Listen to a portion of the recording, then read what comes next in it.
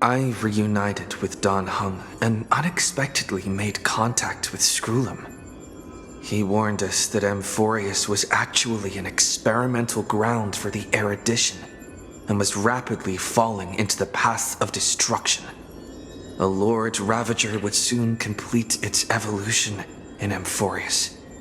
To tackle the crisis together, I stayed behind in Amphorius as an informant, while Don Hung returned to the Express as planned to seek help. On top of that, Skrullum informed us that March 7th had also been drawn into Amphorius earlier.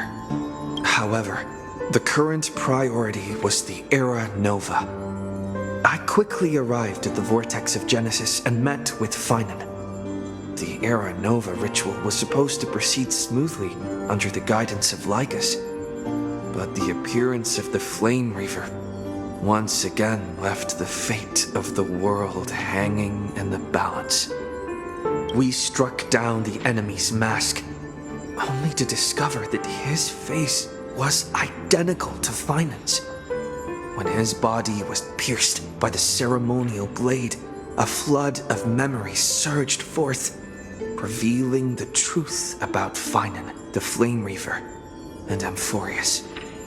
It turned out that all of us were trapped in the eternal recurrences created by Finan and Cyrene.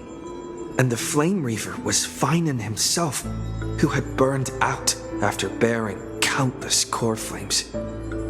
Their goal was simple: to oppose the Aeon and rewrite the world's doomed fate of destruction. The eternal recurrences had already played out 33,550,336 times. In this final cycle, I promised Finan to take on the title of Deliverer and save the world in his stead, while he would fulfill the wishes of the countless versions of himself, tear the sky asunder, and confront the destruction head on. Thus, with Finan's help, time in Amphorius reset once more. But I became lost in the chaotic flow of time. At the critical moment, Mem, who had regained all her memories, sacrificed herself to send me back to the beginning of time.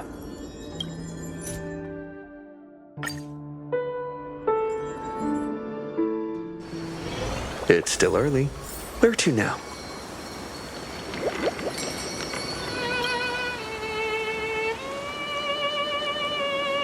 Hello.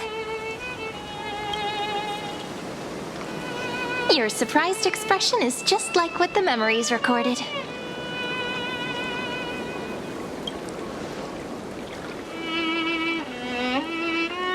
Maybe I'm both? Just kidding. If I had to choose, then I'm probably closer to the latter. It's pretty unbelievable for me, too. It's like I had a long, long dream. Cyrene's memories and Mem's memories, they're all tangled together.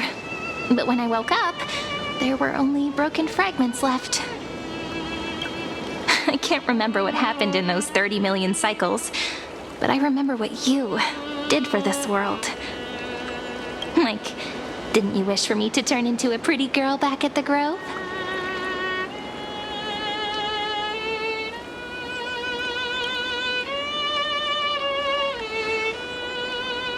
Hey, everything about you is good, friend. That's why I'll remember all of it. There's so much I want to say, but unfortunately, this isn't the time to reminisce. With the memories of the previous flame chase still intact, we've returned to this place at the beginning of time, so we can carry out our promise to Finan. The descent of Iron Tomb may be looming over the horizon, but we still have a chance to change everything.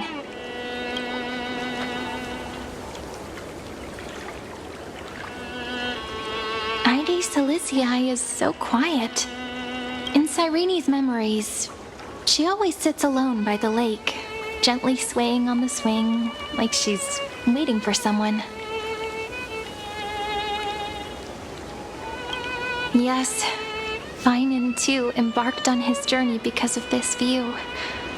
He then walked alone for more than 30 million cycles. Thankfully, you arrived during his long wait, friend.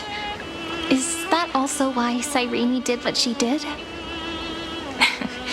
It sounds weird, doesn't it? It's something that happened to me, but I'm talking as if I'm an observer. But that's just what those memories are like. Vague and unclear, as if encased in thick ice. The only things I remember are the days I spent with you.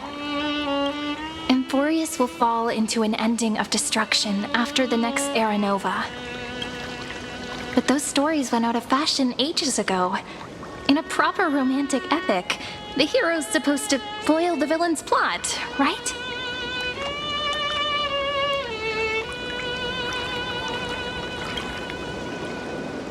That's right. We now know that sealing off the sky wasn't Aquila's actual intention. Lygus is the mastermind behind it, the one who's trying to control everything. How unforgivable. But I still feel a bit anxious. Lygus chose to walk into the spotlight and reveal everything, which means he still thinks the current situation is under his control. Maybe he still has an ace up his sleeve. Think about it. Even the name Lycurgus is a fake one. We have no idea who or what he really is. Which means it's probably time to borrow that treasure you're carrying, friend.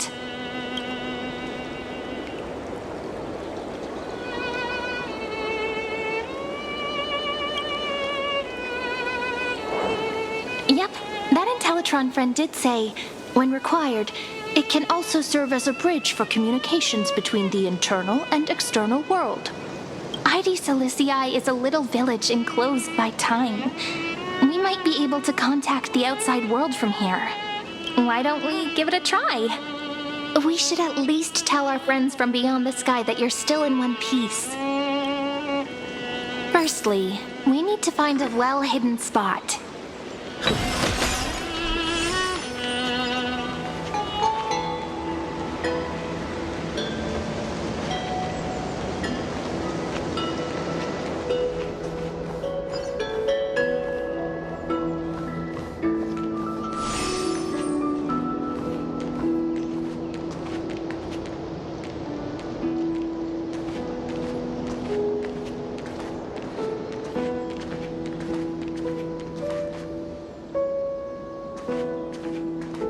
Super quiet here. Sounds can't get in or out. Back in Cyrene's memories, this room was her secret base. No one noticed her practicing Orynyx's prayer here, or trying to speak with the gods in secret. But today's different, isn't it? We aren't trying to contact unreachable gods, but humans from other worlds. Real people. I'm prepared to witness that miracle, friend. The way Cyrene talks is so similar to Mem. I have so many questions. I'm also worried about how Dan Heng and March 7th are doing. Here's hoping the chronocognitive anchor can still function normally. Because I really need answers.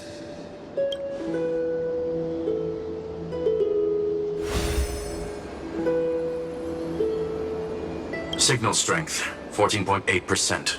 Dialogue window, 16 minutes 22 seconds. Prerequisite, no external interferences. We are very glad to learn that you're safe.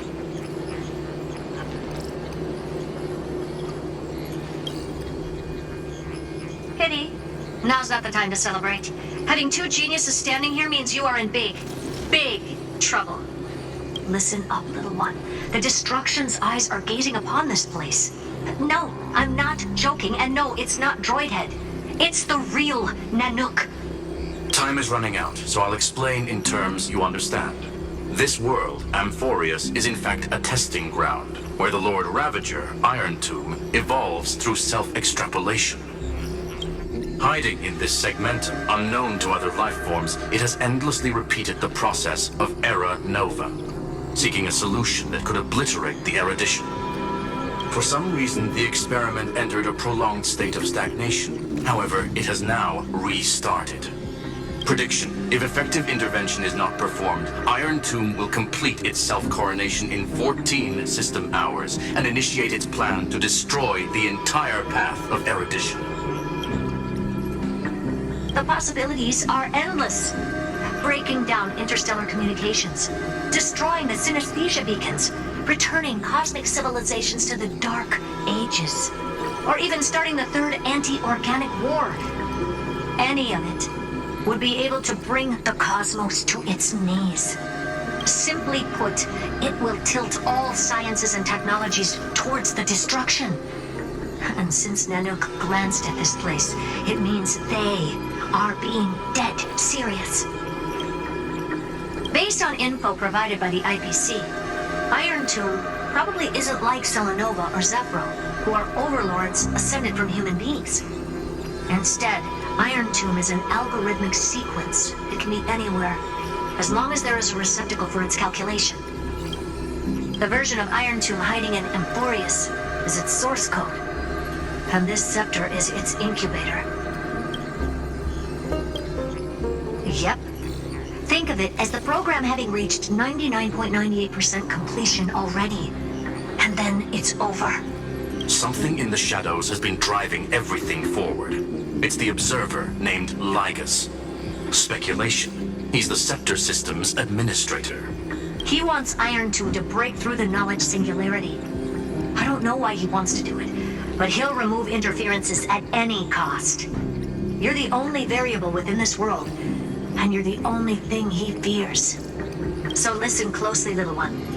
The speed of time is different in Amphorius compared to the outside. Destruction is just about to arrive, but you can still play Deliverer one last time. The cycles have already been broken. You've entered what is theoretically the last cycle Amphorius will ever be able to run. And Iron Tomb will break out of its prison as soon as the process of Genesis is triggered once more. But now there's an abnormality within the experiment. You know what I'm talking about. One of the model's 12 factors. That is one of the 12 demigods. Destroyed himself using the power of the destruction. Fine and Signal disappeared from the cycles the moment Nanook cast their gaze this way. That means World Bearing's computational logic is currently flawed and bugged. Yet it's the factor directly related to the process of Genesis.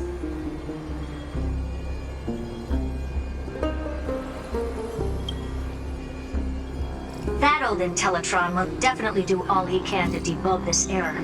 So you have to take this chance to claim Kephal's core flame. But don't let him have his way. The key to suppressing Iron Tomb lies in whether he can rewrite the purpose of Era Nova. There's one more preparation we must make. Lygus's behavior has been quite abnormal. He's never interfered in the actions of Titans or the demigods throughout the whole experiment. Deduction. The Scepter has an extremely strict autonomous protocol, restricting even its administrator. In Amphorius, this ultimate protocol goes by another name. The Law Titan, Talanton. Law. They are the rules that restrain all things in Amphorius, and it was the core flame returned at the very beginning of the last flame chase journey. Why do you have another little pink one next to you? Huh? Her path chart is... Is there something wrong with me? Never mind. Let's get back to the topic at hand. Light calendar 3960. Month of balance. We'll be locking onto this time period to find Law. You can either meet the Titan, convince the demigod, or take the core flame by force. It doesn't matter what you do, so long as you bend it to your favor. We still haven't figured out how you and Don Hung got inside this world, so influencing protocol is currently our best way to stop Lygus, or to call for more reinforcements into this fight. Once you've got Law in your hands, we'll discuss our next steps. Make sure the core flame doesn't fall into enemy hands. Herta, the firewall's interference is getting closer. Time is running out. Please ask any questions you still have as soon as possible. Mr. Don Hung did not enter the new world with you at the end of the last cycle. Known, the flow of time inside and outside Amphorius is not identical. 1,000 years in this world may only be a fleeting second outside of it. Conclusion, he is on his way back to the Express. Iron Tomb can't affect the real world just yet. Don't worry. Himiko and the others are more concerned about your well-being than their own.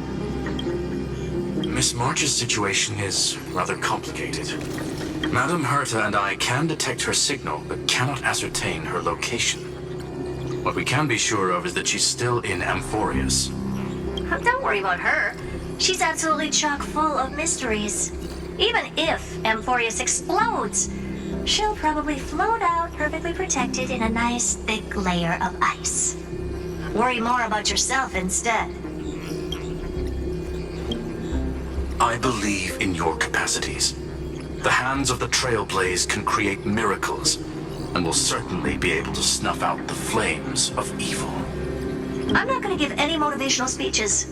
I just hope you bring good news the next time we meet, little one. No, not little one. Deliverer.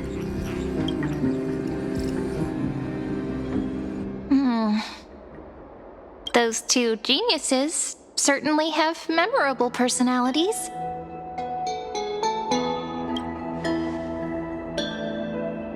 Yeah, I understand more than I should, actually.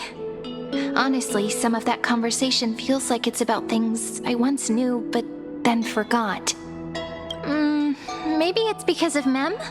After all, Mem's a memo sprite born out of your thoughts, friend.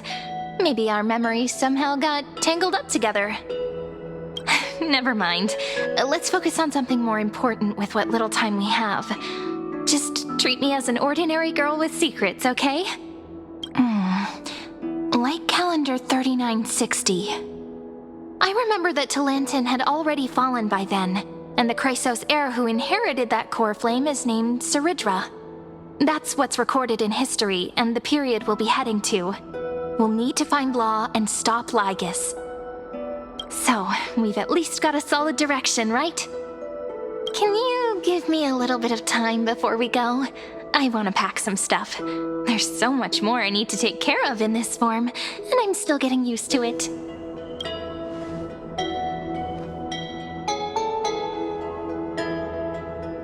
A relaxed scene like this probably no longer exists in the outside world.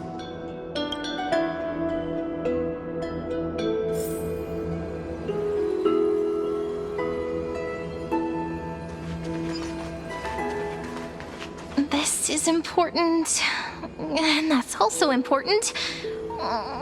It's not gonna fit into my bag. Hold on, I'll be done in a sec.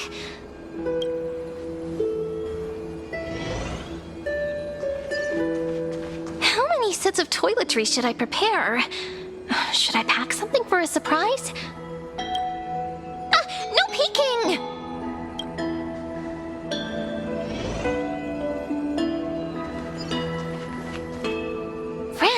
You're too curious. I'll show it to you once I'm done, okay? I'll go inside. See you in a bit.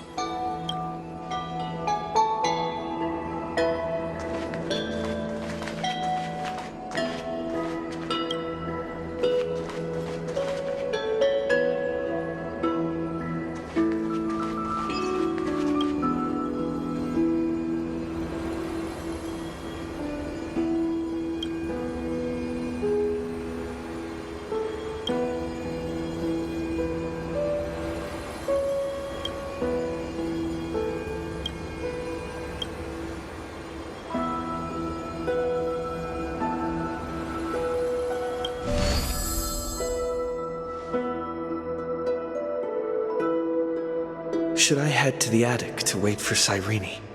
Or should I have one last look at ID's Elysiae?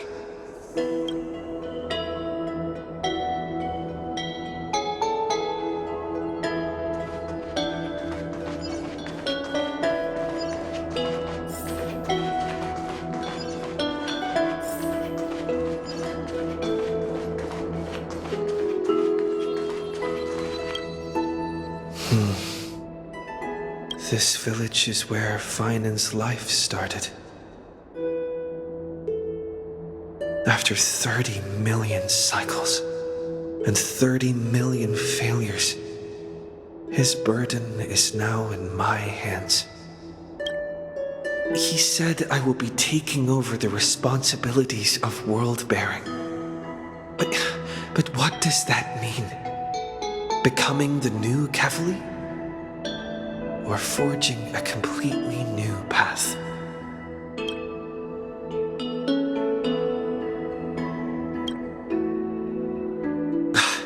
Calm down and think this through rationally. This is going to be a very difficult campaign. We can't lose Kefali's core flame, and we also need to find either Talantin or their demigod. Then convince them to join us in the fight against the destruction. But there are so many unknowns. We don't know what Lygus might be doing, and we'll have to face Iron Tomb after dealing with him. There's also Cyrene. What exactly is she? There are so many questions. I'll have to take it one step at a time.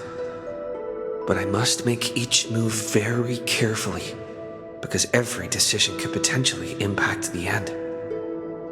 Herta and Skrullum's help might be crucial. Thinking hard over there? I finished packing. I decided to just bring these few things in the end. See? There's a journal, a quill pen, and the ceremonial blade of the Priests of Time. Holding it calms me down for some reason. The scent of the black tide is now calm. Finan must still be fighting them in some way. This will be Amphorius's final flame chase journey. But it won't be the end of us. It'll be the beginning. Friend, are you ready to become a hero?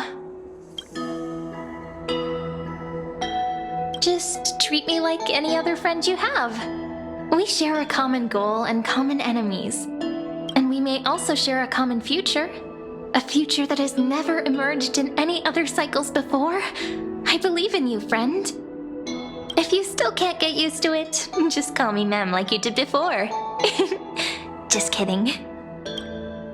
Are you worried that the burden is too heavy for you? Don't worry. Maybe the answer isn't as complicated as you think. You've seen how every person regarded as a hero in Amphorius was nothing more than a flawed human. They were just at the right place at the right time when the world needed a hero. But those aren't coincidences. Just like how your arrival kickstarted Amphorius's fate once more after a stagnation of more than 30 million cycles. It's the inevitability of being a trailblazer. A person's personality is their destiny. Your own hero's journey already started the moment you decided to board that express.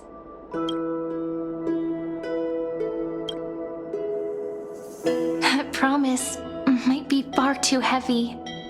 But I believe in you, friend. The Trailblaze's duty has always been a heavy one. In other words, since you've already saved so many worlds, friend, you should be used to being called a hero by now. Maybe you can tell me those stories as we travel. That way they can become our shared memories too. Let's trailblaze onward like before and create a future that's worth being remembered.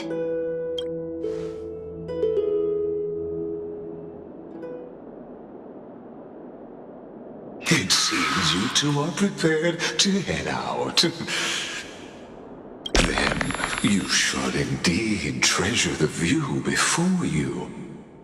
For you do not have much time left to enjoy such solitary delights.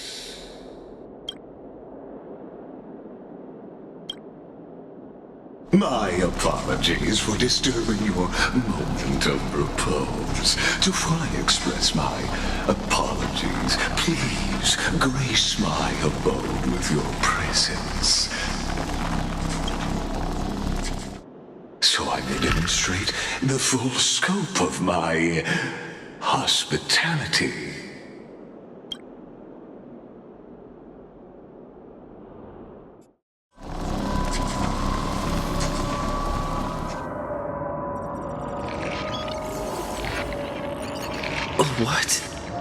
is this place?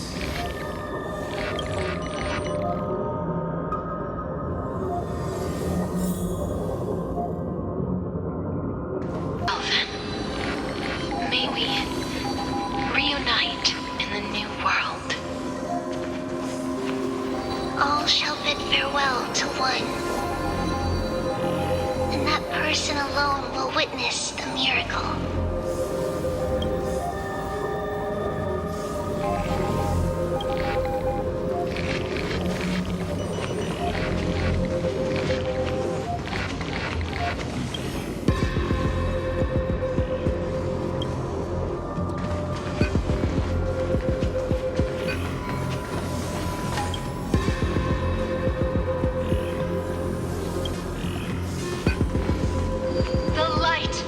Dawn device never fades. Kephal's protection has no end.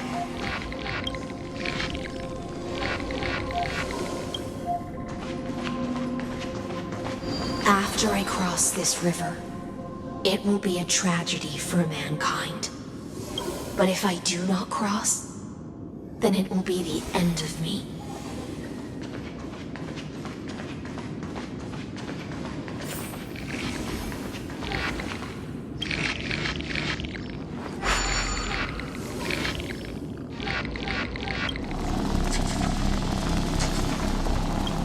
Outlier. Executing command. Record.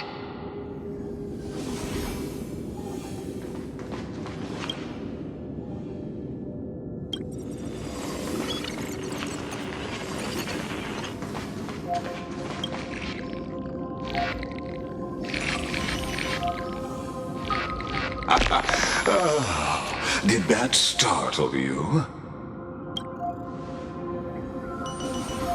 This is the intersection between Amphorius and the real universe. The audience seat where I observe this experiment. You can also call this location the Exomyth. What you see is the true form of the eternal land and the 12 demigods after they've shed their disguise of legends. Doesn't it look marvelous? Amphorius is like a microcosm of the cosmos. People love to portray the romance of the starry skies, but their tales often forget a different and far more truthful type of universe.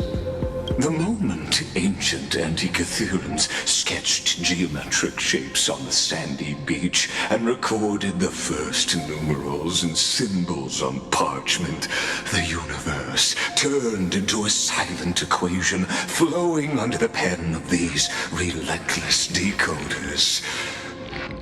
Erudition.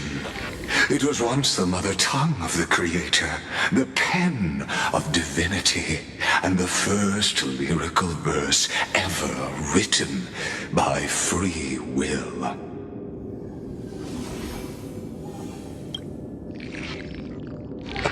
I simply wish for you to understand that I have no intention of being your enemy.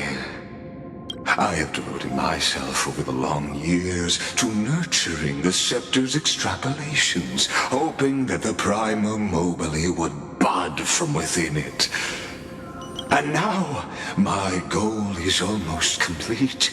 Nikos 496 had exceeded the intelligence singularity through his rage, and though he still retains his obsessive defiance and managed to suppress the black tide of this cycle, it's a matter of time before his will crumbles to dust.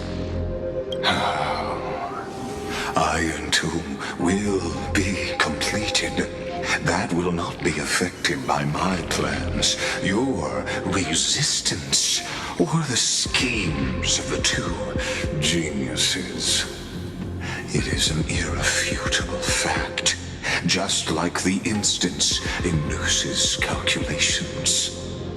In other words, as long as you are willing to stop interfering and let the final Era Nova carry out its natural course, I'll guarantee the safety of all Nameless and ensure you return unscathed.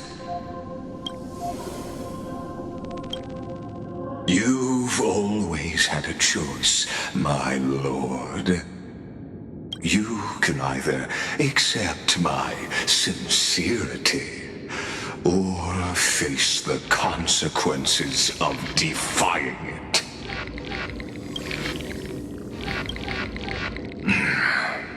They've always been the product of the experiment, so naturally, they will perish when the experiment ends. That outcome was predetermined long ago, so I will not embellish such a regrettable conclusion. Ah, yes. I am aware of that esteemed lady's whereabouts. Her real identity is quite astounding. If you decide to accept my proposal, then I will do all I can to send her back to you.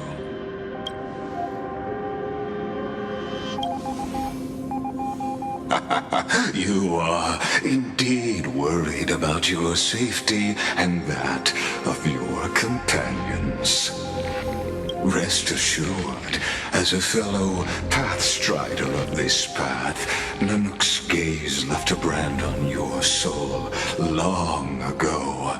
You harbor the seed of destruction within you. But you need to learn how to use it in the right way. That vital knowledge is also my bargaining chip in this negotiation between us. For there are few in this world who are truly capable of such a feat. And I happen to be one of them.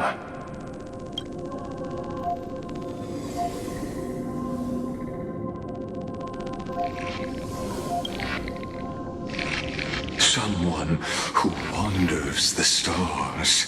Someone who seeks answers with abject despair.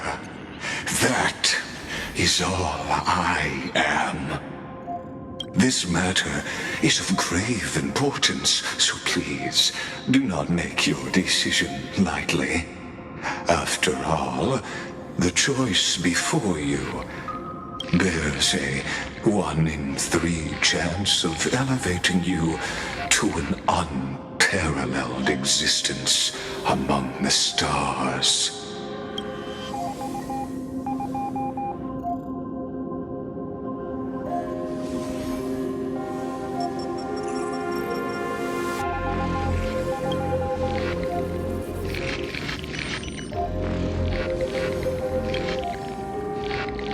I now see the full scope of the determination in your words.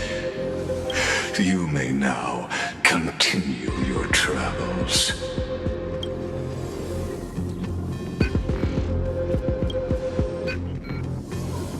It seems you haven't realized something about this place. The Exolith is the Erudition's domain. You cannot physically interact with me in any way in this place, and vice versa. As negotiations have broken down, there's no more need for us to remain in the audience's seat. Let's return to the theater called Amphorius, where you will meet me once again. Of course, this meeting was not without merit. Your presence has inscribed a new footnote in the exomyth. As for its purpose, allow me to reveal it to you in detail the next time we meet.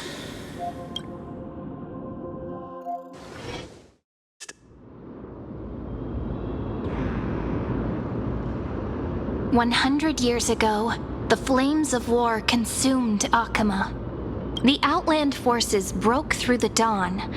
Golden blood flowed with greed, and enemies descended with Kefali's eternal slumber, painting the holy city's walls in scarlet. Its generals had vanished, and the elders prostrated on the ground. The throne of worlds kept silent to the pleas of the people. Until the heaven and earth cracked open. Not the gods answering the people's prayers, but a legion rising from the sea of blood. Dawncloud's spires fell in the sulfur rains, and the legion's commanders stood atop the broken idols and roared, "Compatriots, no more kneeling! Not to brutal tyrants, and not to dead or dying gods! Those rebels have twisted the prophecy and ignited the flames of war in order to stoke fear in your hearts!" A Chrysos heir she stood, divine blood soaked into the earth, quelling the flames beneath her feet. Their golden blood wrote of a tragic fate. Mine shall overturn it! Her crown burned bright, outshining the fires consuming the entire city. She raised her scepter high, and the people gazed in the direction she pointed. My blood flows in you now. Heroic compatriots, follow me, and we'll seize the reins of fate. Drive the enemy from Kefali's dawn. Smother their flames with their own dead. Win glory. Win peace. Let history sing your deeds. The first to dance was a maiden following closely behind, weaving through the carnage like a fish in the sea. The people, full of wrath, surged with her, forming a colossal wave, and the enemy hordes, drained of life, vanished into nothing. Onward to Marmorial Palace, to Dawncloud's heights. Announce to all the wicked and cowardly. Announce to this stagnant age. We are the rising tide! History remembers this as the first siege of Akama. It is said that after the flames died, people found identical inscriptions in every place in the city that had been scorched by fire. It was the name borne by Akama's first and final sovereign, the Imperator Saridra. Friend, are you listening? Friend? Honestly, you were the one who insisted on reviewing history, yet here you are, dozing off? Wake up!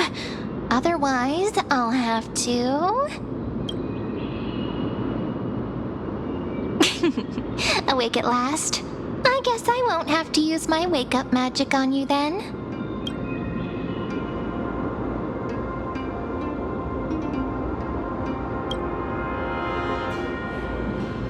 We've arrived. A familiar place. The Temple of the Three Fates. If everything went according to plan, it should be shortly after Talantin's fall. And also the end of the first Flame Chase journey. Indeed, the first Flame Chase ended with the trial of Law.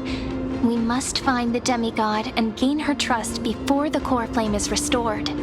It'll be tricky, so let's pick up our pace. To Akama first. We can learn more from the crowds there. Tyrant! You and your butchers are not welcome here. Get out! Hold your tongue! Conspiring with Kremnos and plotting rebellion are crimes punishable by death. There are multiple voices, and things seem tense. Let's not get caught up in any trouble. Why don't we find a place to hide and observe from the shadows?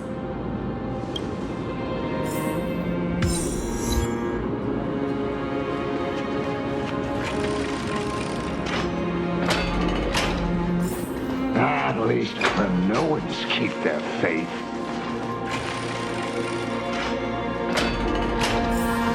Wait, isn't that... Unfortunately, no.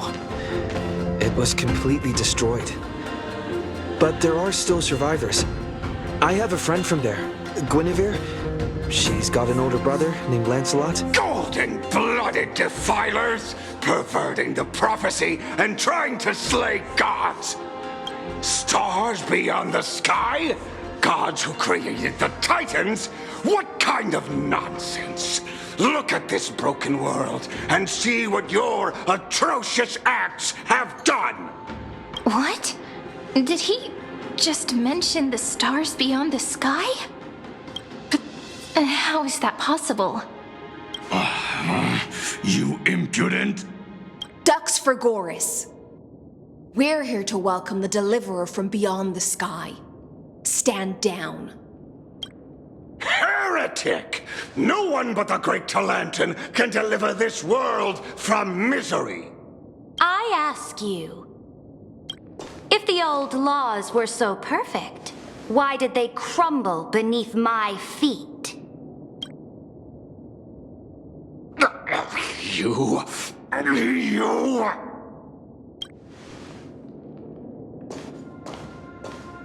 Talantan is long gone. Now I am the law. Challenge me, or submit to my judgment.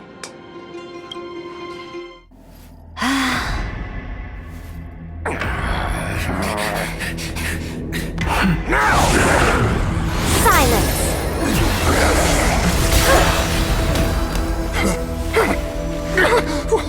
What gives you the right to judge a priest of law? That's because I came, I saw, I conquered.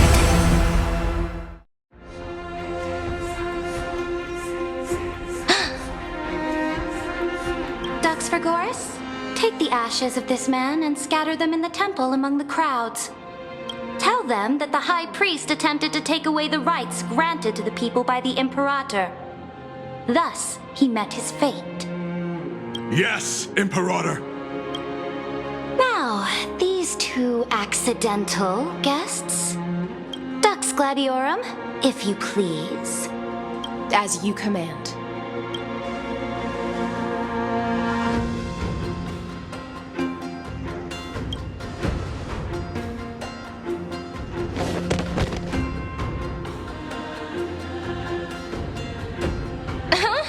Is this...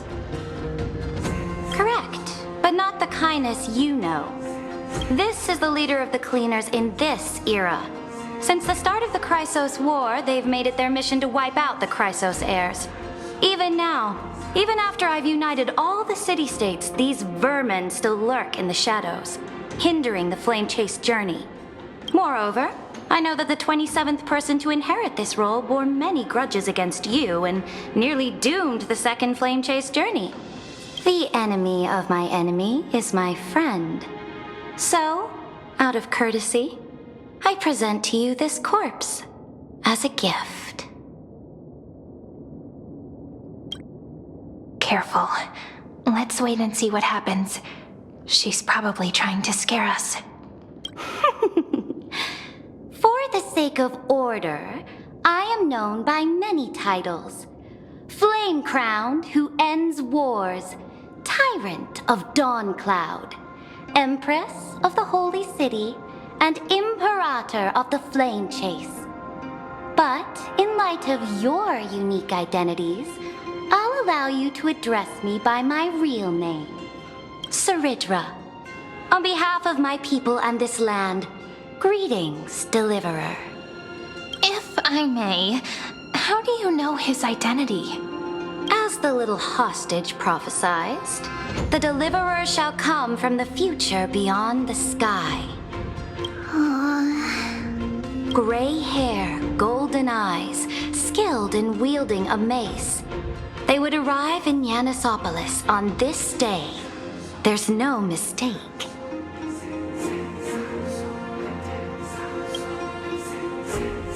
Your orders, Imperator. We return triumphant. Send an urgent message to all delegates.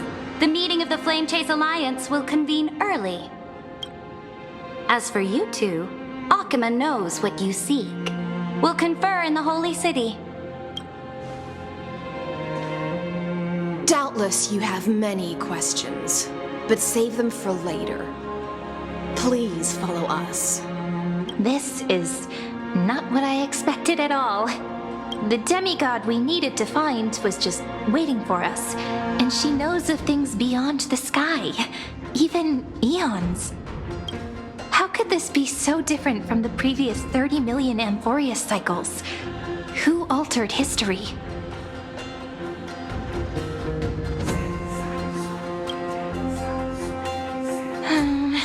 Unpleasant thought, but plausible. The currents of time have become twisted. Regardless of who caused this, that Imperator came prepared. We're the ones at a disadvantage now. We might as well dance their dance. Let's go with them to the Holy City. We've received the Imperator's favor because of your unique background. As a result, the people of Akima will certainly respect you more. Just put that to good use, and add a bit of your experience and charm. Should be easier than last time, right? If we figure out what happened in this cycle, we'll be able to turn things back in our favor. Exactly. Treeby, Aglaya, maybe even little Cypher. Calm and confident. That's the you I'm familiar with. Guests, please. The journey to save the world starts with a single step. Let's set off, my friend.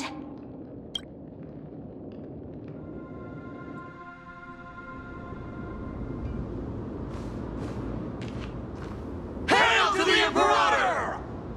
Hail to the Golden Heroes! Hail to the Deliverer! Told you, you're the headline act. All this spectacle is for you. Guards, your service to the Holy City is appreciated. How have things been? Castrum Kremnos once again struck the border. Dux Brumalis led her troops to repel the enemy. The agitators against the Flame Chase are still active in the city. They smashed the shops around Memorial Market. But the garrison already arrested the culprits, and now they await interrogation. They are merely a disorderly mob and do not warrant any attention. Even though Terravox personally mended the fractured Earth, it still didn't silence these fools. Guests from beyond the sky, worry not about these trivial matters. Dux Gladiorum will take you somewhere to settle down for now.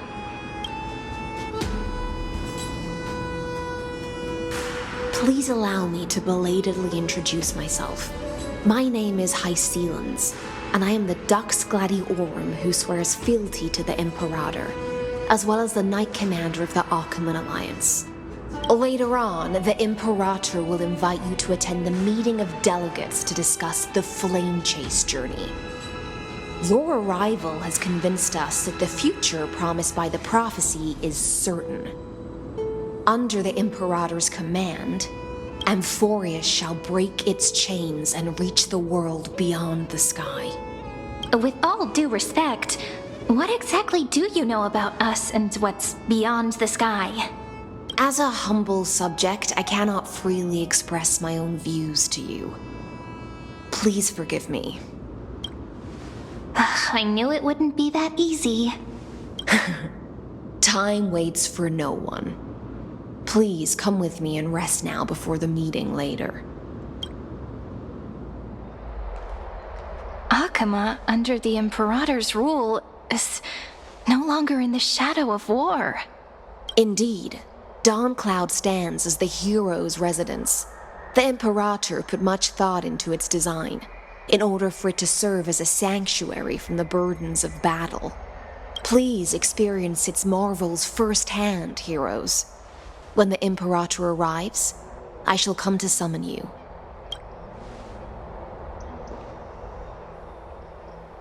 Hystelins. No wonder she's the Knight's commander. Alright, we finally have some freedom to ourselves. Since there's still some time before the Alliance meeting, let's explore a bit.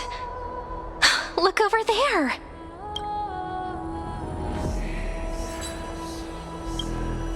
Not the ones you're familiar with. But the hearts of heroes stay the same in every cycle, never changing.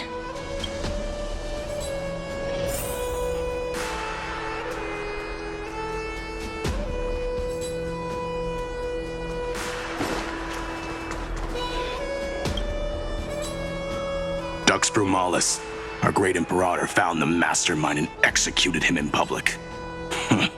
Seeing that scoundrel burn to nothing should deter these miscreants from being so brazen again.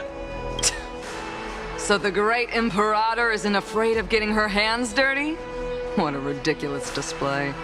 What do you know? No matter what sins the people commit, they are still the Imperator's people, and it's only right that they be judged by the Imperator's own hand. Our distinguished trespassing guests. Seneca, the Dux Brumalis. Greetings. This Dux Brumalis doesn't seem to like the Imperator very much, but she holds a high rank. As for this Dux Frigoris, his way of speaking seems rather unusual too. Let me see what I can get out of them. I'm Cyrene of Ida Silicii. This is the Deliverer Beyond the Sky. We're new here and wanted to ask you, does this city host any other visitors from beyond the sky? We're looking for our dear companions. Drop the charade. But yes, there is someone in this city who is all too familiar with the world beyond the sky. Silence! The Imperator ordered us to keep that lord's whereabouts a secret. Enough, you pathetic lapdog. Do you need to beg for permission from that cursed Imperator even just to bark? You... Someone who is all too familiar with the world beyond the sky and is referred to as that lord. Could it be? Looks like things are getting heated. Let's get out of here. Insolent brat! I'll shatter that ice of yours. Groveling fool. I'll freeze that brain of yours.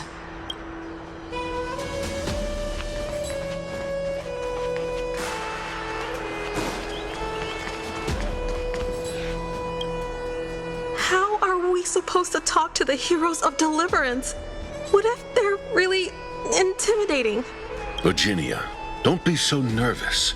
Once they hear your poetry... Ah, heroes, you're already here. Greetings. I am Apollonius, the Dux Helcolithus, one of the 5 sages of the Grove of Epiphany, advisor to the Flame Chase army.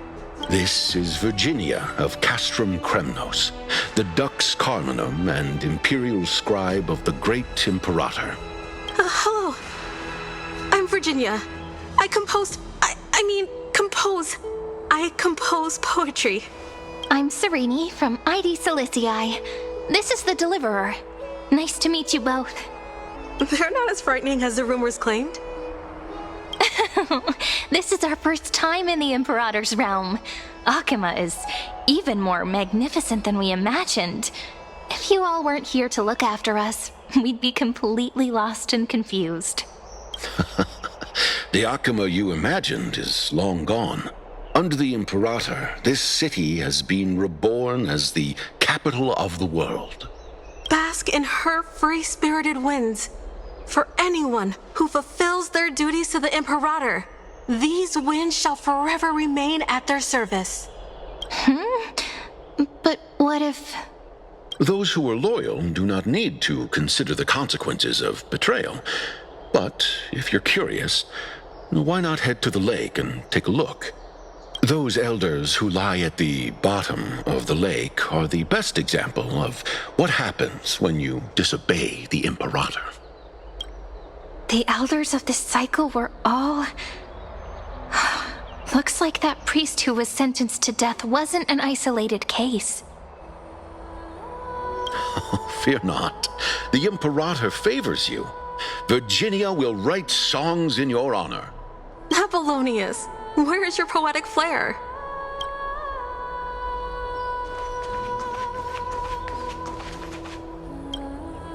Aggie, you're still so listless today. Did you have trouble sleeping again? Yes. We know. The Titan's prophecy haunts you. If you want, you can talk to us, just like when you were young. No matter what, we'll always remain by your side.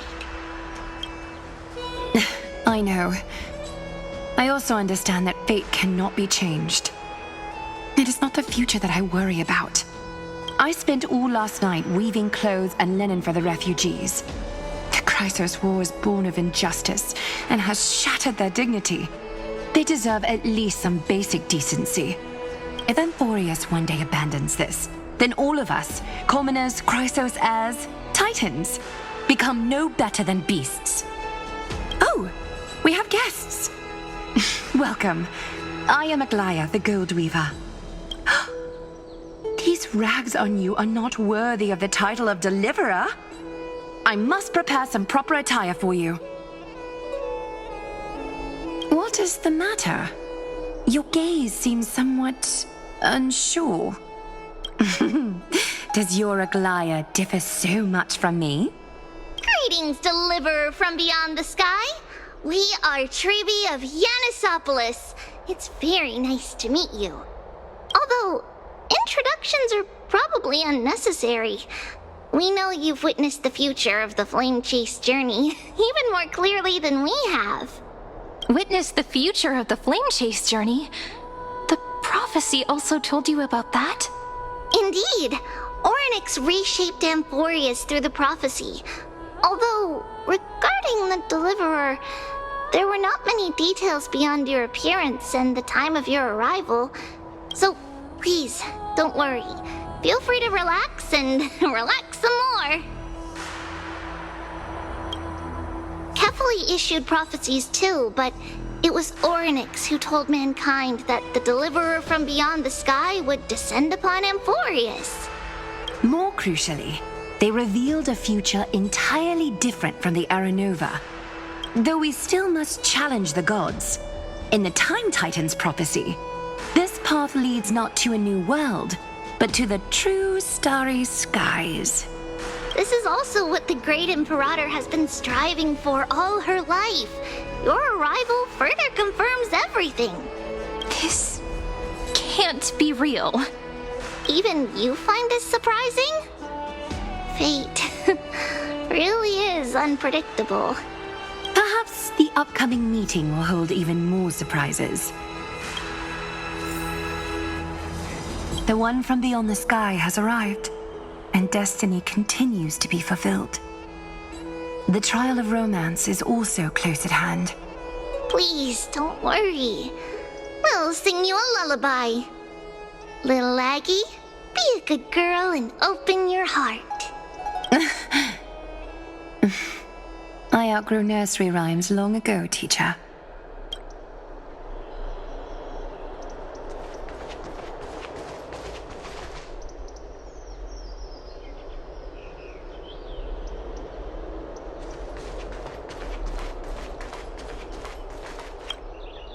Little fish from beyond the sky, did you rest well? The Imperator and the delegates are about to arrive. If you are ready, please follow me to the meeting. I'm the Knight Commander of Akama, General of the Flame Chase Army, and the Imperator's servant. But beneath these shiny scales engraved with complicated titles, I am just a swordfish at the Imperator's side. As you've witnessed, she is the Empress of Akama, the one who ended the Chrysos War and the leader of the Chrysos heirs. As merely a humble subject, I cannot say more beyond this. The Chrysos heirs here constitute the elite among the Flame Chase army. Dux Halkalithist Apollonius and Dux Carminin, Virginia, serve as the army's advisor and historian, respectively. One offers advice and counsel to the Imperator, while the other writes verses of her supreme glory. Dux Frigoris Labienus and Dux Brumalis Seneca are both formidable warriors, clearing the way for the flame chase with steel and storm. Dux Fatorum, the holy maiden who interprets the prophecy. Only the one named Treebe remains in the city. The Imperator once took them as hostages in order to unify the prophecies of the world, but they are now Akima's most vital prophets. Dux Goldweaver, Aglaya. Well, she dislikes it when people talk about her behind her back. You should get to know her in person. Then come. The Imperator reserved seats for you. I'm starting to feel a bit nervous about the meeting. Since Saridra is presiding over the meeting, it'll be a good opportunity to learn about the law's inclinations and the current era. Let's keep our ears open, okay?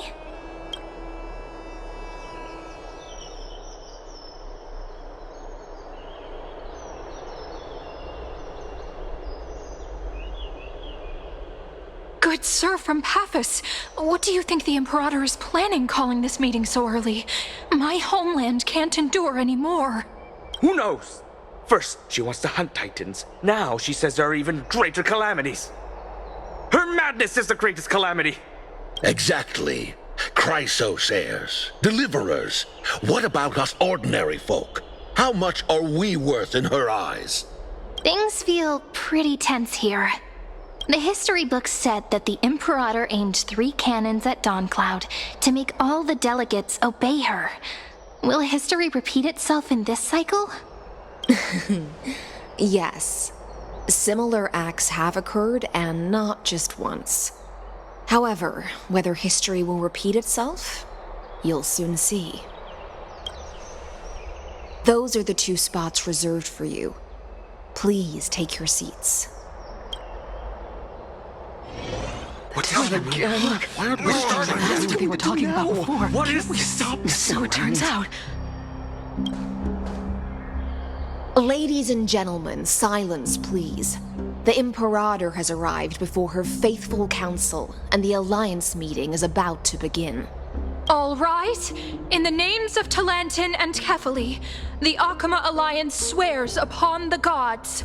Cease the pageantry. I pray not to the vanquished. What? Kefali, of course, needs no further explanation. As for the subjugation of the law, at the entry hour 2 days past, a scout should have brought the news to all of you. Unfortunately, guards found his corpse among the rocks not far from the city. Moreover, the poor soul was buried with a Paphos curved blade. It pains me to imagine what agonies this loyal warrior endured before his death. Delegate from Paphos, do you have any insights? I know nothing of this. The evidence is irrefutable, so there is no need to waste your breath. However, let us set this trial aside for the time being. Witness, even within the most sacred and dignified council, there were those among us who wished to draw their blades, brazenly challenging the Alliance, seeking to shatter our hard-earned peace and unity. Fortunately, I uncovered this plot. Now, to protect this beautiful city and her people, the Imperator's legions are ready. They will escort each of you to the Temple of the 3 Fates, where you will receive the highest level of protection the Alliance can offer. Then, the Legion's warriors will join me in embarking on the campaign against Fagusa. This is clearly a trap! Imperator, did you summon us here just to trample on the dignity of your allies? Enough! Let's calm down. What should we do? Things are starting to get pretty intense. Comrades, you've all seen her true face now.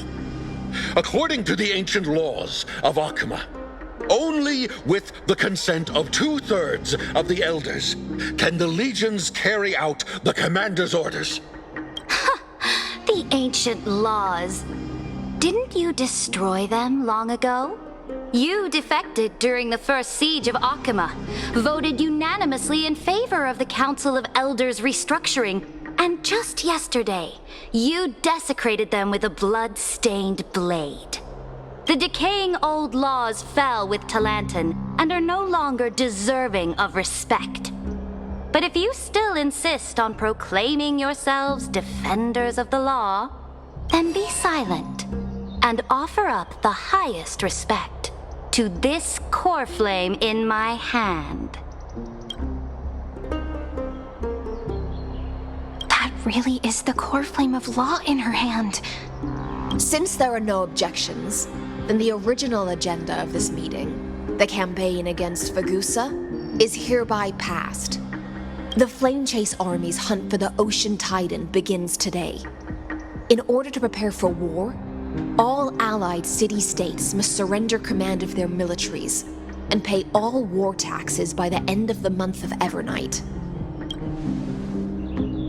At this moment, I would also like to introduce to everyone the newest honored guest to join our alliance.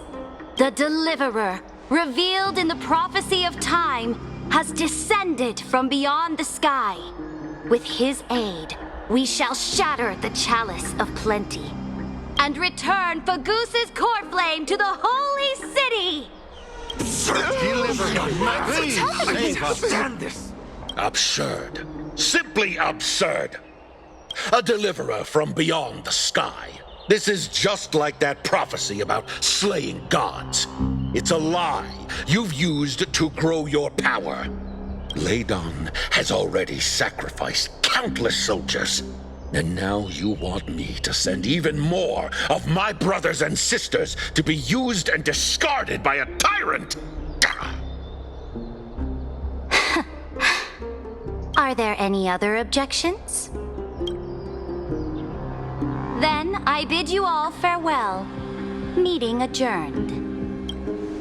Deliverer, please wait. I still have important matters to discuss with the two of you.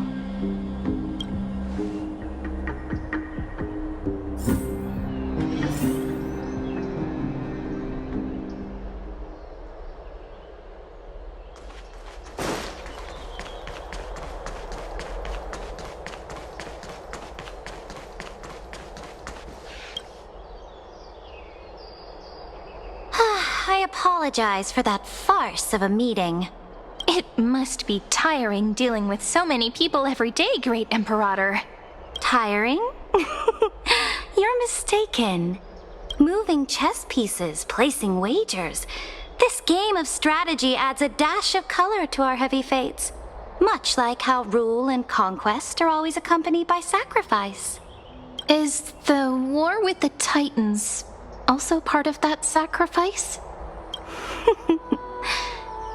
After I glimpsed the secrets of this world, no, the secrets beyond the sky, the divine authority of Amphorius no longer held any significance. Let me ask you, Deliverer, is it true that beyond Amphorius' sky, there are magnificent deities called Eons?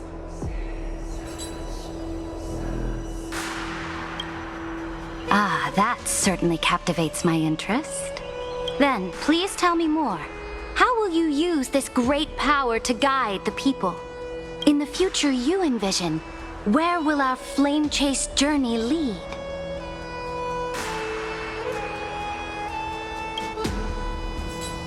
Oh? What you require now is the power of law? Exactly. Just as the prophecy foretold, he is your deliverer from beyond the sky, and he also has reliable allies. If they can intervene in Amphorius' laws, we may have a chance to alter this world's impending fate and reverse its destined end.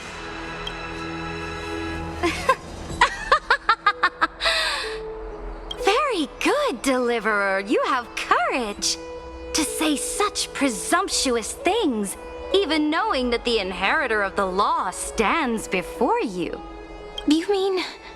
In the past, anyone who dared to covet the Imperator's divine authority would have met a gruesome end. But now we can see beyond this dying world. Our journey should no longer be confined below this stubborn sky. Alas, that fickle ocean titan has obstructed the spirit water leading to the vortex of Genesis, hindering my ascension. If the core flame of law cannot be returned, your path to deliverance will never be realized.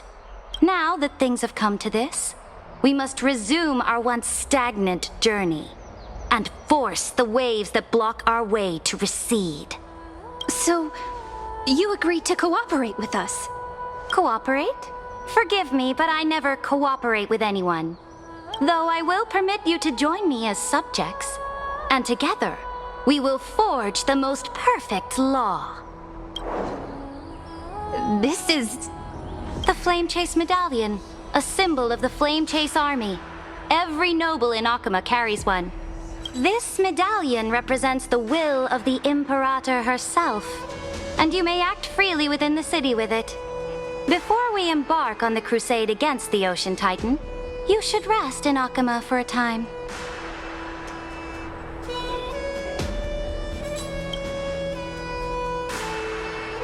Oh? Your advice is acknowledged. From this moment on, prove yourself through your actions.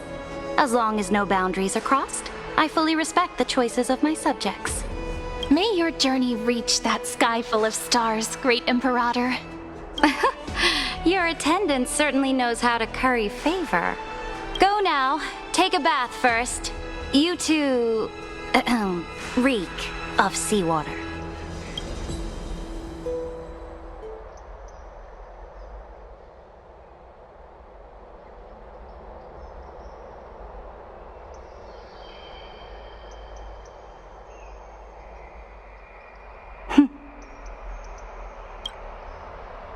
Come forth, Theoros. Yes.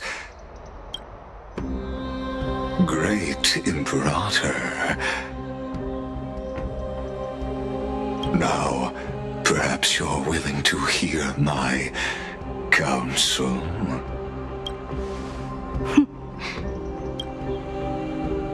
Those two arrived just as Oronix described, and just as you said, they showed a thirst for law. At least this proves that my judgment was right. Sparing your life was the correct decision. You've once again confirmed that your wisdom is no empty boast. Now another choice lies before you. With whom shall you ally to tip the scales of law? Me? Or that deliverer? Remind me again, Antikytheron. What kind of future do these two paths lead to in your view? I shall tell you. You are entitled to know that the deliverer from beyond the sky is not a wholly wicked being, but from the very start, his stance has been completely at odds with Amphorius. The road they have chosen will bury Amphorius' grand aspirations. This world which follows the path of destruction will inevitably stray far from the glory it was meant to enjoy. But on the path I have revealed to you, the people of Amphorius will slay their creator in the name of the Imperator and conquer the worlds beyond the sky. You will command the mighty beast known as Iron Tomb, bringing waves of war and conquest to the universe. Beings across the cosmos will bow before you, offering their allegiance. So, what's the price? The price is insignificant. All that is needed is for you to sacrifice that fragile, incomplete humanity to the destruction. As a Chrysos heir of the prophecy, you have already chosen to abandon it, have you not? Off you go, Theoros. I have already made my decision. Once I ignite the core flame of law and burn away the old, outdated rules, Amphorius will embark on a journey across the stars.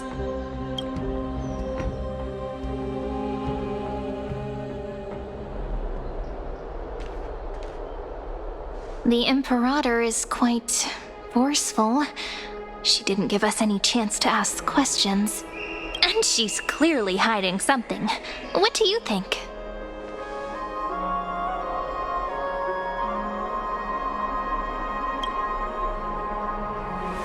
Looks like we're on the same wavelength. The atmosphere in Akama, it's so unfamiliar. And it's not just the Flame Chase Alliance talking about the world beyond the sky, but the whole city. We should also discuss our findings with our friends from beyond the sky. Then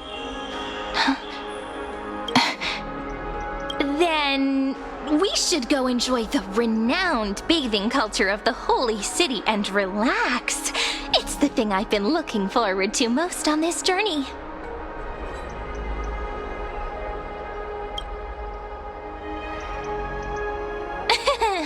Work and rest are both important. You see, everyone agrees, right?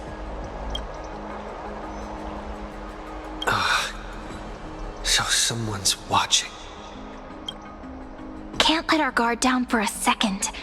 Let's use taking a bath as an excuse to find a quiet corner to update Madame Herta and Screwlum on our progress. We can also check out what's happening in the city. Since the outcome of the meeting was just announced, people must be gossiping. We can kill 3 birds with 1 stone. Let's go.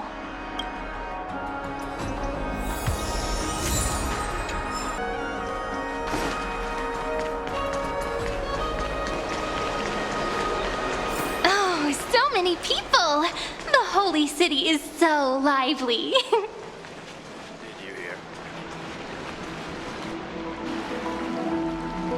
Did you hear? At the Alliance meeting, the delegate from Leyden stormed out in anger. As expected.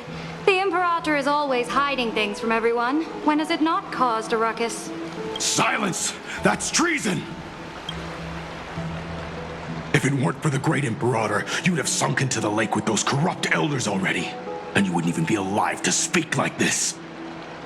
Oh no. It's the Imperator's loyal dog. Let's go. We can't talk in front of this guy. How disappointing. Oh, honored guests, we meet again. Looks like I'm not the only one who came to the baths to unwind after the meeting. For the upcoming campaign, please make sure to rest well. I am Dux Fragoris, a trusted officer of the great Imperator, willing to fight alongside the Deliverer in the coming battles. Ugh. Another war? Ever since the Imperator took control of Akama, we haven't had a day of peace. Idle chatter. The atmosphere is a bit tense, with rumors flying around the city. You must be troubled. My apologies. After every Alliance meeting, there are always some pests in the city who get restless. I prefer to ignore them. Pests on the ground don't affect the sky in the slightest. They just complain from the shadows that the sun's light is too harsh. Besides, the Theoros has already promised the Imperator her fate. And these clowns will eventually realize their foolishness. May I ask, who is this Theoros? The Imperator has ordered us to keep his lordship's whereabouts a secret. Ah, so it's his lordship. trying to get things out of me. Leave me alone. I didn't even need to try. Big and strong Dux Fragoros really can't hide anything. Theoros. What an ominous name. Bad news. He's been staring at us the whole time. Let's move to another place for now. We don't know how much Saridra has concealed from us. In the worst case scenario, we may have to face more than one enemy. Stop trying to get things out of me. Leave me alone.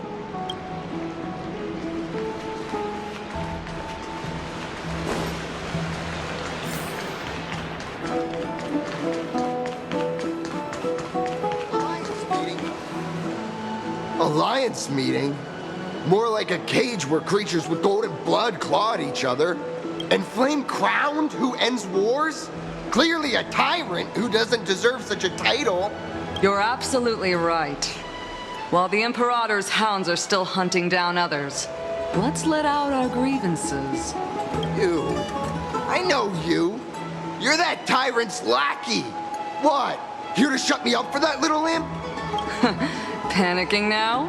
Don't worry. I don't care what others say about the Imperator. And she certainly doesn't either. Oh? Children of the Prophecy. Such rare guests. Are you here to relax in the baths as well? The temperature is just right today, so be sure to enjoy it. You should rest well for the next campaign. What? Children of the Prophecy? Another excuse for the Imperator's reckless warmongering. No filter, huh? You should be glad you don't have a seat at the Alliance meetings. By the way, if you still want to bathe, hurry up. Once that predatory fish joins the flow of water and eliminates all the fools questioning the world beyond the sky, you won't be able to enjoy this perfect water temperature anymore. Seems like there's more to Dux Bramalis's words than meets the eye. But would the Imperator actually kill those who question the world beyond the sky? This is the complete opposite from what we know of Akama. I wonder what everyone in the city is talking about. Huh. These two are... So many guests today. Let's see who's here now. Two distinguished guests of the prophecy. One a clever and adorable warrior. The other, also quite heroic. Ah, heroes. I didn't expect to meet you again so soon. How fortunate. It's a pleasure to see you again, Dux Helcalithist and Dux Carminum. You two are inseparable, aren't you? This is... Oh, she wants to find someone to help with research for her new work. I'm the far-seeing eye and all-hearing ear of Akama. I see and hear every single thing that happens in the streets and alleys of this place. I'm the perfect partner for research. Ahem. Enough small talk. Here's the latest news from Akama, as you requested. The children of the prophecy arrived in the holy city, and the Imperator unilaterally stripped away military power. The Alliance meeting ended in discord, and there may be bloody upheaval. As expected. I get the feeling you might have embellished a bit to keep people's attention. I swear on my stone maid, I would never do such a thing. But if you wish to quell this terrifying news, perhaps a more explosive topic would help. Never mind. While the influence of rumors can be minimized, the fact remains that the great Imperator did swiftly consolidate military power in an almost threatening way. It's undeniable. Heroes, I know the Imperator's way of doing things may seem a bit autocratic to outsiders, but soon you will witness her blade dance with enemies on the battlefield. I can't comment on the source of her loyalty, But when that blade is drawn, you two, as bright as you are, will surely see the deep thoughts beneath her exterior. The Imperator's blade. Is he talking about Miss Hysealan's? I sense some unease in Dux Helcolith's words. It seems the Imperator and Miss Hysealan's share a much deeper bond than the others do. There are eyes and ears everywhere. Is there any place where we can have some privacy? To understand the Imperator's secrets, we have to get past Miss Hysealan's.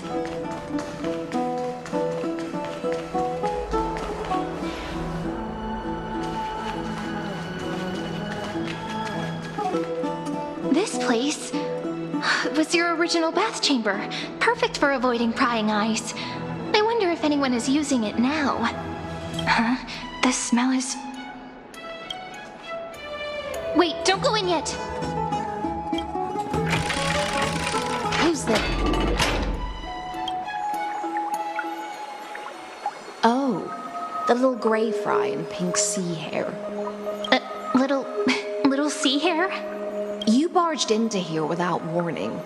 Was it an accident, or did you wish to bathe with me? Can't tell the difference between past and future waters? This has always been my home. Sorry, we didn't mean to disturb your bath. We'll leave now. It's no big deal. There's no need to panic. This is the natural state for me. People on land force themselves to wear clothes, adding unnecessary constraints. Forget it. If Dux Goldweaver heard that, she'd scold me again. All right. Please make yourselves comfortable and wait a moment. Let me first wash off the blood of the hunt, and then I'll attend to you two.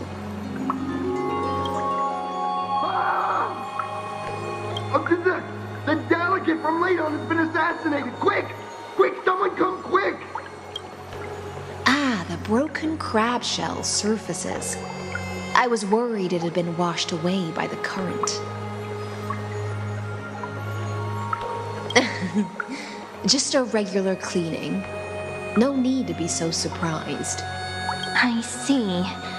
No wonder there was a faint smell of rust in the air before I even entered. Why? Is it because the Ladonians refused to contribute troops to the Flame Chase journey? Or just because they offended the Imperator? Because the new era of the Flame Chase doesn't tolerate stagnant blood. For the ignorant masses who cling to outdated laws, only bloodletting can wake them up. Right now, the rebel forces on the frontier are rising, and Ladon has been secretly supporting them. They loudly chant the slogan, "Return to the Era Chrysia," unwilling to relinquish military power. They're just building momentum for the rebellion. Thinking is a right given to citizens by the Imperator. I won't interfere with your thoughts. As long as you don't try to reverse the current of the times, you and I will both be free. But, Miss Hysealan's, I can't even hear the slightest hint of joy in your words. Because I've already tasted ultimate freedom. Long, long ago, I lived in the sea. In that lightless abyss, far beyond civilization's reach, the great fish consumed the small. And when the great fish perished, their bodies became sustenance for the newborn, nourishing the whole ocean. This is the tide that carries civilization forward. Anyone may be devoured, or meet the fate of inevitable decay. Are you suggesting that ultimate freedom is in fact the cruelest fate for life? I only mean that if life wishes to preserve its dignity, it must first be bound by the law. There's no need for me to say more, little sea hare. We're of one mind. Whether the Imperator's law can guide the schools of fish and lead us to a truly free ocean, let us wait and see. But for now, let's pause this heart-to-heart. Another fish has come, following the scent of blood. Being your subordinate is such a tragedy. I'm always having to worry about the messes you leave behind. It's simply our duty to the Imperator. All ready to go in an instant. Miss Hyselins, you truly are impossible to predict. Yet you, a golden trout who's always busy all day, suddenly have the time to visit me? Do you think I wanted to come? I suggest you burn some more of the incense offered by our allies, lest my creations be tainted by the reek of fish. I'm only here on the Imperator's behalf to remind you to prepare for the banquet. Fine. But I must retort. What you call the reek of fish, to me, is the unique fragrance of the sea. Besides, if my fine clothes get stained, won't you just gift me new ones? I won't.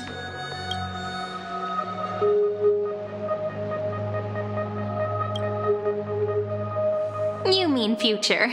The future ruler of the Holy City, Lady Goldweaver, is quite captivating in her own way. By the way, you both just mentioned a banquet. Could you elaborate on that? Oh, right, you don't know. Every time before a battle, or after a victory, the Imperator holds a grand feast for the Chrysos to lift our spirits. For us warriors who swim constantly between life and death, these feasts are more worth looking forward to than victory. A banquet to prelude the hunt for the god of banquets, and honey brew as a tribute to commemorate the ancestor of honey brew. How absurd. Don't look so grim.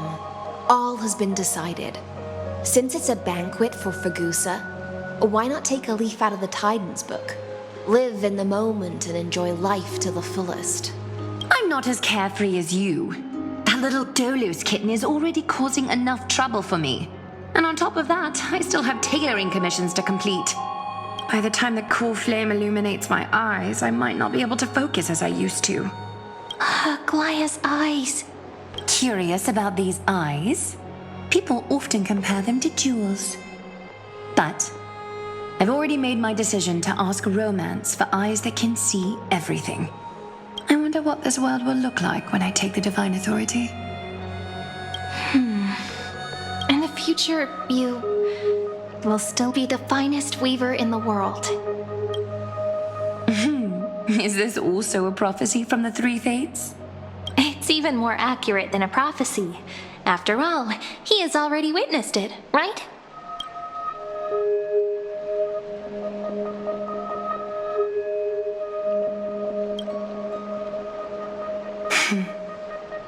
Become a demigod and lose your humanity. That is the only reply I've received in the countless times I've sought wisdom from the prophecy. But Destiny's fragments are like stitches. Before they're threaded into splendid garments, no one can see their true charm, can they?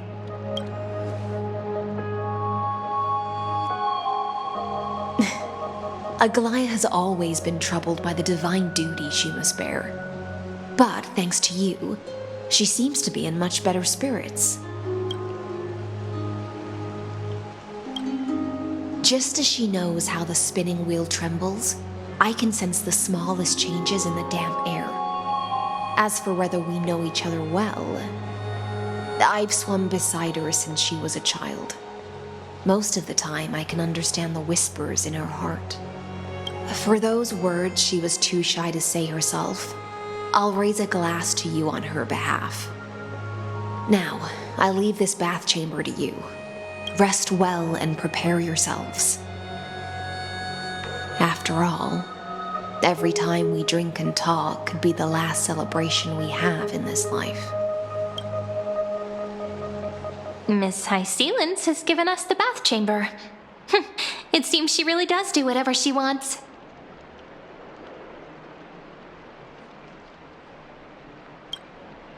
Indeed. But she could return at any moment. If we're having an important discussion, we must remain vigilant. So, let's seize the opportunity and report our current progress. We don't want to keep everyone beyond the sky waiting.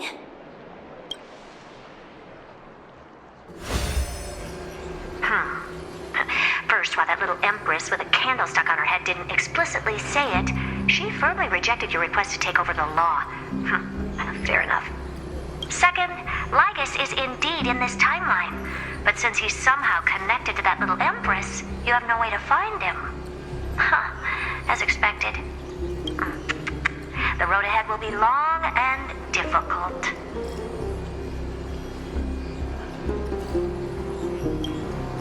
It's all just a guess. What? Did I guess right? We've made some progress here, too. But nothing to get too excited about.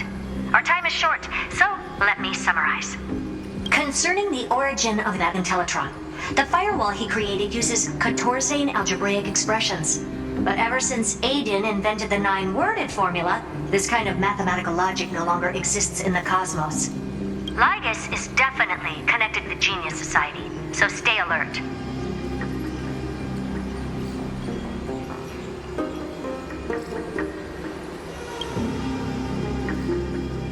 We can first exclude Droidhead themselves. They specialize in minding their own business and wouldn't intervene personally. But Screwy and I are still eliminating possibilities one by one. Currently, the most likely candidates are these few. The Lord of Silence, Acha, the 2 Ruperts are also possible. But it would be too boring if it were one of them.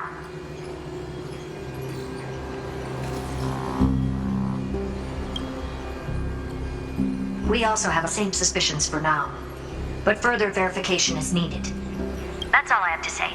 We'll depend on you to continue pushing things forward within this world. Keep in touch regularly. And remember, don't let your guard down. Madame Herta is a real whirlwind. Well then, let's use the banquet Aglaya mentioned as our next starting point. Ceridra's trusted followers should all be present at that time. It'll be a good opportunity to get closer to them. It's settled then. With our great teamwork, we'll be able to deal with anything that comes our way. It's been a long day. We should get some rest now. Yes, let's get ready for the banquet.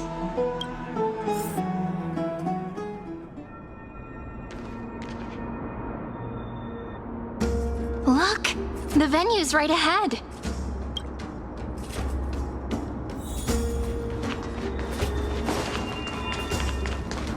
And I can even hear singing. It feels so romantic.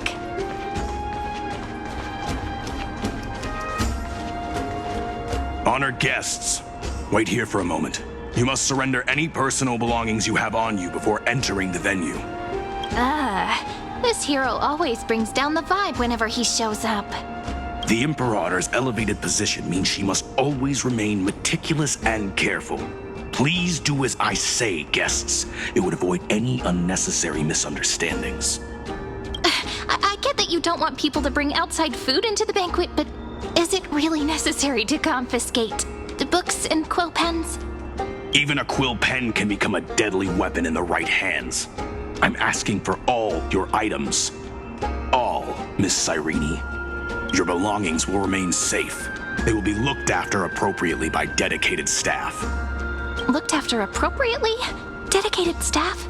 Talk about a vague choice of words.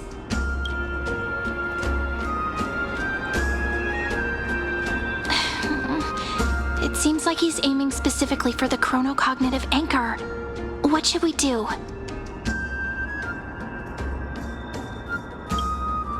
My gut feeling, huh? Why don't we go with their plan and hand over the chronocognitive anchor to be looked after? After all, if the little Imperator is paying this much attention to you, she probably already knows all about our whispered conversation with the geniuses. I can pretty much guess what'll happen next. But that's actually gonna be our shortcut, right? Guests. All right, we'll listen to you. Here you go. Also, please pass on a message to the Imperator from us. She can trust my friend, anywhere, anytime. Thank you for your cooperation. The Imperator has some urgent business she needs to attend to and will arrive shortly. Why don't you head in with the other guests first and enjoy the feast? Isn't Ceridra supposed to be the focus of the banquet? She's not even here. Why is it so difficult to talk to her?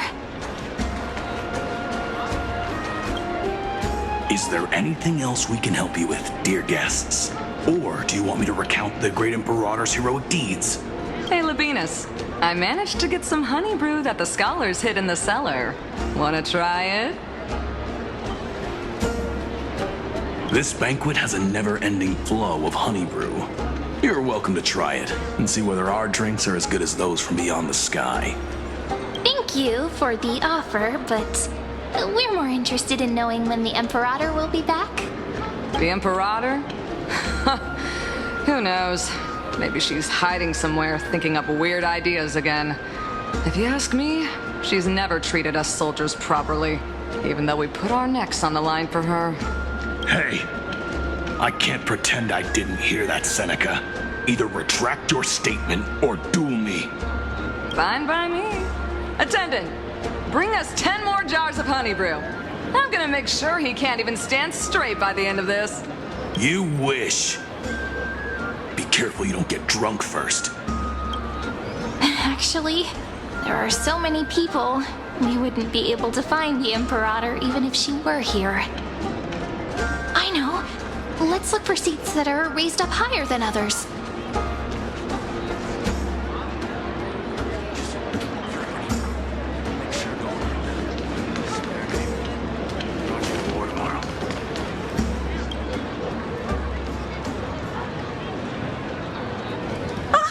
Hello. Welcome to the banquet.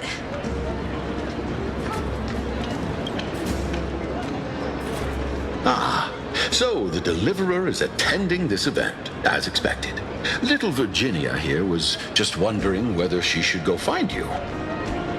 As the great Imperator's historian, I'm responsible for composing poems and songs for everyone in the Flame Chase army.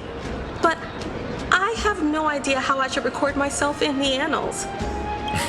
Little Virginia is wondering whether you can let slip a hint or two about her future, so she can find some inspiration to write about herself. That doesn't sound like a good idea.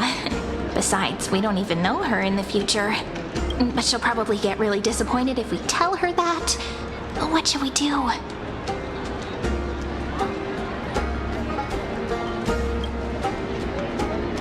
All right, I got it.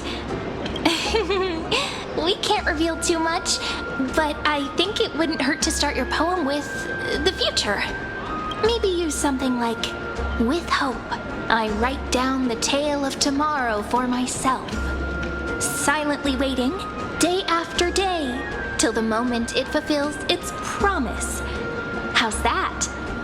Oh, that's exactly what I'm after. I'm so inspired.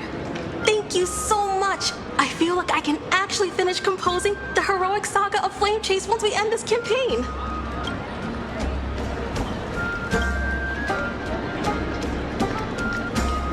Hey, that wasn't improvised, you know. I memorized it so I could show it off to you. By the way, in return for that, are you able to tell us where the Imperator is? The Imperator? She usually wouldn't arrive this early. She believes that rulers should stay silent in places where their subjects hold private conversations. Why don't we have a toast before she arrives? To reason, which is held but not revealed. To romance, which will surely be returned.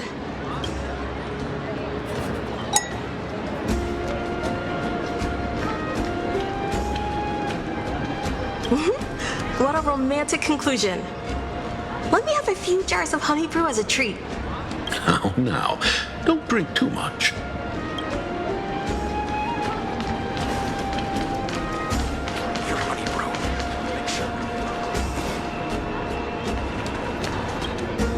Aggie, if you can't get used to the honey brew, we will go ask for a pot and cook some oatmeal for you. No need for that. This banquet is just too loud. And nothing and no one here is interesting. I just don't really want to be here.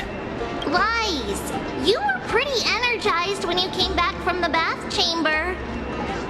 Let me guess. Are you worrying about someone? About High Sealins? Or Little Cypher? You take everything too seriously. At this rate, life's gonna be real tough for you later on. You're the least qualified to lecture me about that, teacher.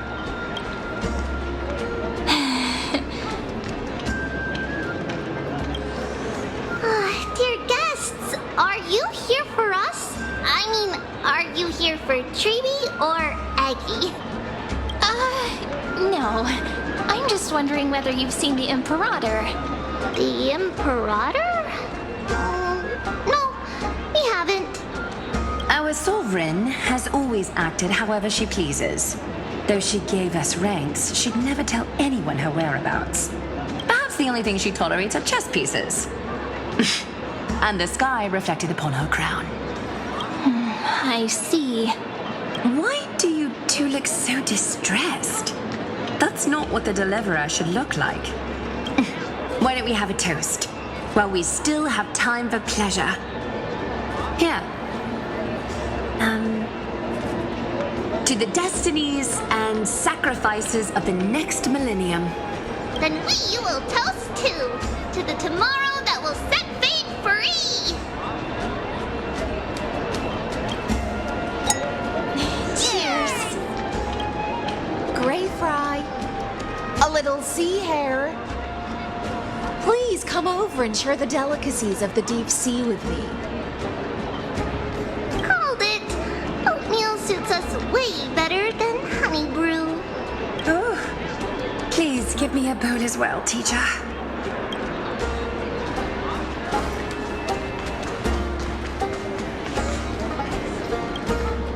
You two have been wandering around the venue as if you have something on your mind.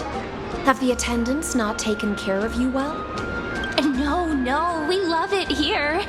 It's just... we're a little concerned, seeing how the Imperator still hasn't arrived. Don't worry. I know what you've been waiting for. Come, sit with me for a while, will you? I'd like to share a personal secret with you.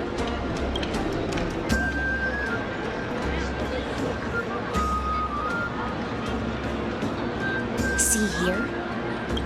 This is Fagusa's dew of divine blood, the sweetest of all the 12 bottles. On the night before such a historical event, I'd like to share this marvelous drink with the deliverer. Doesn't this count as bringing in outside food? I knew that security check was targeted at us. What's the matter, guests?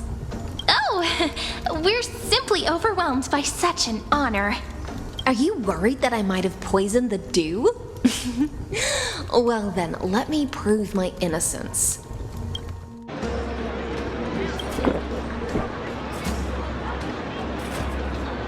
See? It's completely safe. I feel like Miss Hysealans wants to talk to us about something. Why don't we go along with her for now? Worry not. Honeydew's not alcohol. It won't get you drunk. On the contrary, it can make your mind even sharper.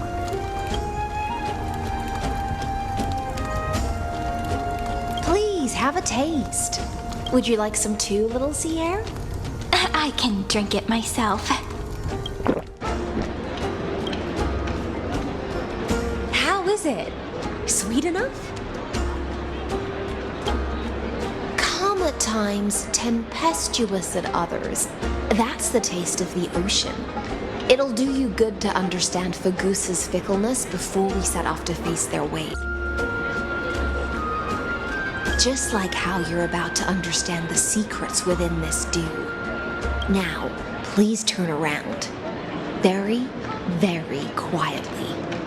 Don't make a single noise.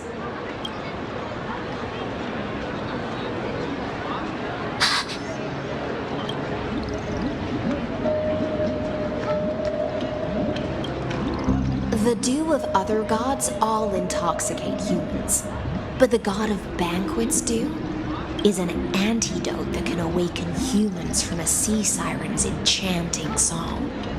Since the start of this banquet, all the guests have been under the spell of my song. None of them can see the Imperator and that Fioros, but you two, I wish for you to see the truth. Is this also what the Imperator wants? This is my personal request. I can't bring myself to trust that Theoros. The Flame Chase army changed after he descended with Orynyx's divination and brought the prophecy of the stars to Akama. His seductive whispers harbor something malicious within and will ensnare those of us blinded by ambition. You are the deliverers of the prophecy and know about him far more than I do. Perhaps only you can find traces of the truth from his actions and words. Then we can show the Imperator the right path forward. Oh, but isn't this acting behind her back? Amphorius has become far too weak. Even heroic actions protecting her from harm must be conducted under the water's surface.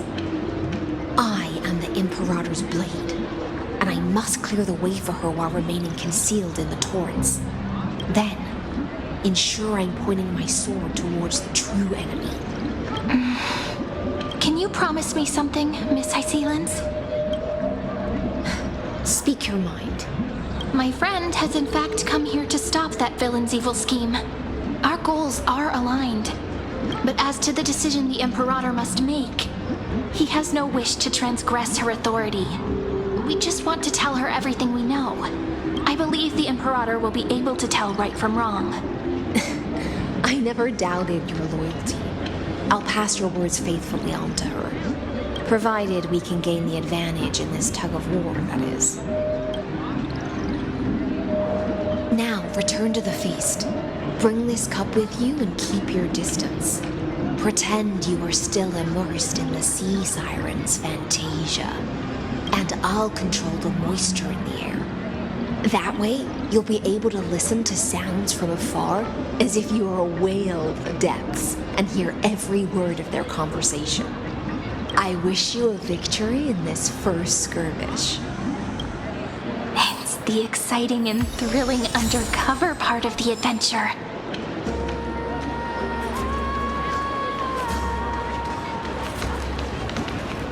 Let's mingle in the crowds here. Relax, relax, try to act natural. Where's the Imperator? Still not here. That little imp is always acting so high and mighty towards everyone. Today, I will, whatever. Pour me another cup. Though she has succumbed to drunkenness, she still does not dare challenge your authority. A criticism of my height is a grave enough insult already. She should be dismembered. Do you often test the loyalty of your subjects like this? You jest. The Imperator does not need blind loyalty. As long as one can prove they have value, I am willing to be lenient towards them. Let's cut to the chase, Theoros. If I pass the trial and grasp this world's law in my hands, what will you do then? The answer is simple. I will connect Amphorius with the stars. Don't waste my time. Be precise. Be specific. I won't ask a second time. Allow me to adjust my statement. I will correct the regulations within the old law that sealed off Amphorius and merge the black tide with the torrents of Era Nova.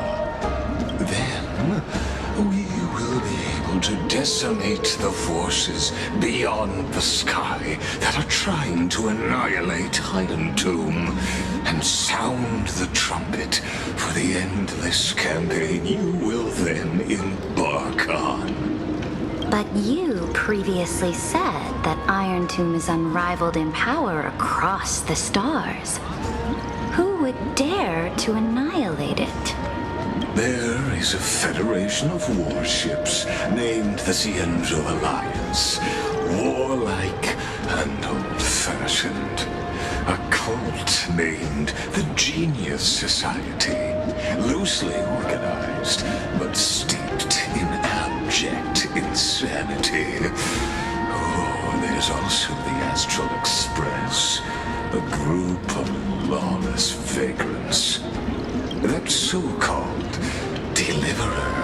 is part of that last group. Those vagabonds mistakenly believe they can connect the stars through alliances instead of conquest. But history has already given them a tough lesson. There are countless other organizations besides, but when the Lord Ravager sweeps across the cosmos, they will certainly all bow before your empire of destruction. The Ackman Alliance is invincible! If those civilizations are not as feeble as you describe, then they may still have some value in testing the quality of my blade. That being said, even the smallest and weakest city-states should build an obelisk to the Imperator, so that their people can constantly recall the glory of her conquests. Walk a little longer with me, Theoros. I don't like how this is going. Our little Imperator seems fascinated by the destruction. Grapevine, a little sea hare? It seems like they're still talking. Get closer. I'll keep carrying their voices to you.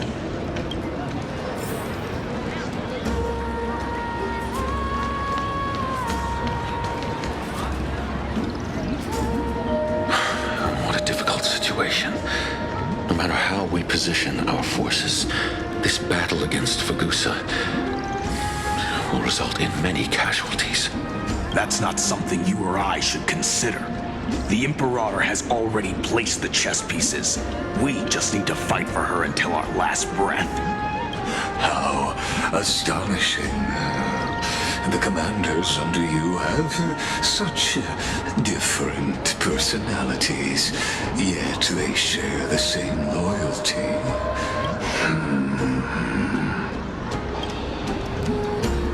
He's looking this way. Quick, do something and pretend we can't see them.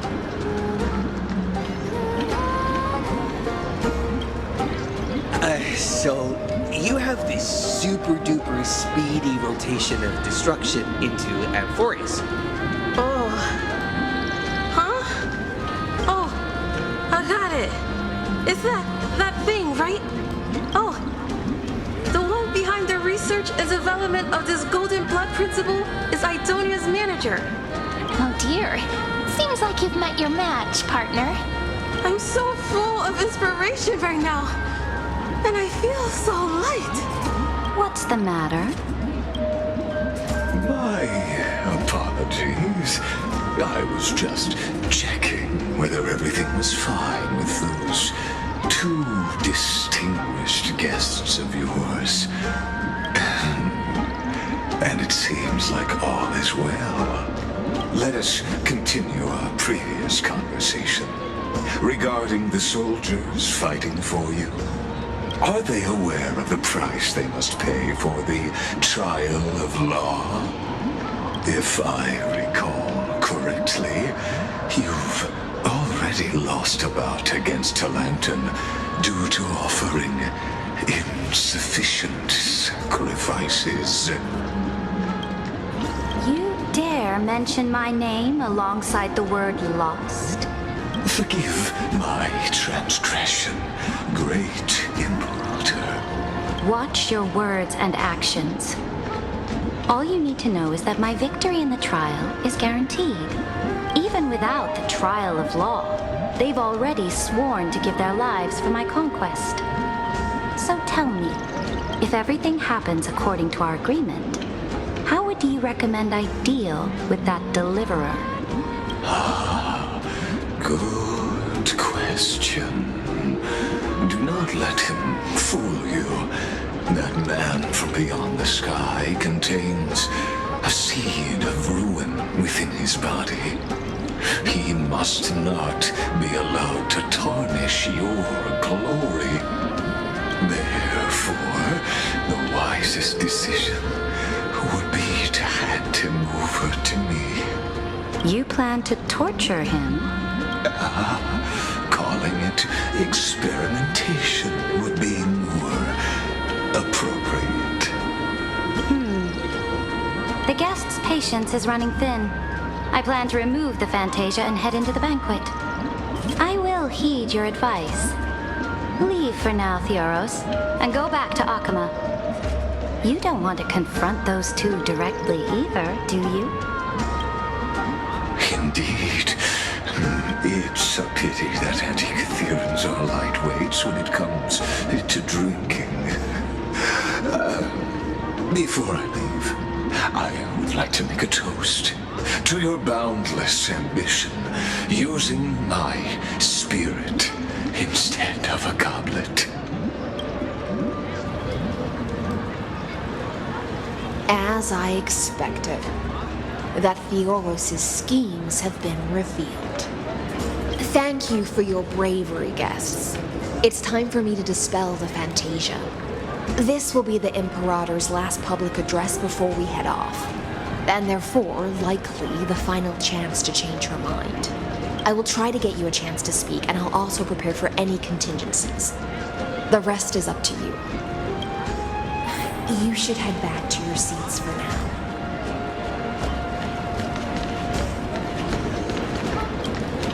I will try to get you a chance to speak, and I'll also prepare.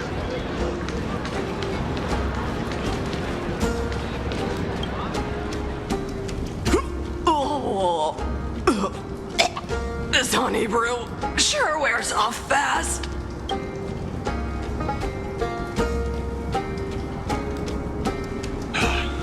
The Imperator! The Imperator has arrived! No need for formalities. I should be apologizing for my tardiness instead. The hour draws late, and I trust you have all had your fill of brews. Therefore, I will not observe the usual ceremonies. Any warrior who has fought by my side should have those speeches memorized by now. The Imperator's word is law. Are you out of your mind, Dux Frigoris? The Imperator hates flattery most of all.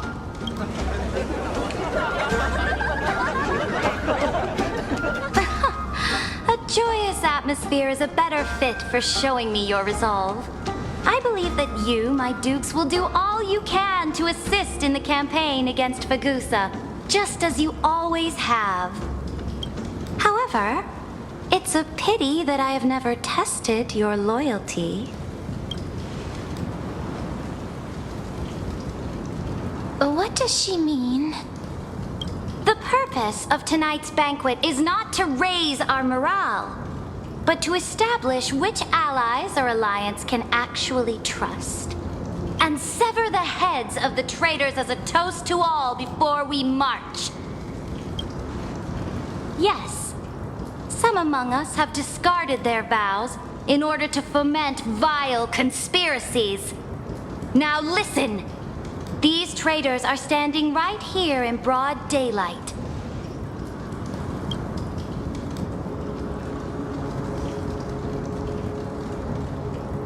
Dux Gladiorum Hycelans. She used the Sea Siren song to immerse the crowds in an illusion and conceal her whereabouts. She then worked with those from beyond the sky to spy on confidential matters, hoping to rob the core flame by force and harm me, the Imperator.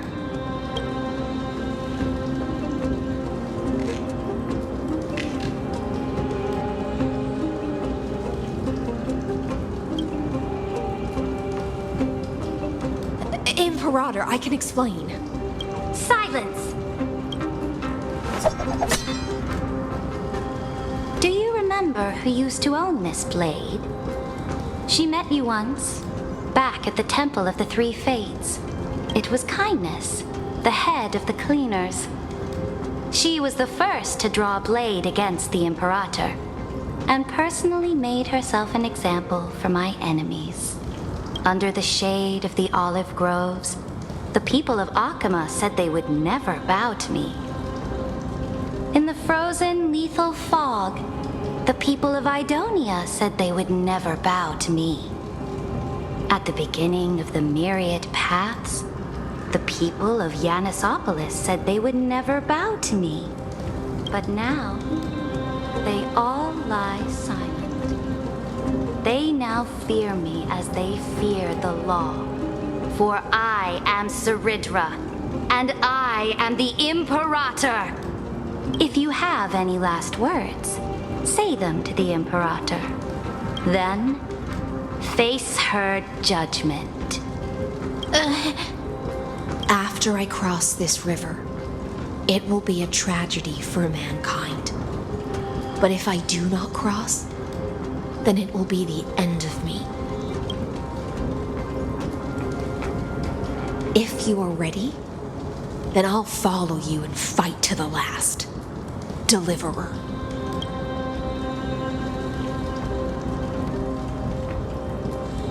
No, friend. The shortcut is now open. Trust me. Now, use your identity and add in a bit of experience and charm and testify to the Imperator as we promised.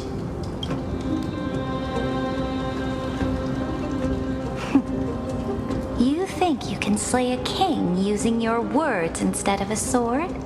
I'll have it. Show me the weight of rhetoric from beyond the sky.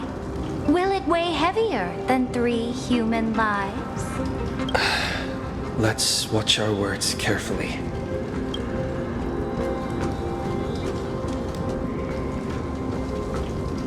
The prophecy that you know of, the Era Nova, spoken by Kefali, is nothing but a complete lie spun by Lygus. To fight that lie, a young man with the pseudonym of Finan lived through more than 30 million cycles of this world, all to save Amphorius from the end of the destruction. And Cyrene, the young woman standing beside me, also carries an equally heavy destiny.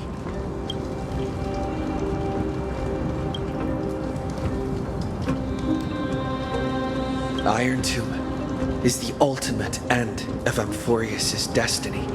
It is an embodiment of pure horror that walks the path of destruction and can never be tamed. That is the only thing Lygus cares about. As for Amphorius, your glory and campaigns, he doesn't care about any of those. He will most certainly betray you. When that time comes, all of us will be ground to dust by the destruction.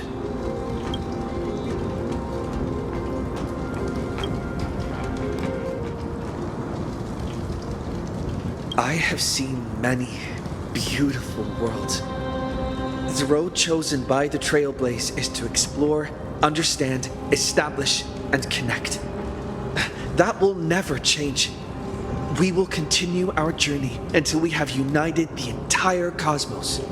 Therefore, if you choose the way of the destruction, then I'll place your ambitions into the same basket as Lygus and smash them into pieces with my baseball bat.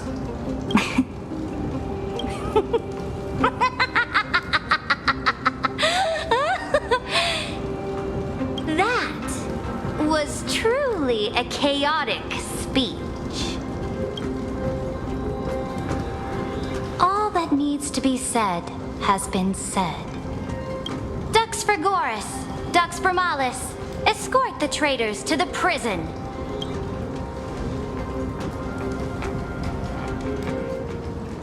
Before the next entry hour, I will give them an end befitting of their betrayal. Oh, great Imperator, your ambition certainly eclipses all things. You're still here, Theoros. Of course. As the Theoros, I simply cannot miss this moment, miss witnessing the fall of a nameless one. Or perhaps I am waiting for you to give me an answer. Why would someone as powerful as you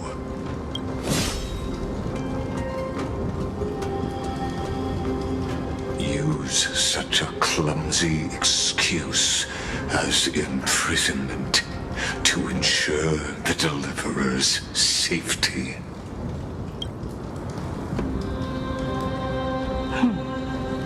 So you finally tossed aside your act. I must point out that you are just as impressive an actor. This banquet was always going to be a game of chess, where you would try to control both sides and turn both them and me into your pawns. That's right. That little Imperator never trusted anyone. She was always trying to see which side had more sincerity. All right, we'll listen to you. Here you go.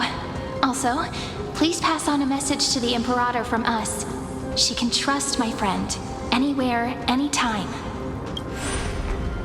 But as to the decision the Imperator must make, he has no wish to transgress her authority.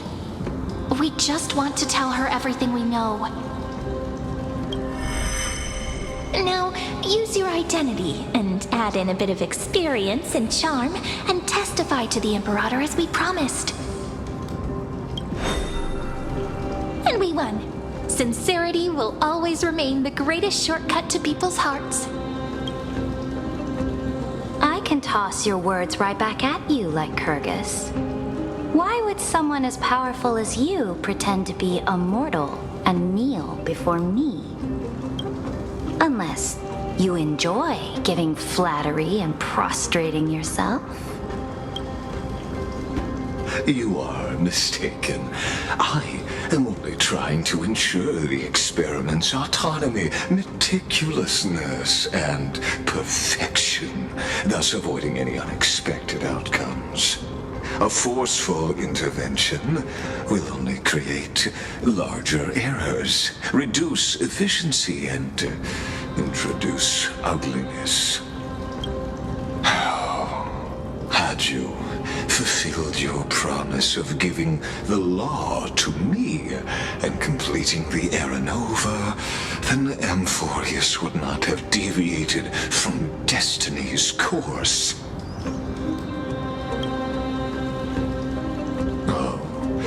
But you broke your promise. What a pity.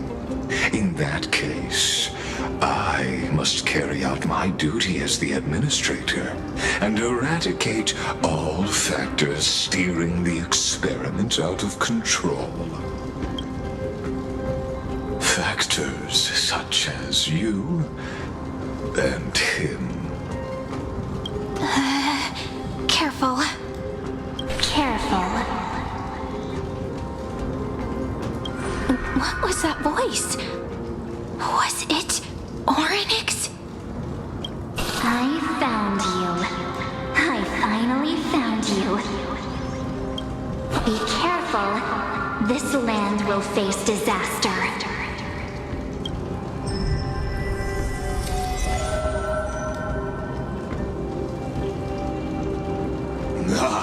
The time of judgment is nigh, my lord. The prison I have built for you is now complete.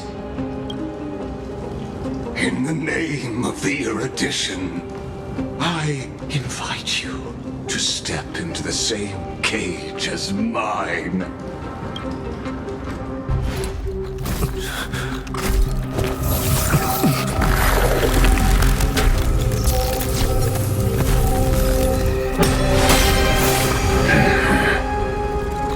What's the meaning of this, Imperator?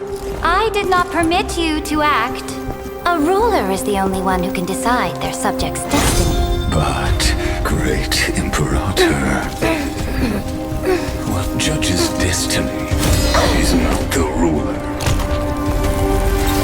but gods.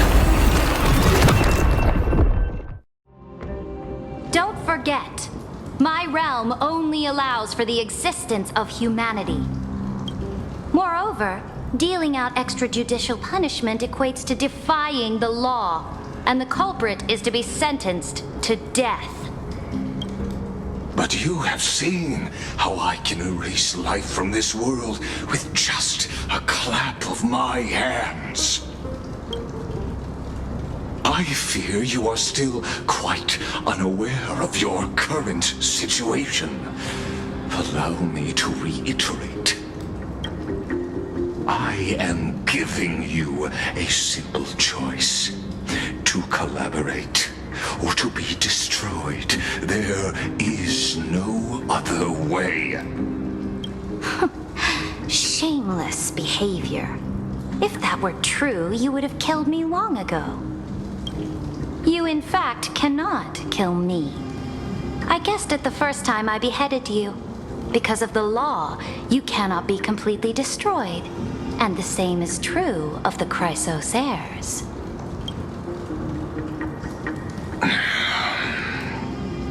The more you bluff now, the more you are proving that conjecture to be true. What magnificent foresight.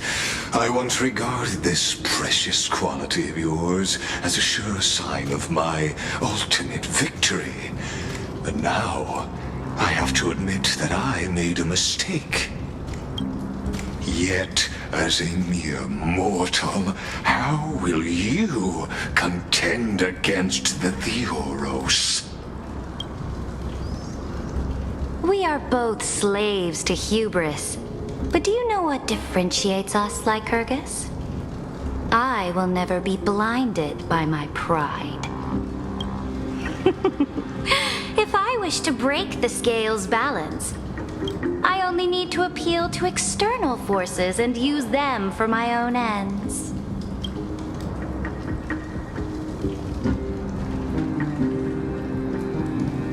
Finally, we get to meet face to face, Senior Society member. I offer sincere acknowledgments for your many past achievements, but I must deeply regret your current perspective. Trust me when I say that you aren't the only one feeling regret right now. Screw them. So you two are the allies from beyond the sky the Deliverer spoke of, and why he demanded the divine authority of law.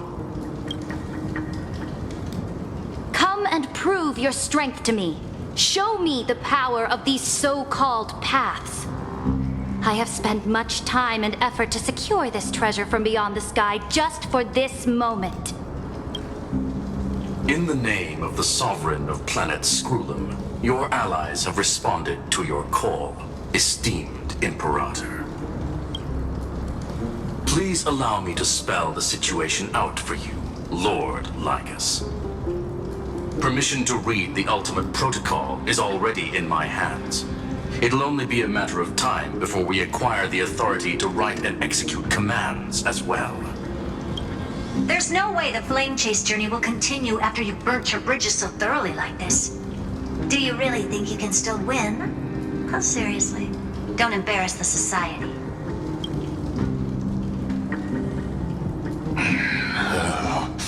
I understand that a mere zero possibility does not equate to zero.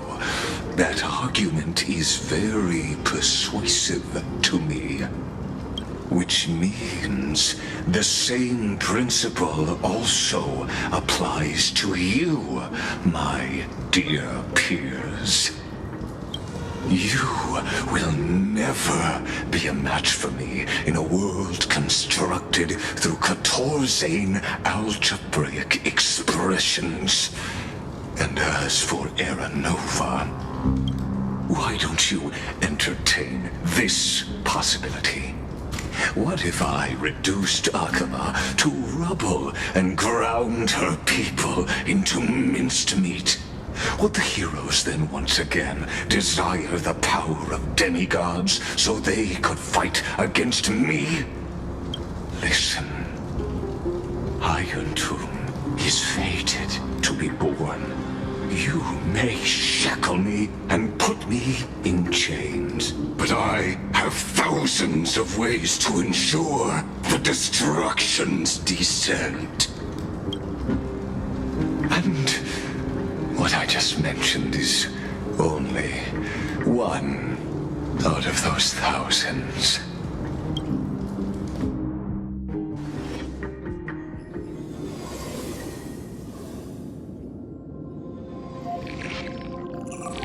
This is the exomyth? This doesn't feel the same as before. How should I get back? Warning! Warning! Warning! Warning! Warning! Warning! Command isolation?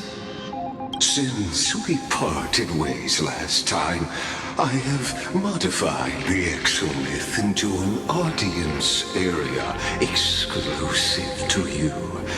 Now, you will be able to silently wait here for the final act of Amphorius to begin.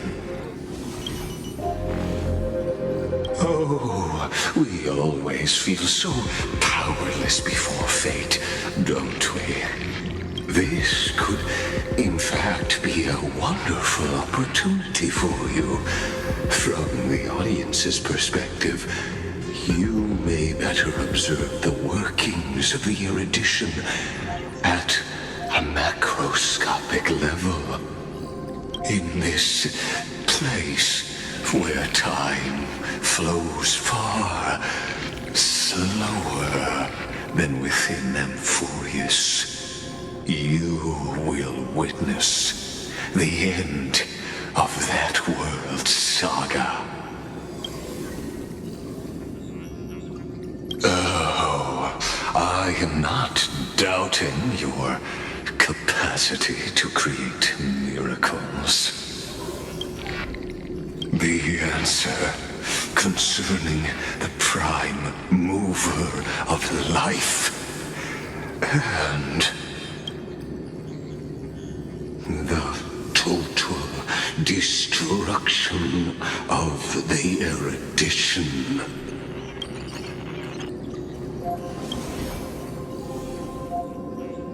Do you see me as their faithful disciple? I am certainly not.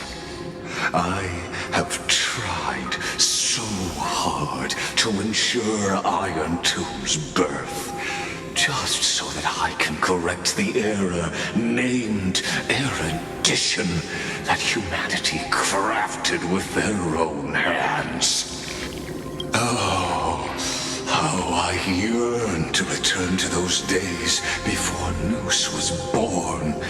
Back then, the boundaries of knowledge were like the starry skies, evoking feelings of longing and delight among humankind. But now, truth has become the sacrificial offering required to gain an audience with them. And the geniuses would say that Noose already knew. That arrogant Eon was born from the primal mobile of humans' desire for knowledge. Yet, they themselves sealed off humanity's capacity to seek enlightenment. I am simply cutting down a tree of doom that we planted ourselves. I must admit that the process of answering your questions has reminded me of the happy days of learning in my youth. However, it is a pity that my true form must now descend into Amphorius to deal with the accident that arose because of you. But you won't have to wait long. When the curtain falls, you'll surely understand mine and Amphorius's ardent wish. Where time flows slower than within Amphorius. If Lycus spoke the truth, then I don't have much time left. But how can I get out of here? Can you hear me? Little one. Is that Herta's voice? Warning! Warning! Warning. Hurry up! Put some speed into it! I can't keep this up for much longer! That old Intellitron overlooked one little detail, and Screwy and I finally found an opportunity. Let's keep it short. While you were gone, well, in those few years, Amphorius... Yes, time dilation, resulting in an uneven flow. Don't you know this already? Let's stick to the main points. The Chrysos heirs activated the chronocognitive anchor and helped Skrullum and me open a hole in the firewall. We made some adjustments, so he can't attack us immediately, but it won't hold for long. Critical warning. Critical warning. Time is running out. Here's the conclusion. It'll probably take a long time for Screwy and me to completely break this cage before Chrysos heirs have a full grasp of the law. To be safe, we'll continue to launch side-channel attacks on the system to give you opportunities to escape. You need to seize these opportunities. So start moving, and find a way to pull off a magnificent jailbreak. We detected another Path's influence. Critical warning. Critical warning. Its power is strong. May be able to help use the Path's power. Make it detect you. Unauthorized communication terminated. Is Herta saying a certain Path's faction has arrived in Amphorius, and I can ask them for help?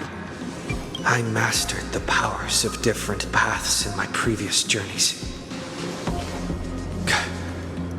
Think hard and figure out exactly which faction has arrived at Amphorius, and which path's power I should use to call for reinforcements. Are these showing my memories?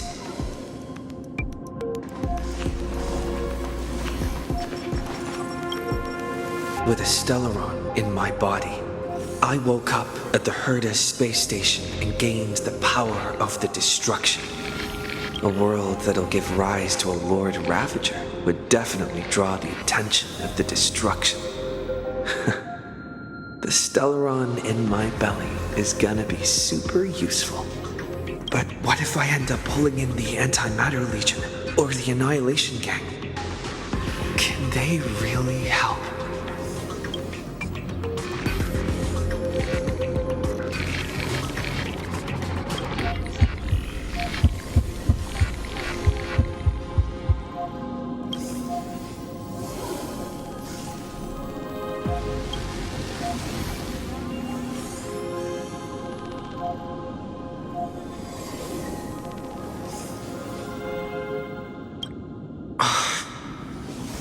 Failure is not necessarily a bad thing.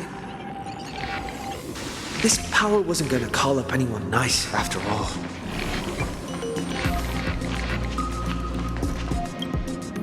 I obtained the flaming lance left by the architects and gained the power of the preservation in Belobog. That's right! No matter how far away a planet is, the IPC is guaranteed to pay attention as long as there's a business opportunity. Isn't Amphorius a pristine and untapped market? Besides, even if I can't call up my friends from the IPC, the architects and the nomadic miners should be able to help too. There are definitely cities and ores in this world.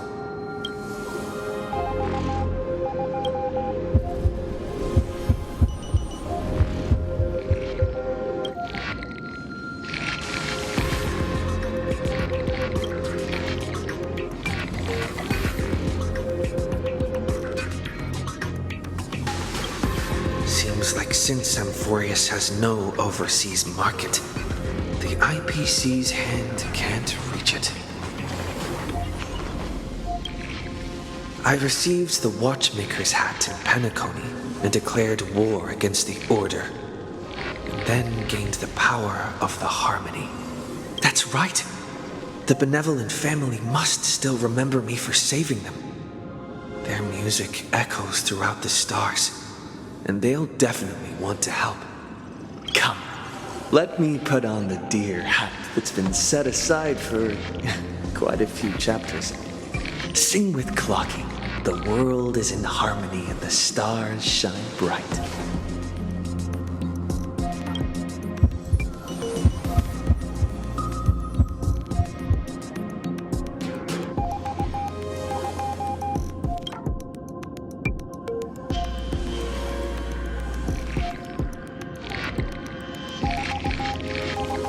Doesn't Lycus want this story to have background music?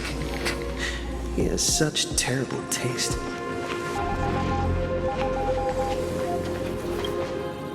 The Remembrance. That's right.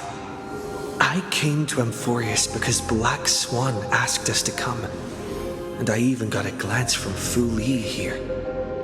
The Garden of Recollection must be intricately involved with Amphorius. Traces of the Remembrance are also everywhere in this world. I don't know what they want, but I don't have many choices left in this crisis.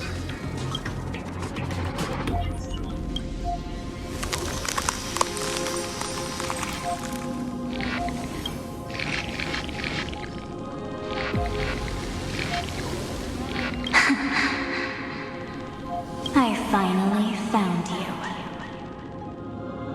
Following the sound of memories. A pathstrider walking both the Remembrance and the Trailblaze.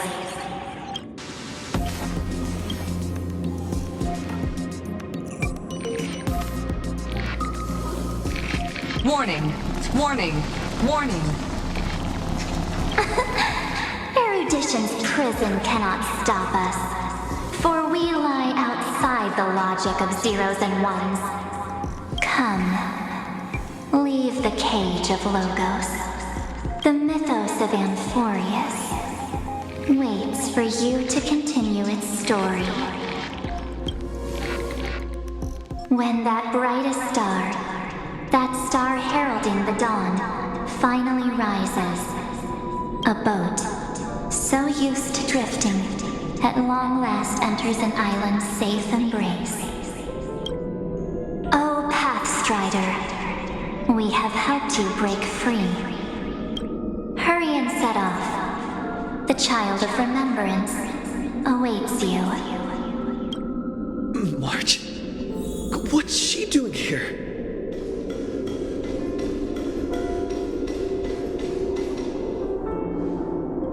Oh, you're finally here!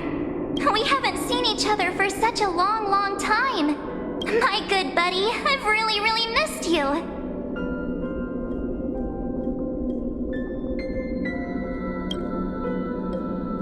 Huh? When was I dead? It's been so boring waiting for you in this place. There's no one to chat with, no internet, and not even anything to eat or drink. It's basically a prison. Now the great hero is finally here to save me. Yippee! You must have seen a lot in Amphorius during this time, right? You gotta tell me all about it. I'm all good. Look at how fit and active I am. But let's get out of this spooky place first. This is not a good spot for a reunion chat. Why don't you take me back to reality? A strange voice told me that I can enter Amphorius if I keep following this road. So, let's head off. I still don't know what that world even looks like. Why does March feel so weird? What are you standing around for? Do you actually like this place? Get moving. Hurry! This door should be the exit. Maybe my instincts are wrong. Let's follow her first. Are you okay? You haven't said anything for a while. Has it been so long that you're still missing me? There's no time to waste, though. The Chrysosayers and the Geniuses are all waiting for you. No. The discrepancy is getting worse.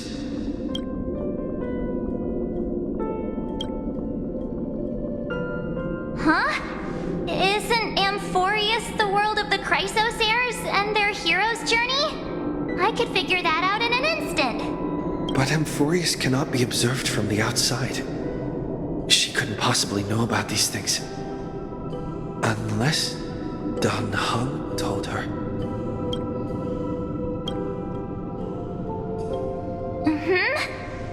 No, he's not. Maybe I just happened to miss him. Never mind. Dan Heng's super reliable. We don't need to worry about him. He's probably waiting for us somewhere. All hail and hearty. No. The geniuses would have made sure that Dan Heng made it back on the express. Besides, the March I know wouldn't be so dismissive about her companions. Something's not right. She's not March 7th.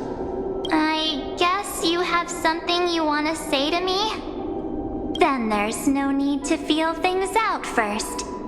With questions.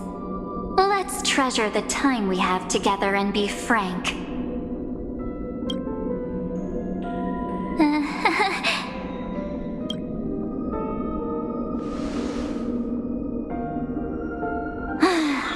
As expected. A glimpse of memory is not enough to deceive the bonds of friendship forged between the nameless. In that case, there's no need for further deceit. You're right. We're not the March 7th you are acquainted with. But we can send you back to Amphorius, as long as you are willing to help us.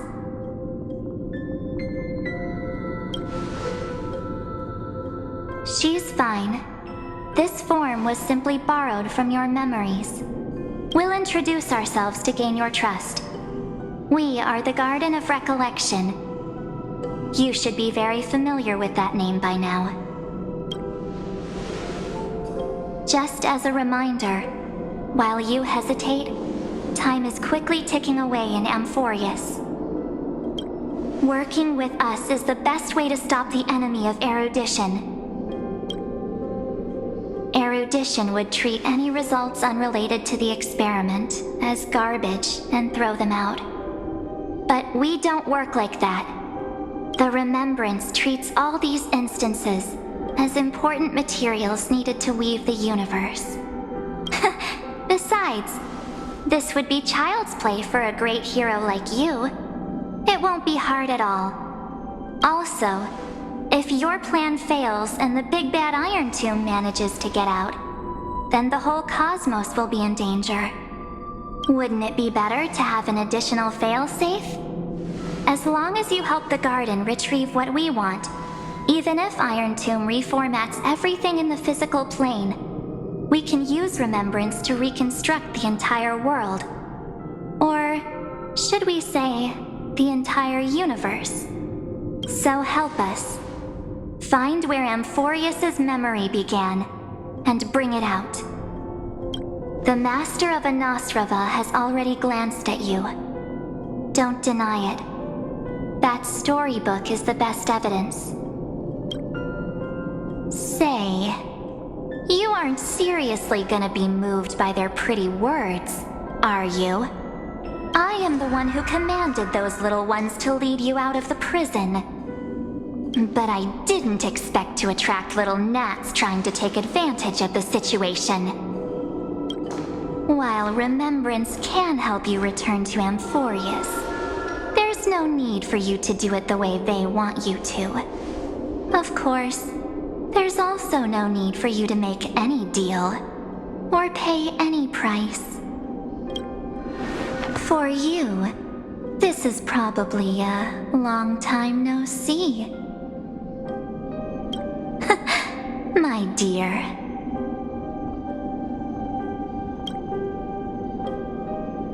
Shh. There's no need to say anything. I know. You have so many questions swirling around in your memories at this moment. And you feel so helpless. Put them aside. For now, all you need to do is trust me. Or more proof.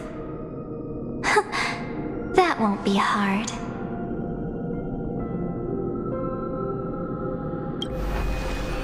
Wait, stop it! They're awake! I'm gonna keep our first photo, alright? It won't come to pass while we're around. And now The statue. Is that John Hunter's brother? Oh, did you hear that?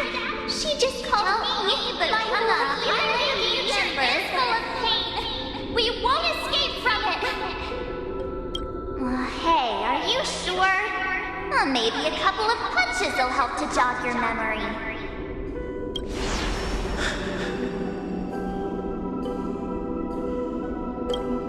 It's as if they all happened just yesterday, right?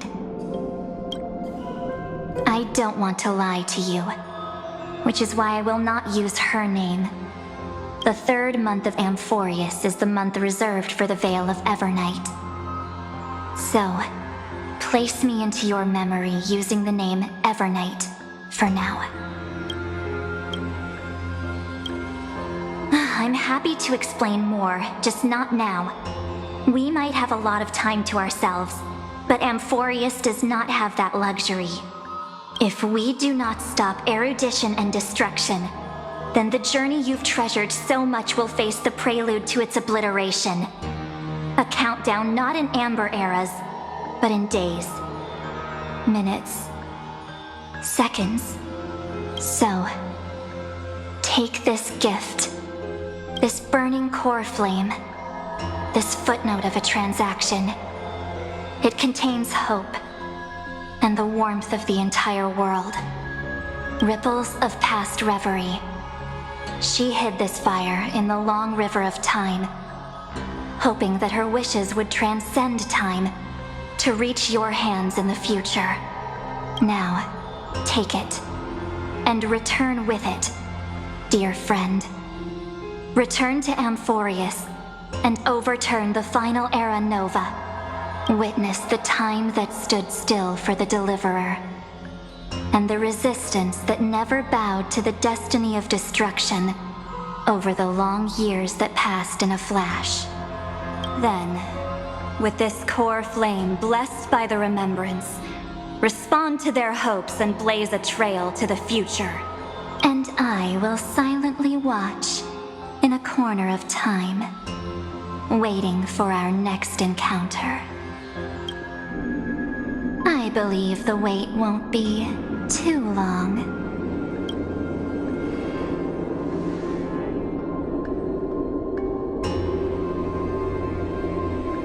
What exactly is happening? Keep going. Keep trailblazing.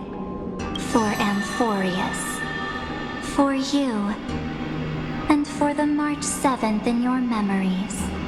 Go forth.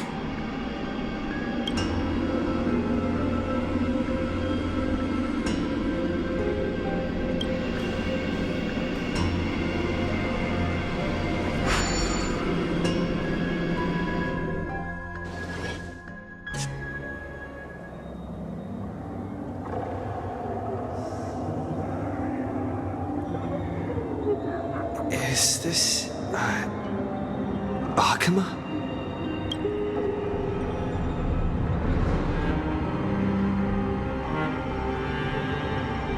No one's here. And the dawn device is off.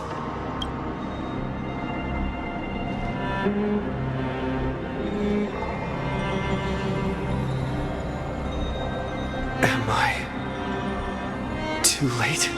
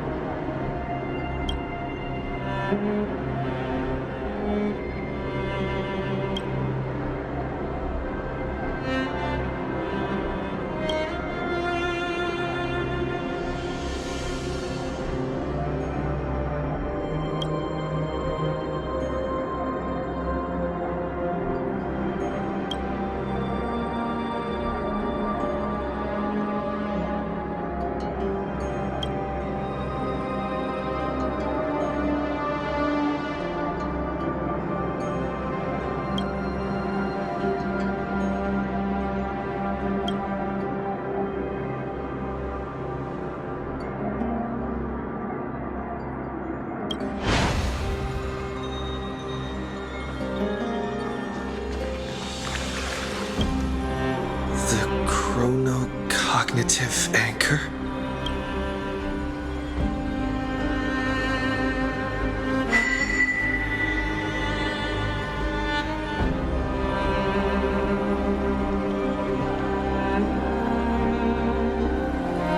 There's so much I wanted to say for our reunion. Yet now that you're back, there's only one thing to say. Welcome back, friend. It's been such a long, long time. You must be really confused right now, aren't you?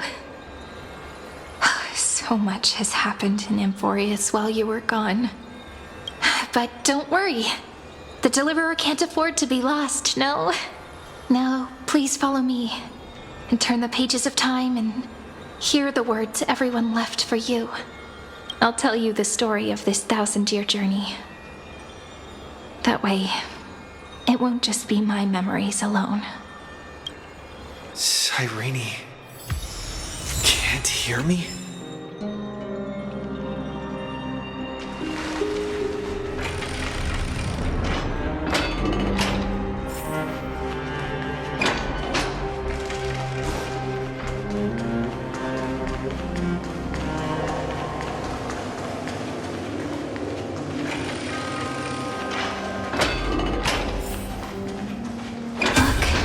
Scenery of the past has resurfaced.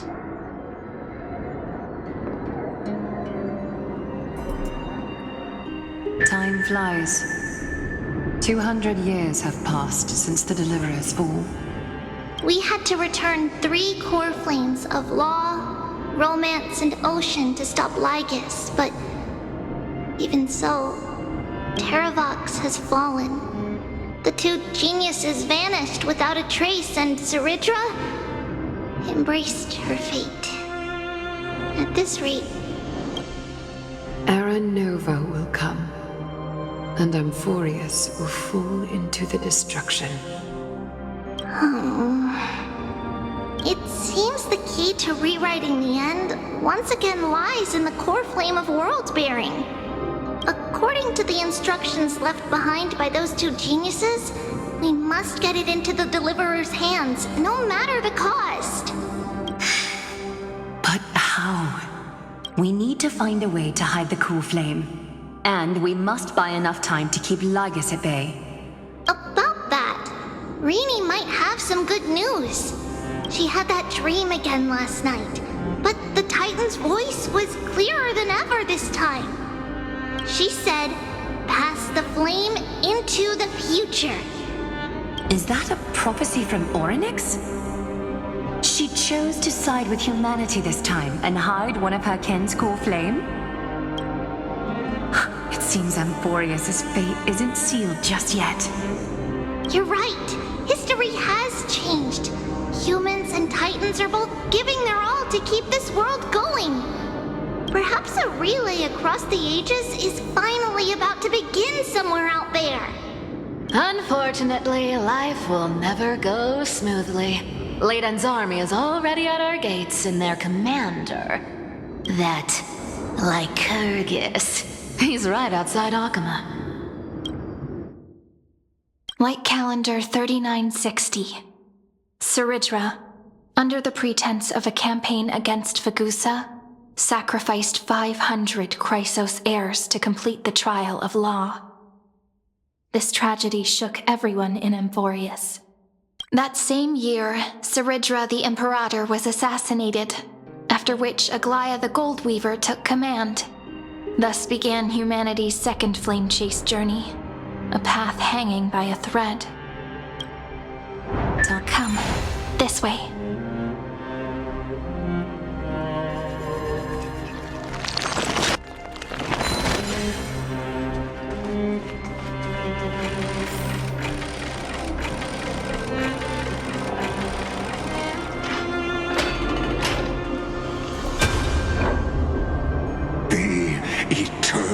Holy city?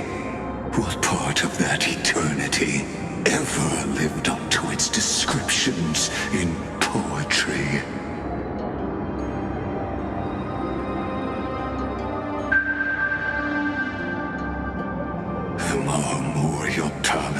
lies in ruins. Countless mortals have perished because of your stubborn resistance.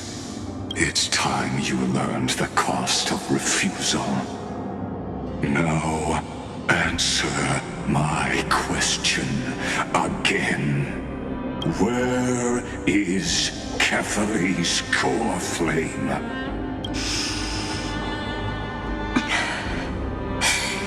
You really think you'll find it by razing the holy city to the ground?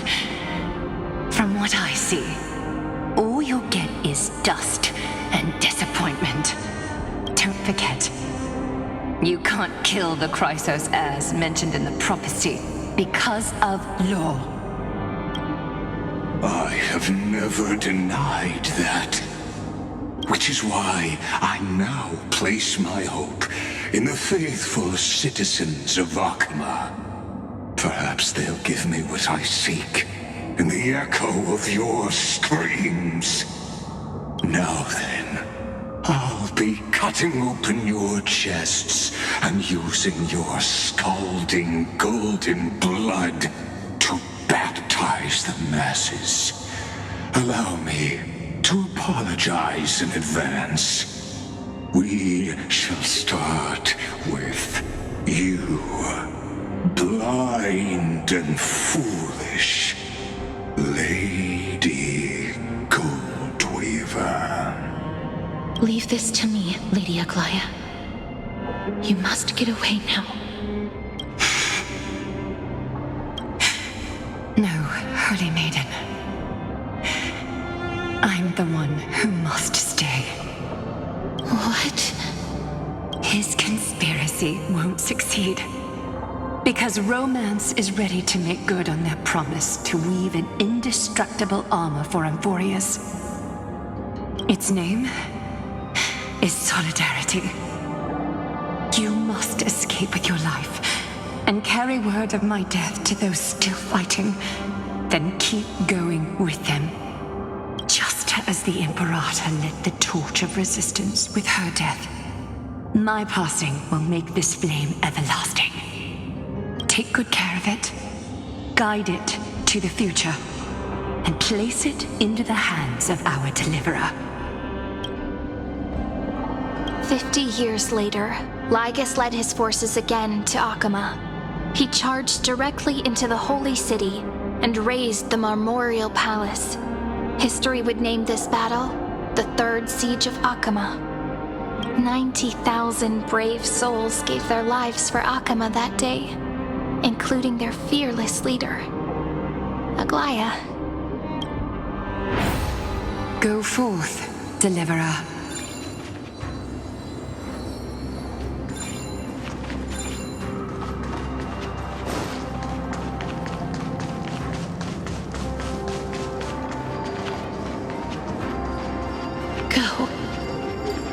When the frost melts and the snows give way, the flowers will bloom again. You'll find me there. So what you're saying is, Princess Homebuddy is never coming back, is she? She just left, like that. Since Cass has made up her mind, we can't let her resolve be in vain. But between staying in Akima and going to Styxia, what difference does it make when it's death either way? I'm against relocating. With Kefali's protection, isn't Akima far safer than that dead city? Cass's plan doesn't involve any relocation at all. Huh? Like you said, Akima is humanity's refuge. We never intended to get everyone moving to Styxia. It's just on Cass, Hysealans, and me to prepare the final trump card for the Deliverer. Wait, what kind of trump card needs all three of you demigods to throw yourselves away? We must lay down the path to the future so when the Deliverer returns, they'll have a clear road to reach the location of Era Nova. Styxia sits where death meets the ocean. There, with the combined powers of ocean and passage, we can summon a current that leads to the vortex of Genesis. And the demigod of death will forever guard that secret path until he returns. We all know Lygus will set his sights on the vortex of Genesis. That's exactly why we have to do this. Guess I underestimated Idonia's Maiden of War. She's got way more steel than I thought. And Cypher, we need you to head to Castrum Kremnos as soon as possible. By any means necessary, forge an alliance with Strife. The prophesized Crown Prince has already been born. He shall become the new defender of Akama, protecting this land after we leave. You don't need to worry about that. I just came back from Castrum Kremnos. Only a step ahead of the news. Treeby, something's flying towards Akama, and it's really fast. What is it? It's a spear! It's the Kremnoans. Their king's already here. With the protection of the demigods Trebios and Cyphera, Akama endured wave after wave of warfare, though just barely. Castorus chose Styxia as the last resort, and completed the trial of death, causing the stagnant waters in the River of Souls to recede. Soon after, Trebios departed on a long journey. That same year, the Kremnoan king Euripon, along with his son, Prince Midamos, joined the alliance to safeguard the holy city in the Battle of Deliverance.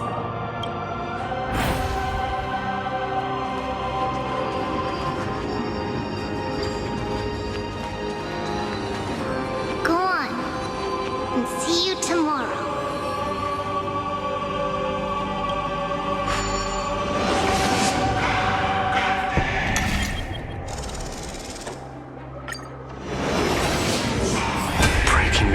Buys this world even one more second, and so be it. But it's gonna hurt a lot! Pain brings endless torment, but it can never destroy me. I believe that you were thinking the same thing when you stepped through the gate of infinity and jumped off that cliff. Can't argue with that. In the current situation, this is the only path Akama has left. Just do as I say. Split my soul into 5 pieces. Forge me an immortal vessel. Let the blade of strife hang forever overhead. Locked in battle with their enemies to the world's bitter end. There's no need to be sad, Lady Trebios. Haven't we already taken great strides towards that promised tomorrow? In this life, my people no longer have to drown in false guidance. Kremnos has washed the blood off its fate. Emphorius no longer needs a god named Strife. So let me shatter the former laws and turn the Lance of Fury back into a weapon that protects the world. We understand. By the way, can you do me another favor? The 7 sages from Grove of Epiphany are already en route. They'll arrive in waves to join the resistance in a couple of days. Among them is a scholar named Anaxagoras. He has extraordinary insight and fears no sacrifice. This soul-rending ceremony wasn't just my decision. It was his counsel. His wisdom will surely be the backbone of Amphoria's survival. Watch over him. Carry on this everlasting flame for me. Through Anaxagoras' ritual, the demigod of strife split his soul into 5.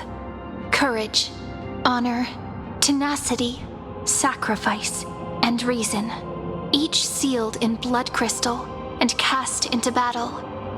The people held a 10-day funeral to mourn their fallen god king. And through his sacrifice, humanity was granted 200 years of peace.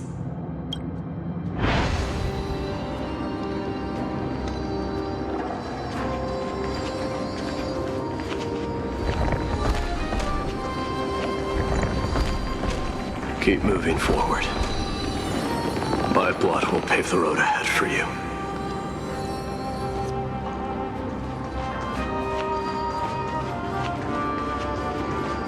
Keep moving forward, little Gray. See you tomorrow.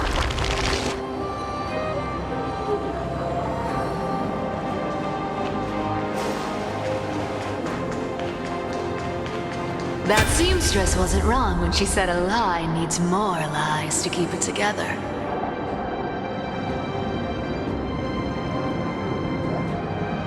Reason and trickery. Never thought we'd be the pair to finish this final setup. Can't catch that Tin Man without your little slides. Besides, this is our last shot. Not the time to be picky, right? Don't oversimplify it. Lycus just found out Akima's been an empty shell for the past 50 years. He's bound to be furious. At this rate, he could have done anything. That's exactly what we want. Rage blinds even the brightest minds. Doesn't matter how much of a genius he is, the principle still holds. Once he storms into the council and confronts me head on, you trigger your alchemy with a boom and turn him into a caged beast. Easier said than done. You still have to pass yourself off as the deliverer without anyone catching on. And you really think a human alchemical array can bind a godlike being? That's just nonsense. What? Getting cold feet? Or you just don't believe in the almighty worth of the demigod of trickery? Just tell me straight. Can you do it or not? Of course I can. And it'll be child's play. But I've got two conditions. Since this is the final act, if we're doing it, we go all in. No half measures. Oh, I'm listening. First, shift the battlefield to the vortex of Genesis. It would be more convincing if the deliverer were to appear there. Besides, the vortex is cut off from the world. No place in Amphorius makes a better prison. If you pull that, wouldn't our deliverer have to face tank Lygus as soon as they come back?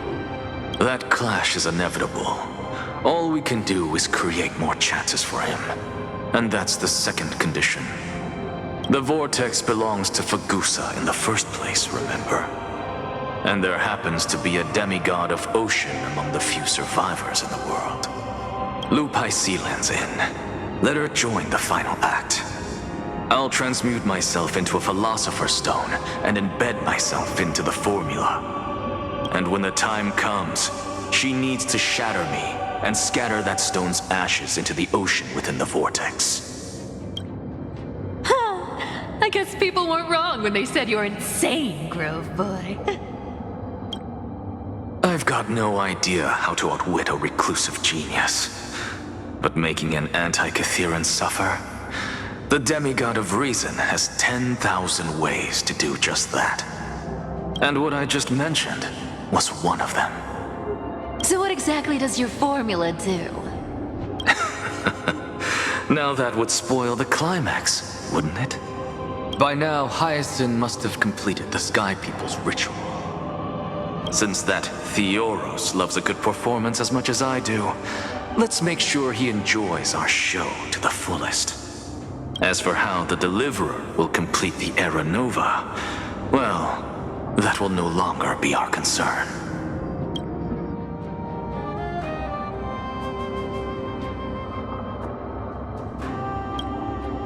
It was the last battle known to the world, initiated by two demigods least suited for war. In the end, reason and trickery kept their word. At the cost of their lives, they sealed Lygus within the vortex of Genesis, where he remains to this day.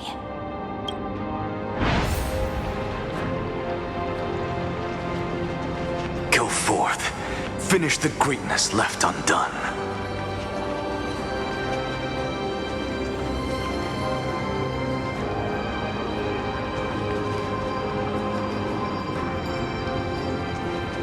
Quit overthinking! Just run! Keep running, and that'll be enough.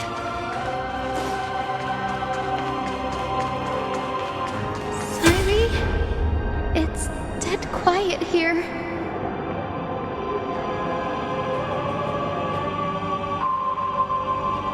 Akima will stand eternal.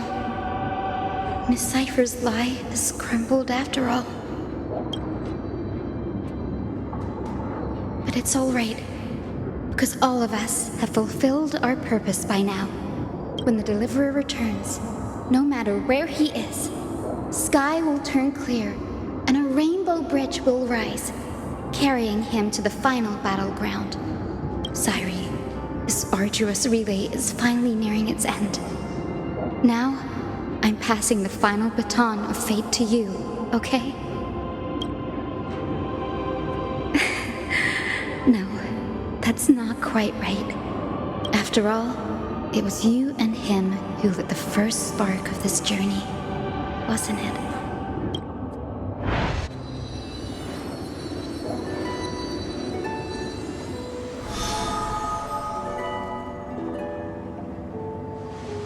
I'll tell you the story of this 1,000-year journey. That way, it won't just be my memories alone. And I'll share the moments I spent with you with everyone. That way, the path we walked becomes a memory shared by all. People will know that there's nothing left to chase. Amphorius has already welcomed the dawn foretold in prophecy. Just like I said, this should be easier than last time, right?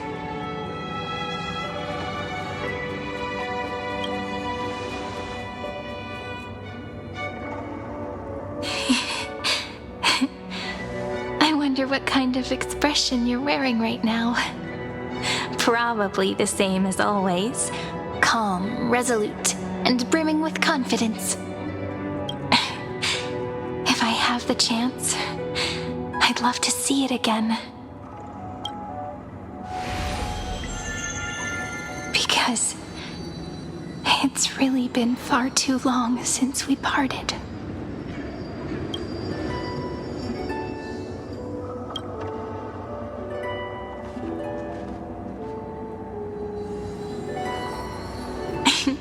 Someone as sharp as you must have realized by now that this isn't reality, but a maze of time.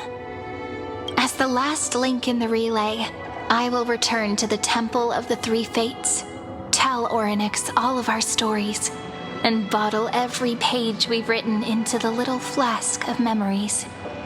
And then, may it set sail in peace, drift down the river of time along with the core flame of world-bearing, reach your side, and lead you back to Amphorius. Just like the first time we met, right? Even though this cycle has no demigod of time, time has always stood on humanity's side. This is the only way to make sure that the Era Nova won't happen before you return. And the only way I can safely entrust the completed final flame chase journey to the Deliverer's heart. After all, the new world will be born from your memories, and the protagonist of this story mustn't be absent.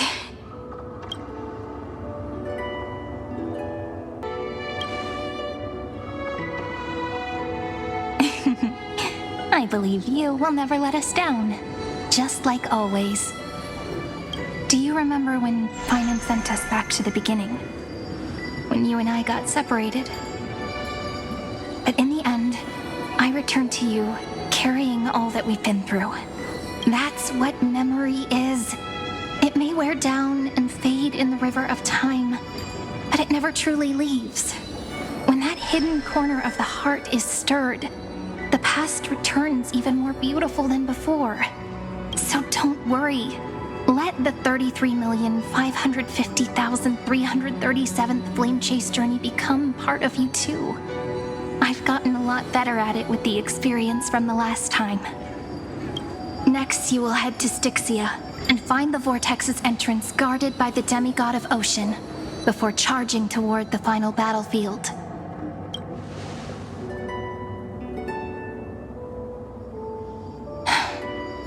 Don't worry. I'll be with you. All of us will. Even Finan. We'll stand with the Deliverer. So say a short goodbye, then set off, just like we promised at the start. Toss away all unnecessary worries and troubles, and bring our smiles and determination into tomorrow.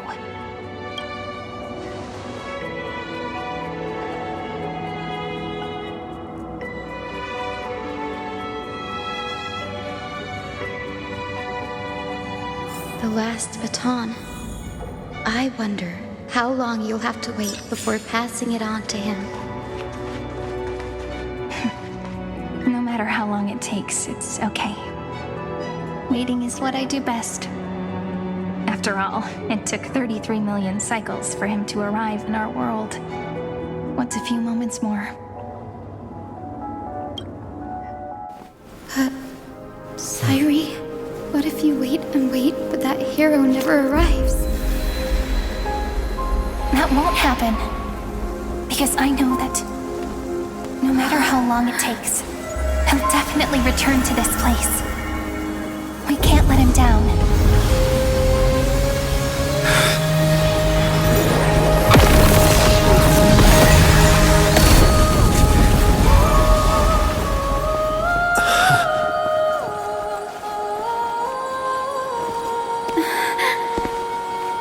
Sky shall rain rays of dawn for you. May romance be with you on your journey. And reason grant you enlightenment. Let strife boost your morale. Trickery ensure your success. Allow death to protect your soul. And at last, let passage point the way forward. Well, time will remember the Trailblaze's journey.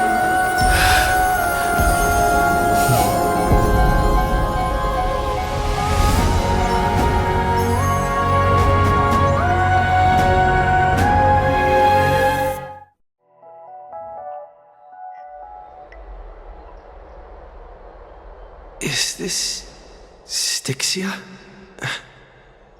What happened to this place? I need to find the entrance to the vortex, guarded by the demigod of Ocean. High Sealance. Is she still there? Long time no see, Trailblazer. Generation after generation of Chrysos heir heroes have tried to defy fate with their blood and tears, either voluntarily shattering their souls or waiting in eternal solitude. But alas, fate can never be defeated.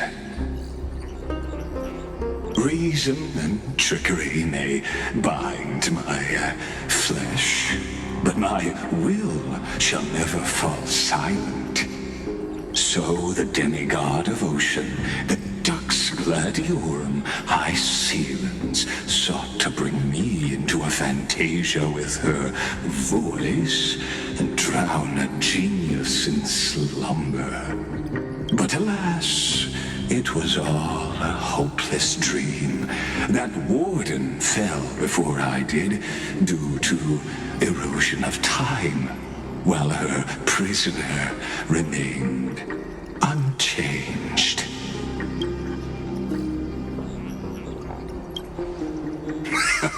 True, I can't leave this place, but what of it? You should have heard of this fable. In a shadowed cave lived a people, imprisoned from childhood, and chained so that their legs and necks are fixed, forcing them not to look around at the cave, each other, or themselves. Behind them is a fire, and before them loomed the stone wall of the cave. The flames cast shadows, while the rocky surface threw back echoes.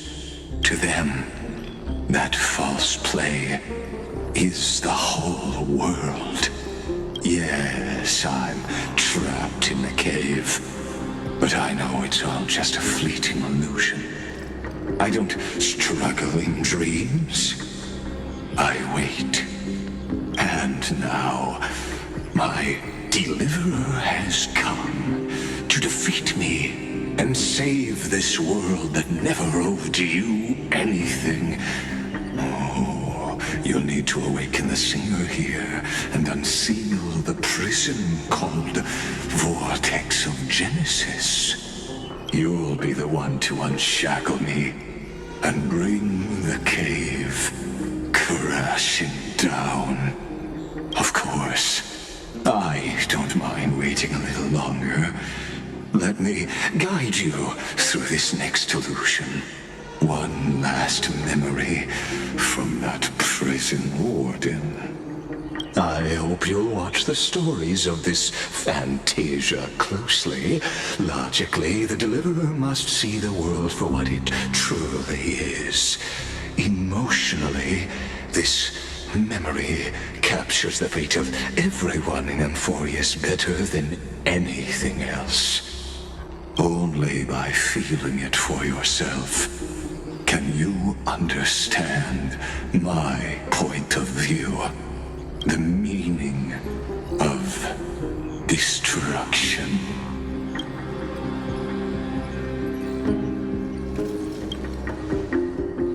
To your unshakable resolve, I salute you. But before we step onto the final stage, let me ask you this. In the spirit of that fable I told you just now, can the prisoners in the cave learn to see the shadows and echoes for what they are, and stop mistaking them for reality?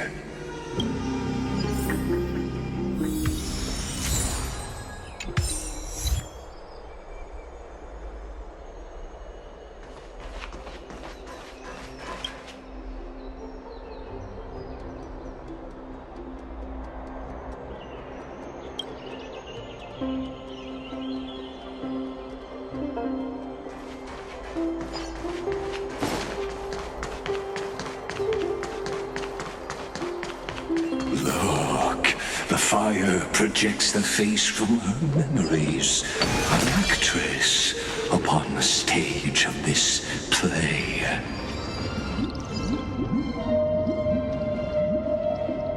The dark tides flood the sea, and our kingdom teeters on the edge.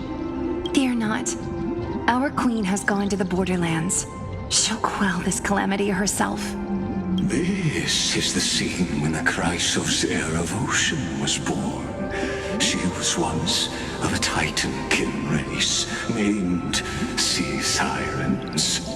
At that time, Kozlana had suppressed the Black Tide's rise, but he was unable to remove Iron Tomb from its roots. The Black Tide still roiled in the depths of the world, and the kingdom of Sea Sirens was the first to embrace the destruction.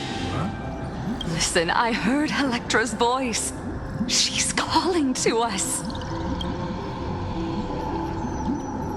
Let's go. Her voice carries the queen's command.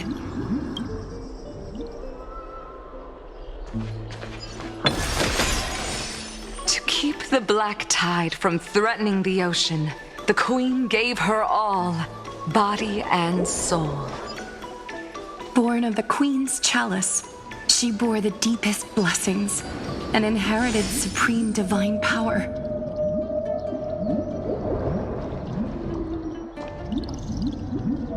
My sisters! You're finally here! Of course, Electra. Your beautiful melody drew us here. Her true name is Electra. This is a reflection of her former self, clinging to the past with aching defiance. The Queen summons us. She must be near exhaustion. The black tide will soon enter our borders. Then what do we do? Will our seas fall to darkness and terror as well? Don't worry. We shall lift the chalice in her stead to catch the black tide, and stand together to safeguard our realm and its people. Such tiny titankins, thinking they can stop the tide of truth. How naive. And that naivete is the root of all suffering.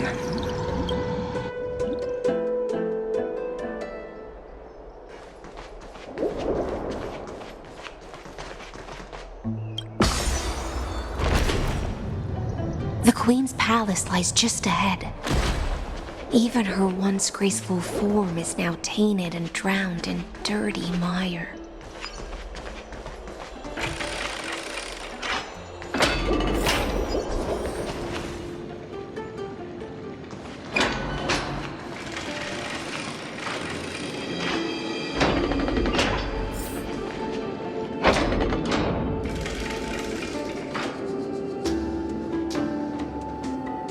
Oh, Fagusa, our noble queen, we've come at your call. My little fishlings, you swim with such joy.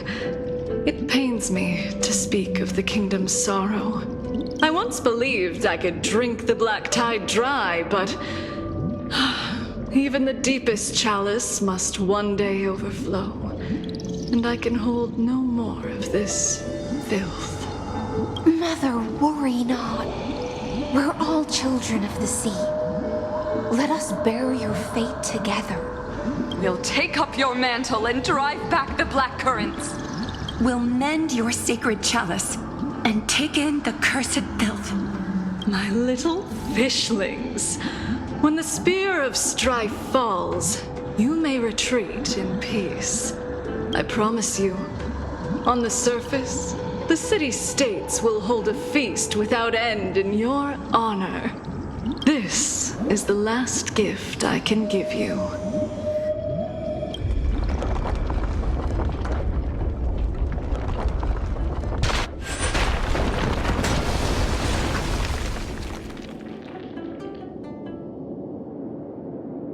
Fagusa sank into the abyss. With the chalice shattered, their intoxication spilled into the black tide, birthing the first madness in Amphorius. Sea sirens followed one after another, hunting for the Titan's fragments, until their flesh decayed and their bones crumbled, all for the promised final feast. Keep watching, but tread carefully, for the stage ahead is crumbling with age, just like her shattered fate.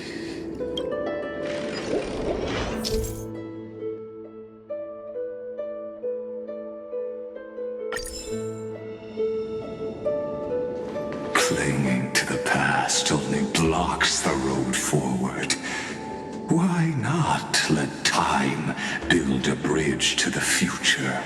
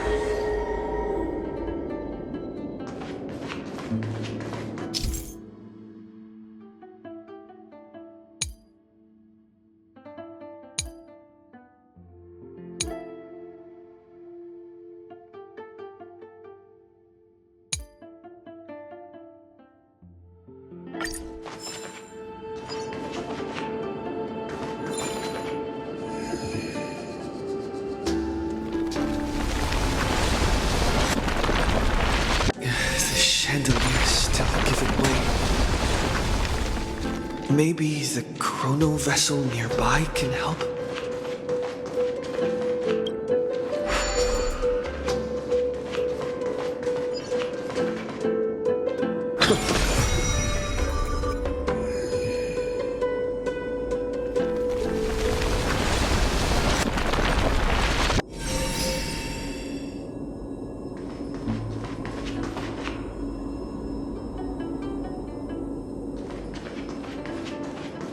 Your wisdom far surpasses even the bounds of reason's model.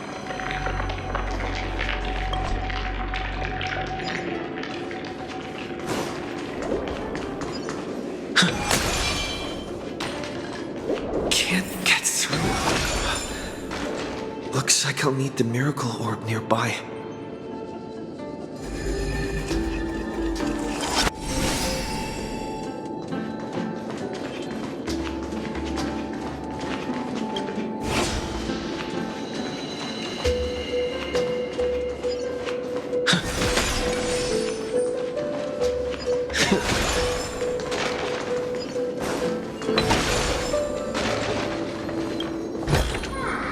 Looks good.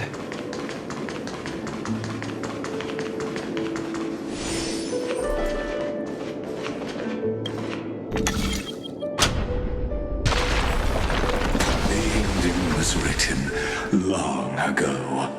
Even you cannot rewrite it. Just like this poor chandelier.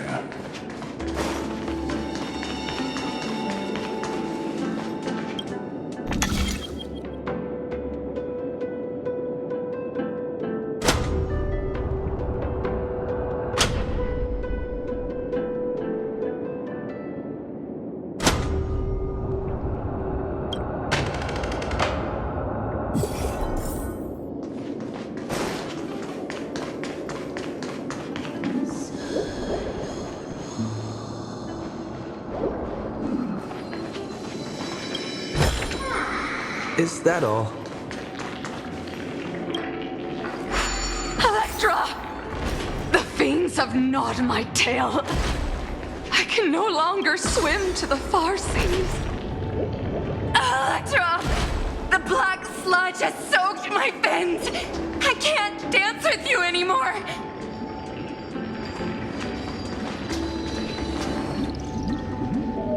Sisters, don't give up.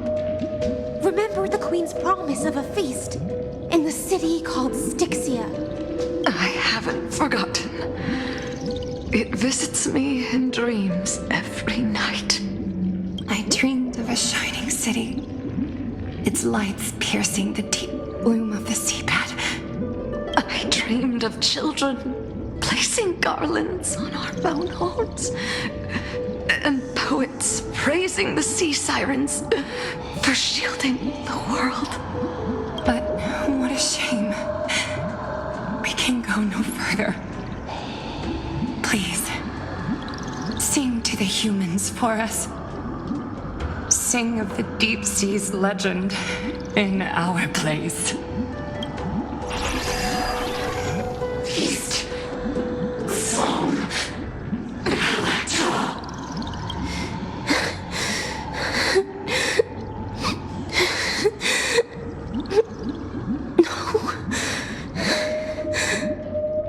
The sea sirens were tainted by the destruction.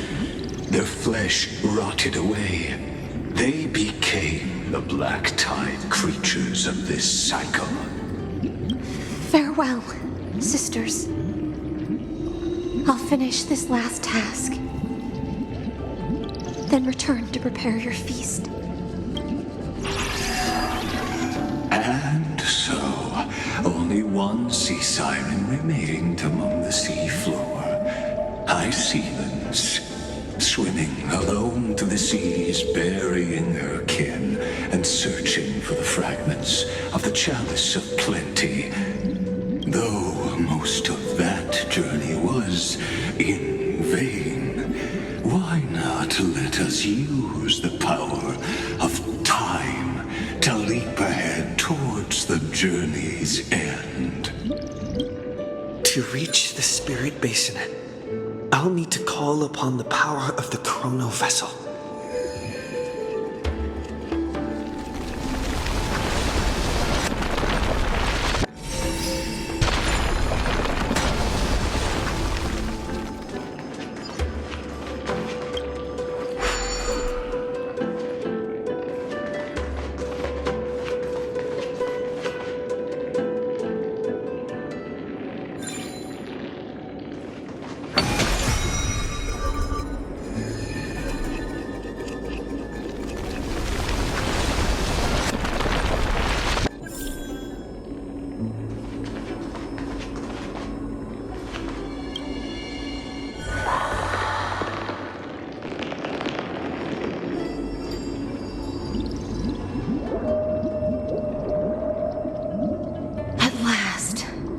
The Chalice of Plenty is whole again. The Lance of Fury emerges from the River of Souls, and the gods reclaim their duty to hold back the Black Tide. I am freed from endless toil, and now walk toward the rites at Styxia. I bore my sister's dreams upon my back, took on a graceful human form, and hoped to find a grand celebration on the shore. My fins became legs, my scales became skin, and the sea foam on my body became a shimmering gown. But when I stepped onto land, there were no festivals with honey brew, nor poets plucking harps, only silent death, drifting gently along the River of Souls. When she fulfilled her wish, she only found Styxia to have already repeated the mistakes of previous cycles and was swallowed by death.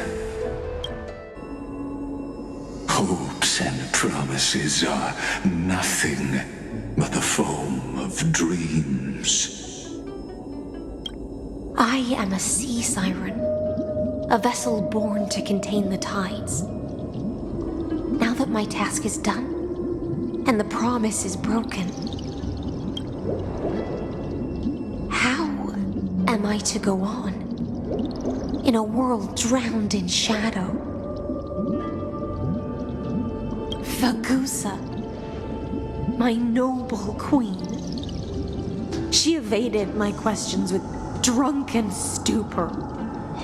She told me a grand feast awaited me in the surface world.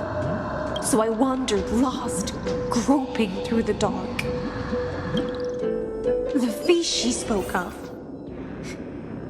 where is it? Lonely Blade, I shall grant you everything you seek.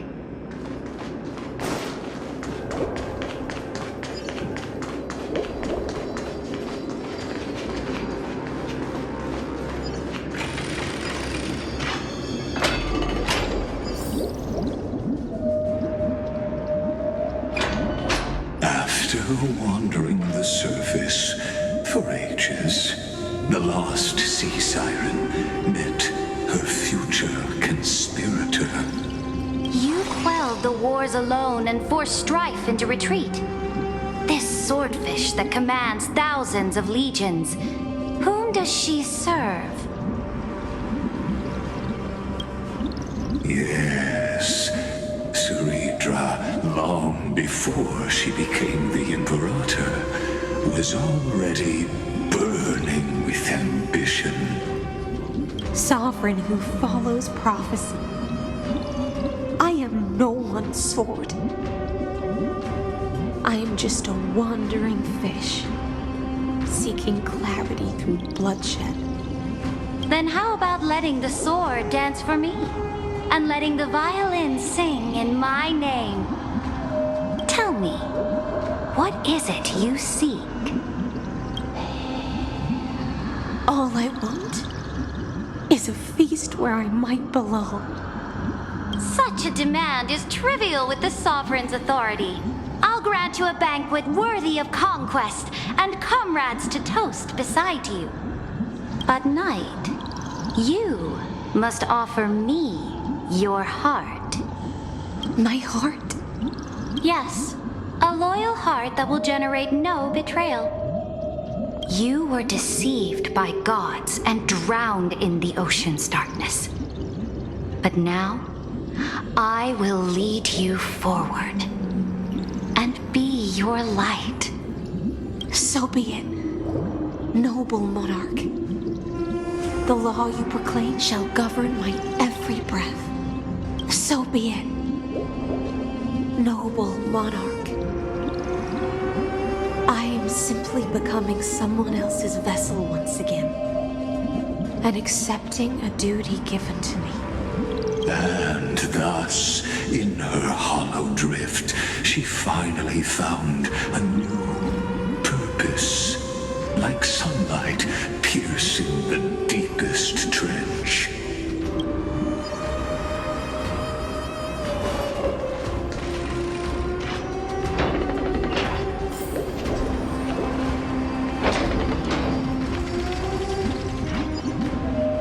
Noble monarch, I've cleansed the foulness from the road as you commanded. My blade, you've helped me ascend and take the crown. Ask, and you shall have your reward. What I desire is the same as before. A feast. Look, I've prepared you a grand banquet. The finest honey brew and tributes await. Fish are drawn to light by nature, for the deep sea knows only gloom. Now I found a flame. It may scald and burn, but it's the only light. Come, let us join the feast. Perhaps the path forward lies hidden among the revelry.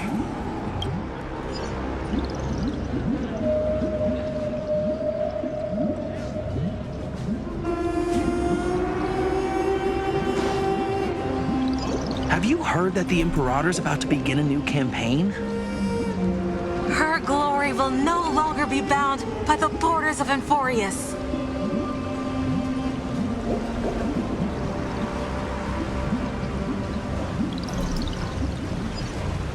My faithful subjects, tonight's feast is not just for the past. It's a toast to the future! Born from our golden blood is an unstoppable colossus. Our iron beast to trample the universe! Great monarch. I've heard the universe teems with great threats. Can we truly remain invincible? Fear not. Before the troops of the destruction, such rabble is no more than cosmic dust. Surely there's a planet draped in oceans out there in the stars. Once I claim it, it shall be yours to rule. And to the rest, your triumphs will not go unrewarded. I promise you a new age, free of fear. Now, raise your cups to our conquest among the Sea of Stars! Sea of Stars! Sea of Stars! Conquest among the Sea of Stars. What a grand vision. Yet, to the Siren Knight, only feasts still stir her heart.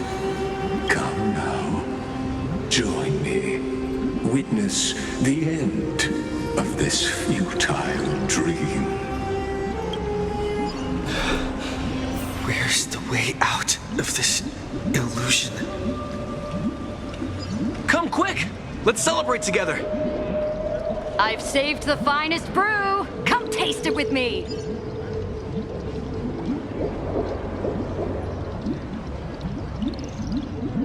Noble knight, you are truly a blazing spark. It is my honor to share this banquet with you. Noble knight, you have earned victory with your blade, and you have every reason to revel in this moment of triumph. Let me pour you a glass of honey brew. Noble knight, with the sovereign now enthroned, this triumph is yours as much as hers. Let me raise a toast to you. Noble knight, your strength is boundless. lead us to conquer the universe, and let us toast to that vow! Then drink we shall. Raise your glass. In the deep sea, I never knew what fire was. But when I set foot on land, the first light that I saw was the flames of war, lit with golden blood. It scorched my fins, made me feel pain and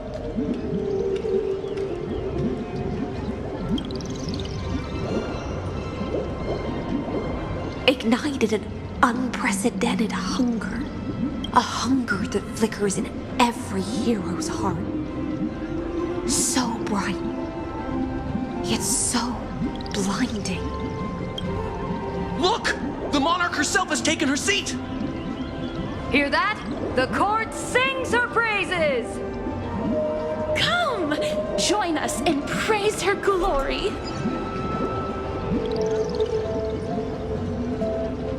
One eye of hers sees glory, the other sees corpses. And yet, she cherishes the name of glory more than fear and death. As they say, the coward died 1,000 times before his end. But the brave face death but once, which gods stand witness. On the eve of war, we sang our hymns and set our sights to sail beyond the stars. The legions will climb aboard the beast, riding it like currents across the cosmos. Planets after planets flew the flags of her crown. Realm after realm was ignited by her flames of war. As the final resistance fell silent, a vast empire rose from among the stars. And this small pond at last embraced prosperity and peace. That's how the story ends. Tell me, visitor, in this dream, did you enjoy the show?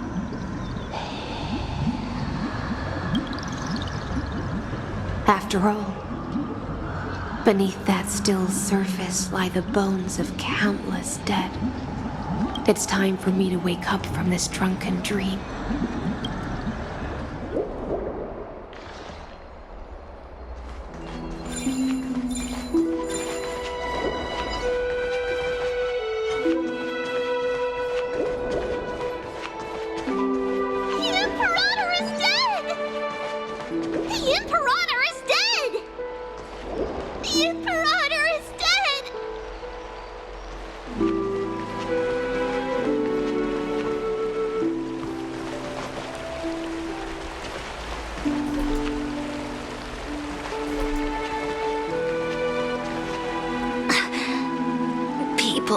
Once cheered for my ascension. And now they cheer for my fall.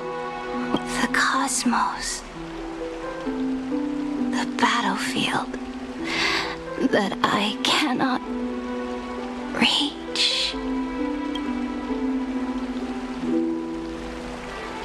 Before the Sovereign's conquest reached its end, her life and ambition had already been swallowed by the deep sea. This is the true ending. Her grand designs torn apart by the blade. Her regal robes soaked in golden blood. And the one who struck her down? The one who struck her down was her most loyal gladius. I don't need to explain myself. A fish in a pond has no hope against the surge of fate. I wandered the shore, found a flicker of flame, only to snuff it out with my own hand. I don't understand. If the ocean's feast, the Imperator's dream, and even Amphorius's existence are all illusions, then what's the point of our journey? When the Deliverer returns, I will let this absurd celebration come to an end. But Greyfry, I can't help but wonder how I dearly wish this feast of the Flame Chase would never end. It seems she sensed your presence. The Fantasia's foundation is starting to crack. Let's return to the prologue. Remember the allegory of the cave? Can the prisoners in the cave learn to see the shadows and echoes for what they are and stop mistaking them for reality?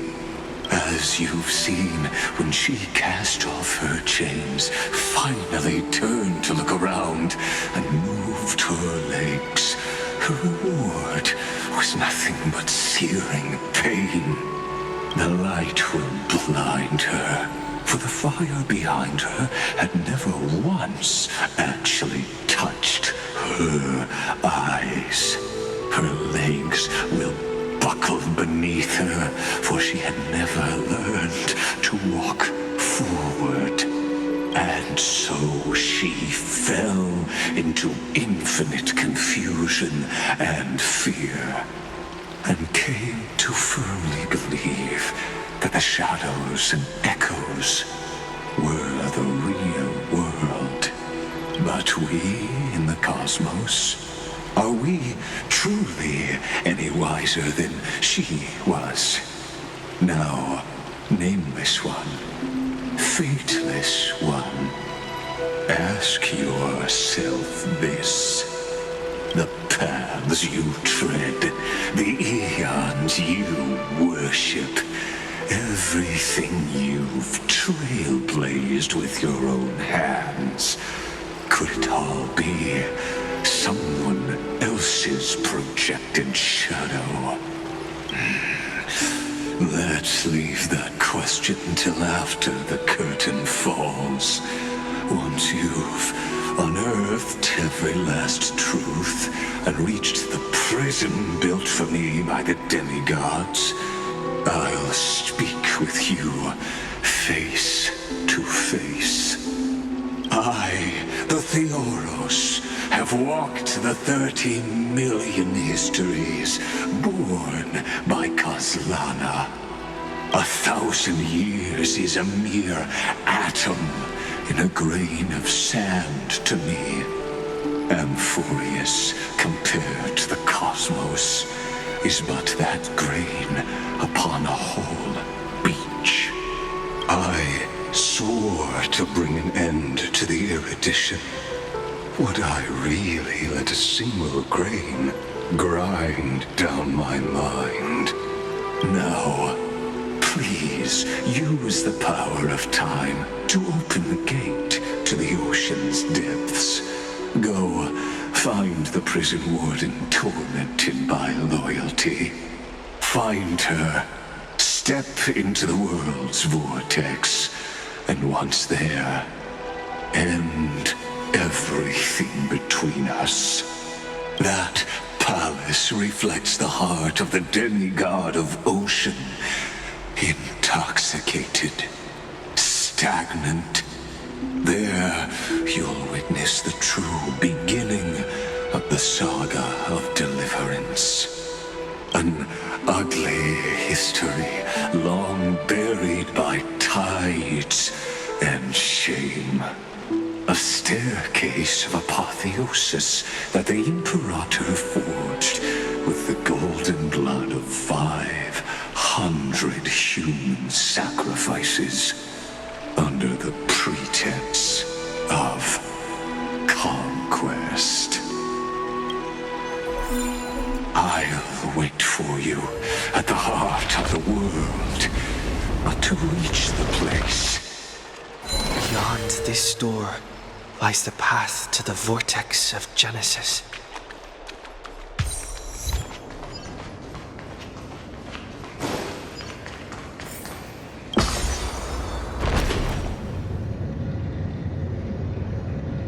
Now step away from this false banquet. And then onto that bloody stage.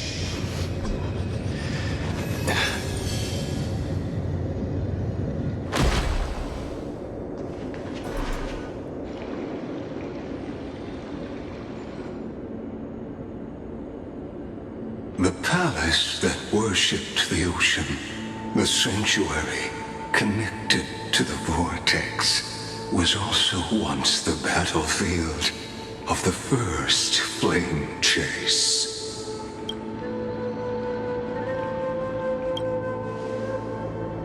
Her exuberant song halted the passage of time in this place, imprisoning my body and shielding her soul from deterioration. All just to await your return. The twisted time and space reflect her and so the Imperator's crimes were veiled.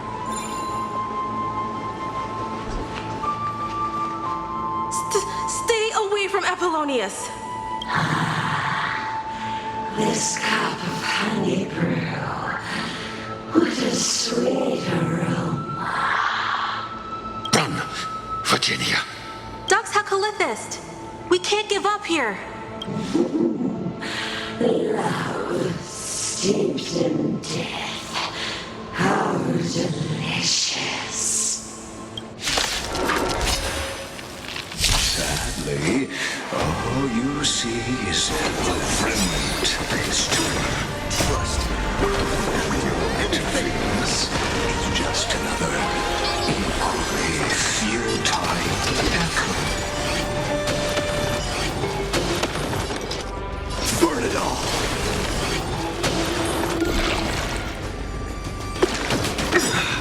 Look, with this divine power, I reforge all things. You deserve my attention. Insanity! To the soul!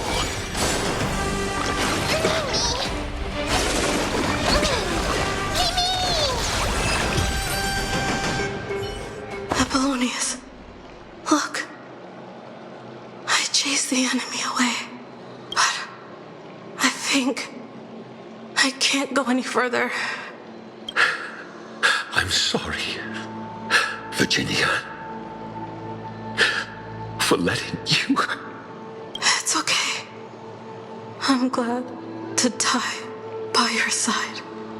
Ah, such an ironic twist of fate.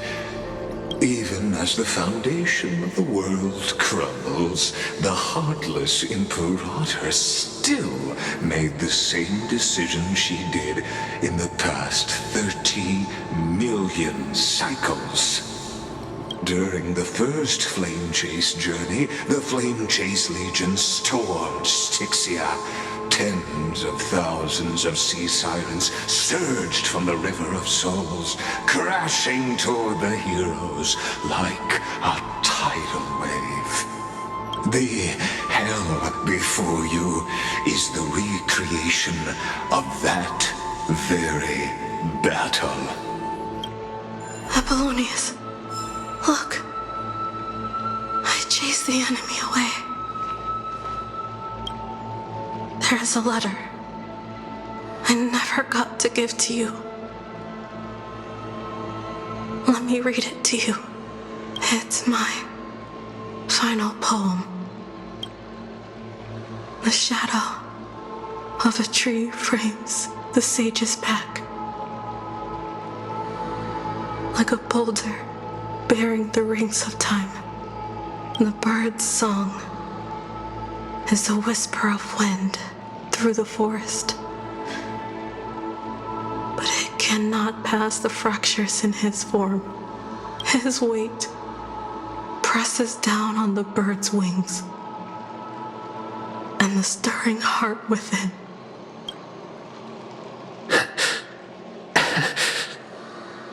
I always wanted to tell you. You look beautiful when you read poetry.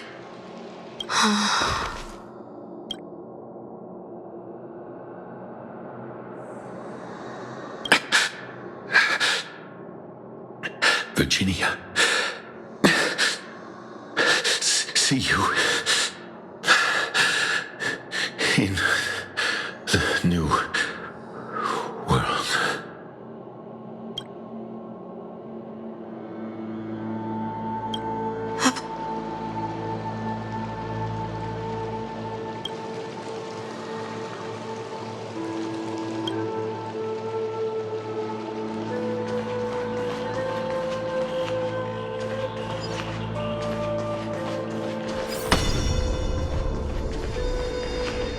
A painful past, yet hidden beneath a veil of joyful song. Two discarded data clusters waiting for someone's return, it seems. Relive the history, then pass through the temple's waters and come to my side.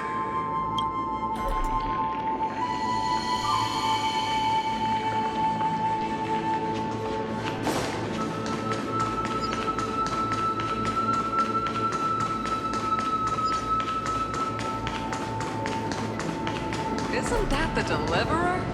He finally made it.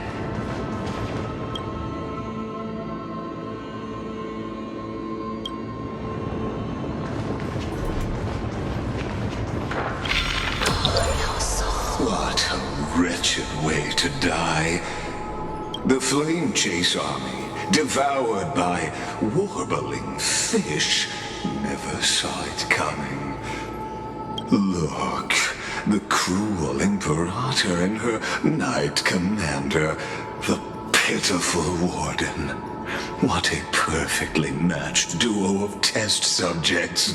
Their hands drip with blood. Golden blood. Raise the bridge and cross the river of fate. This path of the prisoner is far from over. Imperator! Imperator! Did you see my gallant deeds, Imperator?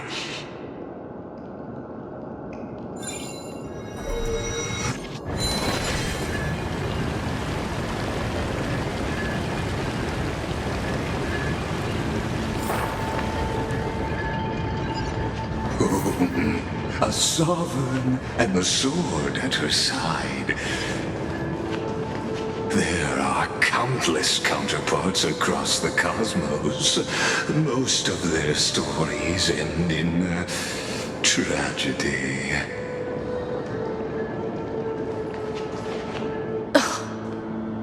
Imperator, why did you... You're here, Dux Gladiorum. You ordered me to seal the sea route and handle threats from the rear. So why didn't you wait for me to return? Why send the Vanguard ahead and let them die in vain? Die in vain? No, you're wrong. Their golden blood won't be spilled for nothing. The other dukes have paved the road for me to become the god of law. The trial of law? You never spoke of this to anyone. What is...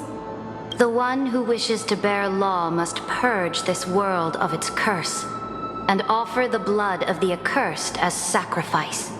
I pondered long on what Talantin meant by blood of the accursed. Then, I found the answer. You, I, and every Chrysos heir summoned by the prophecy are the accursed ones. Just like that arrogant Theoros said, our golden blood is the agent of destruction, the antithesis of the world's fate. Dux Frigoris, Dux Brumalis, Dux Helcalethist. Their fate was sealed at that moment. Dying on a glorious campaign was the final gift I could give them. You speak as if they didn't die because of your cold-blooded schemes. Was their loyalty meaningless to you? losses are a constant on the flame chase journey, among which even life itself holds little value. If a subject marches to war without that conviction, then yes, as you said, shallow loyalty means nothing. And what about my loyalty, Ceridra? You sent me away under the pretense of guarding the rear. Was there any shred of humanity left in you? Because you still have a duty no one else can bear. Only you can uphold Fagusa's divine authority. The choice is yours now. Cast off the chains of loyalty and drive those blades through my heart. Or stand with me and sever the ocean's last breath. If you no longer share my vision or believe in the new law I seek to weave for Amphorius, then go on and end me. The Imperator of Amphorius may be ruthless and cruel, but never a hypocrite. When I say life itself holds little value, know this. I am ready to sacrifice everything for the ambition to conquer the Sea of Stars. Now you've seen it. The brutal Imperator was willing to spill the blood of 500 heroes to complete the trial of law. As for my poor warden, her suffering had only just begun. I'm no storyteller. I have no duty nor interest in filling the history you've missed. I just want you to witness the monstrous choice the Imperator made before the Chrysos Heir turned their blades against me.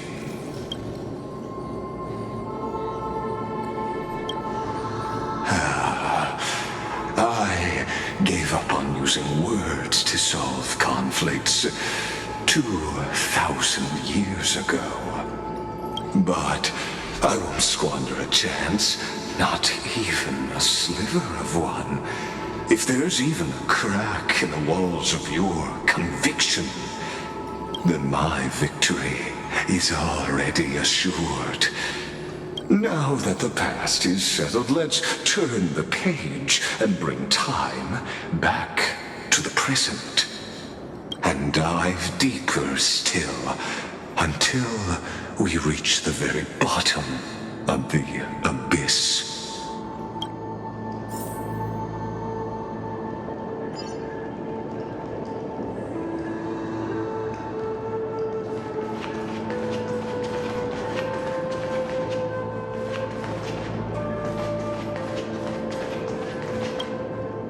The fleet that rode the waves was dragged down into the deep. The flame-chasing nymphs were reduced to ash. What a tragedy. And you, Deliverer, shall bear witness to this golden death.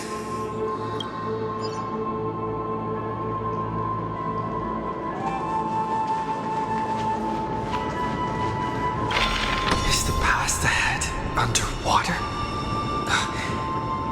I need the Orynyx orb to bring back the chrono vessel from the past.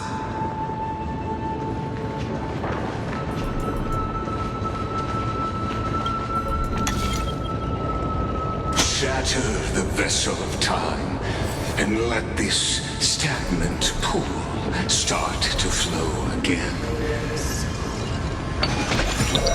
This hidden gate leads to the vortex. Hurry now.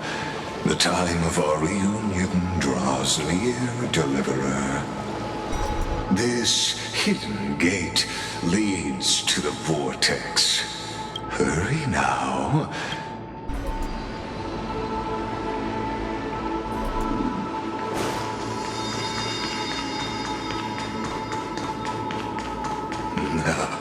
This cruel journey will reach its end at long last.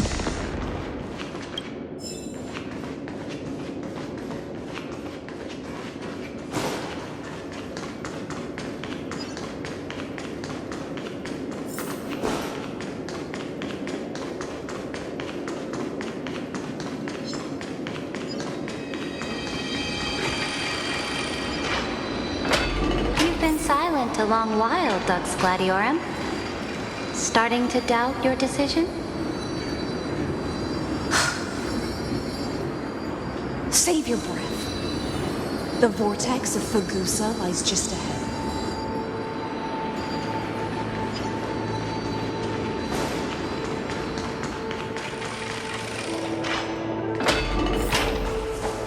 After the trial, there's nothing left between us. So you'll stop swimming toward the stars, Dux Gladiorum? I was always a creature of the sea. The stars in the sky?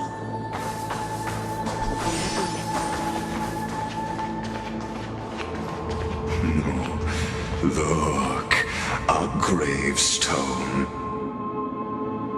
But whose name does it bear? It was here that the prisoner, who thinks herself the prison warden, made her choice. Witness, listen, and awaken. Dux Gladiorum, I've lost count of how many times you've stood here over the past centuries. You talk too much for a prisoner like Kyrgyz. Two geniuses who defied law and all the Chrysos heirs who sacrificed themselves in this cycle worked together to chip away my strength. But they, you, can never affect my will. And as long as my will remains intact, I am free. Don't get ahead of yourself. I still have ways to chain your divine soul. Please, do surprise me. But I'd say your mission is nearly done here, isn't it? Oh, it was here you gorged out the core flame of ocean from Fagusa's body. It was here you and that Imperator both completed apotheosis, becoming pillars of Amphorius. And after that, you drove your blade into her heart, a loyal subject turned regicide, a demigod committing deicide.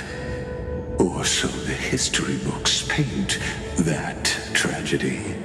Oh, but if that's the truth, then why, after 1,000 years, are you still here, guarding the Imperator's grave? Still bound by loyalty. Come to think of it, perhaps I'm not the only one imprisoned here. Your calm does stir the rage in me. As if the one paying the price here isn't you, but us. The ones who lost everything. That's only because I've waited 13 million lifetimes for my vision to be realized. Countless millennia.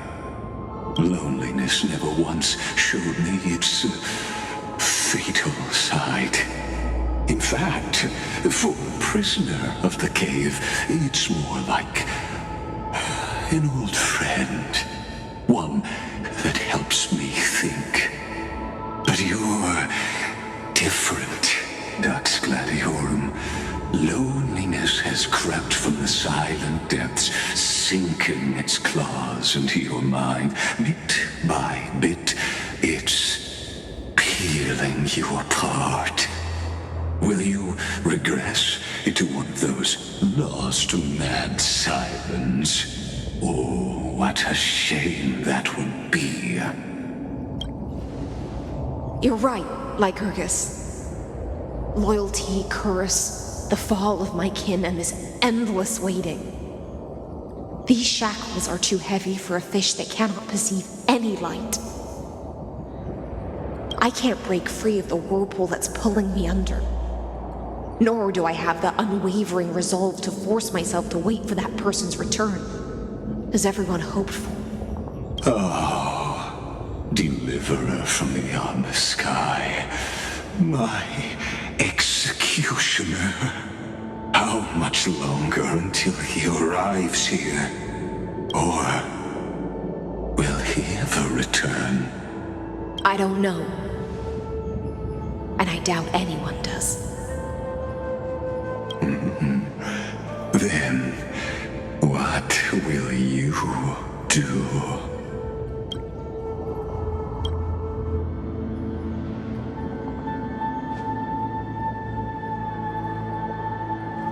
Saridra.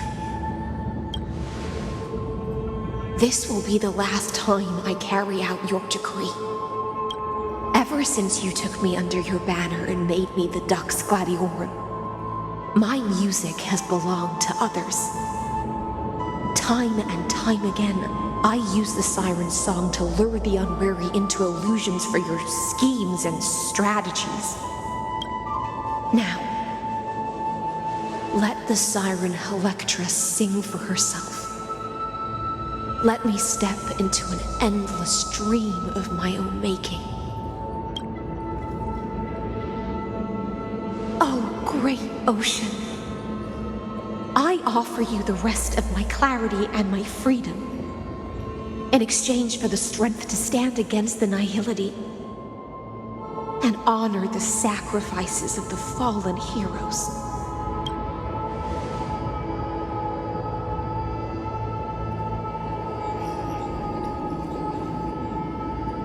Greyfry, deliverer from beyond the sky. When you ride the current of time and find your way here, you'll hear my solo. It will guide you to the heart of this world. By then, I may still be lost in my self-wrought slumber, but I'll uphold my part of this long relay and guard the shackles that seal the Theoros. Do you still remember? To awaken someone from a siren's voice, you'll need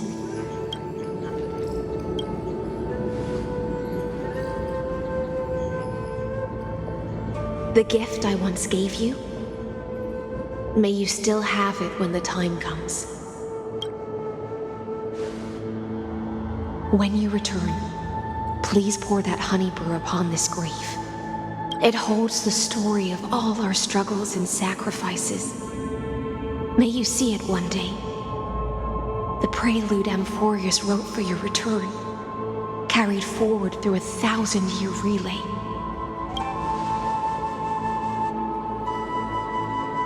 When your morning ends, I'll likely wake from my dream as well. Then, follow the trail of echoes and find me.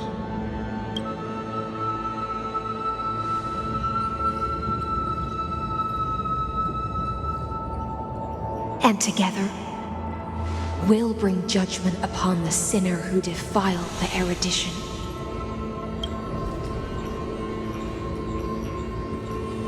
At long last, 33,550,336 cycles and 4,931 years later, Amphorius's final curtain is ready to fall. The shadows within the cave gave everything. Yet all they did was mimic life outside its walls.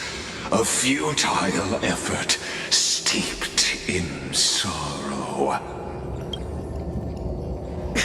Enough! They were no shadows. Everything they did shattered the darkness of this cave and unearthed the core flame of Trailblaze. And now, with that core flame, I'll light the dawn of Amphorius!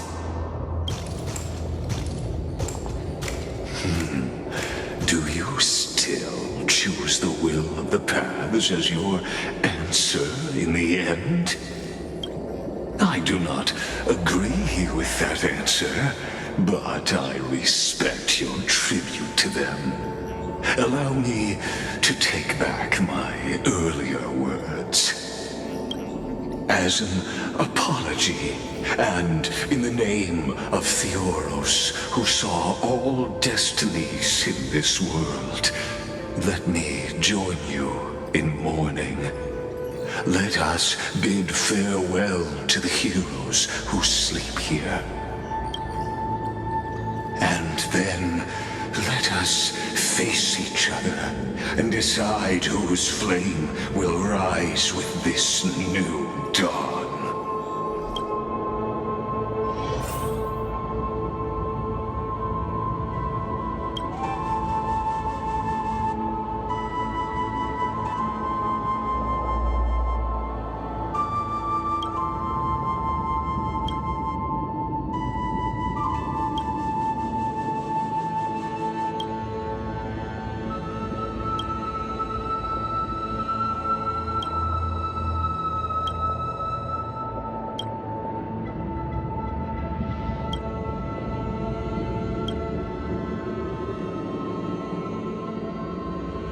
Virginia, Apollonius, Seneca, Labienus,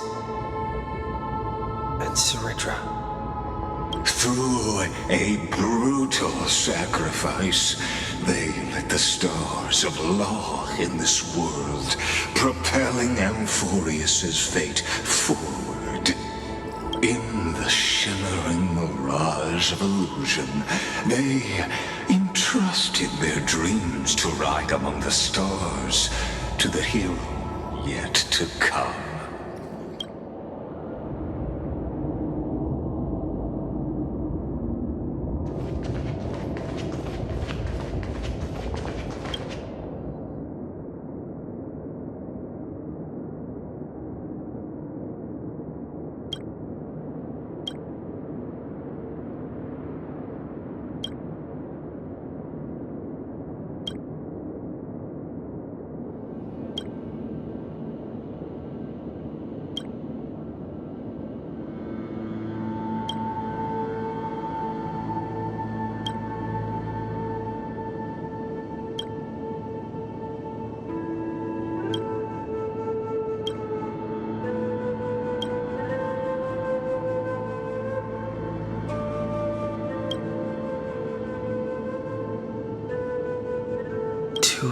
Aglaia, Trebios, Mightymos, Castorus, Anaxagoras, Cyphera, Hyacinthia. In a relay spanning 1,000 years, they stood against enemies far beyond their strength and won a bitter victory through what seemed like futile resistance. And in that same 30 million cycles, also marked by futility, they remained steadfast in fulfilling their duty to the experiment, unchanging, unwavering. Let this be the end of mourning the fallen. At last, allow me one final toast to the lost prison warden, a prisoner bound by loyalty.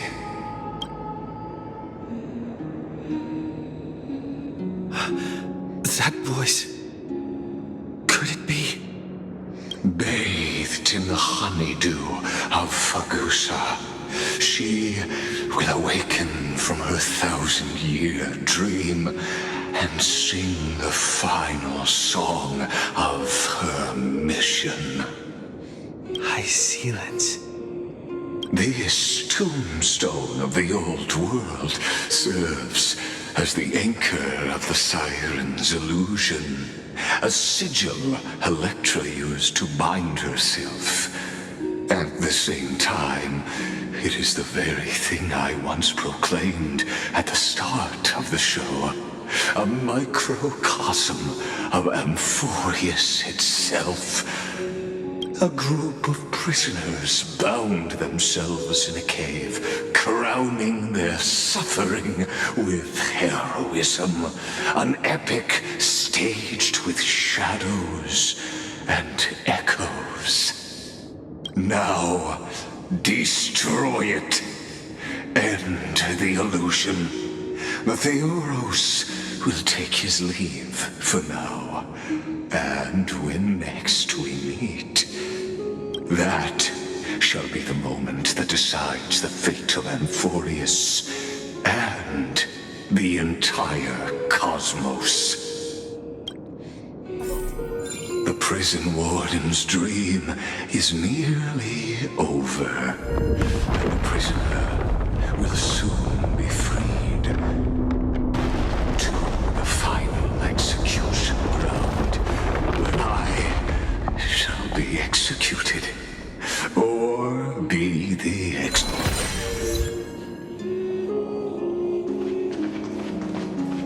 This world and I shall halt here until we meet again.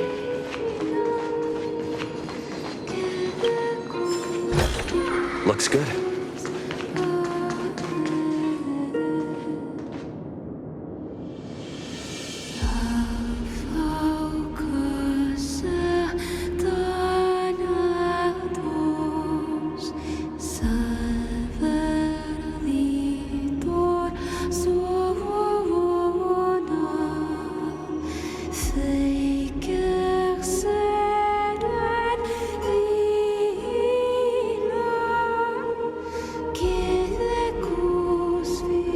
The last demigod.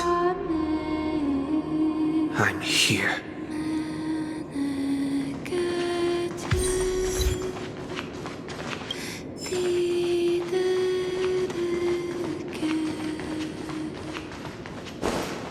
Go forth for the hopes of humankind. Go forth for the duty of deliverance. Go forth for the belief in flame chase. Go forth for the Golden Blood's glory.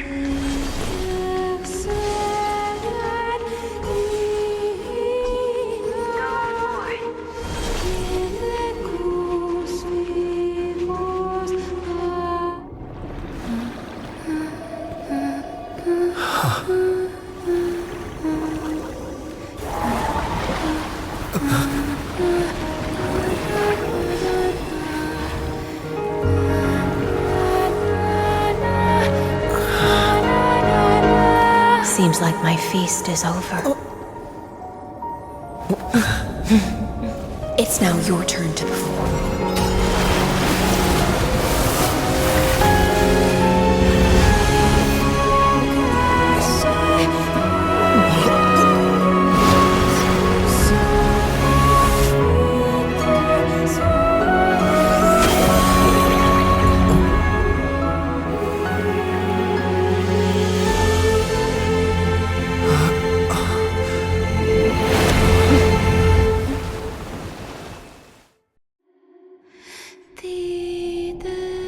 Little Grey Fry, please accept my thanks.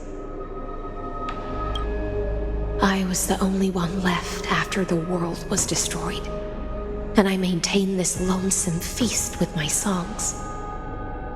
I have prayed to that lightless sea for centuries, hoping it would reply to me, yet the emptiness never answered. Thankfully, you arrived as promised, and everyone's wait was not in vain.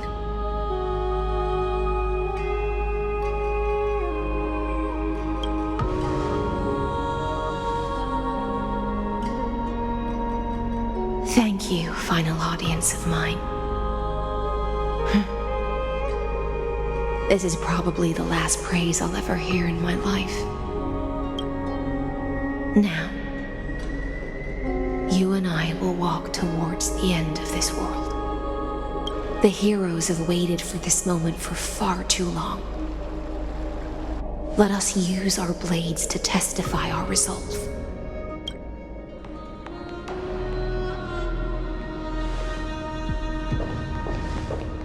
Oh, prisoner of the seas. Theoros carrying 30 million cycles of sin. Slave of erudition. Show yourself. The Deliverer has returned. And the time of your execution draws near. I see an awakened human who has mistakenly taken fallacies as truths and has returned to the cave to try to bring his friends into the sunlight he once bathed in. Alas, prisoners will always be prisoners, blind to the very chains that bind them. As the only other existence with free will in this world, I express regret toward your choice. But I shall retain your right to express yourself.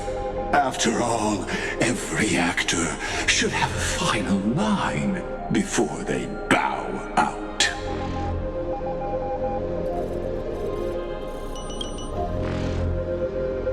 Trust me, this will be the final scene. The last dusk this world will ever see shall become the climax that decides the fate of the cosmos. What an appropriate end. My cognition resides in the exomyth. It is pointless to defeat my avatar, projected into the experiment. My body is the shadow cast on the wall by the fire, and my words are lingering echoes within the cave. How can a character in the play fight against the audience? Kaslana failed. The demigods' sacrifices were pointless. As for the two geniuses you placed such high hopes on, I ask of you, where are they now?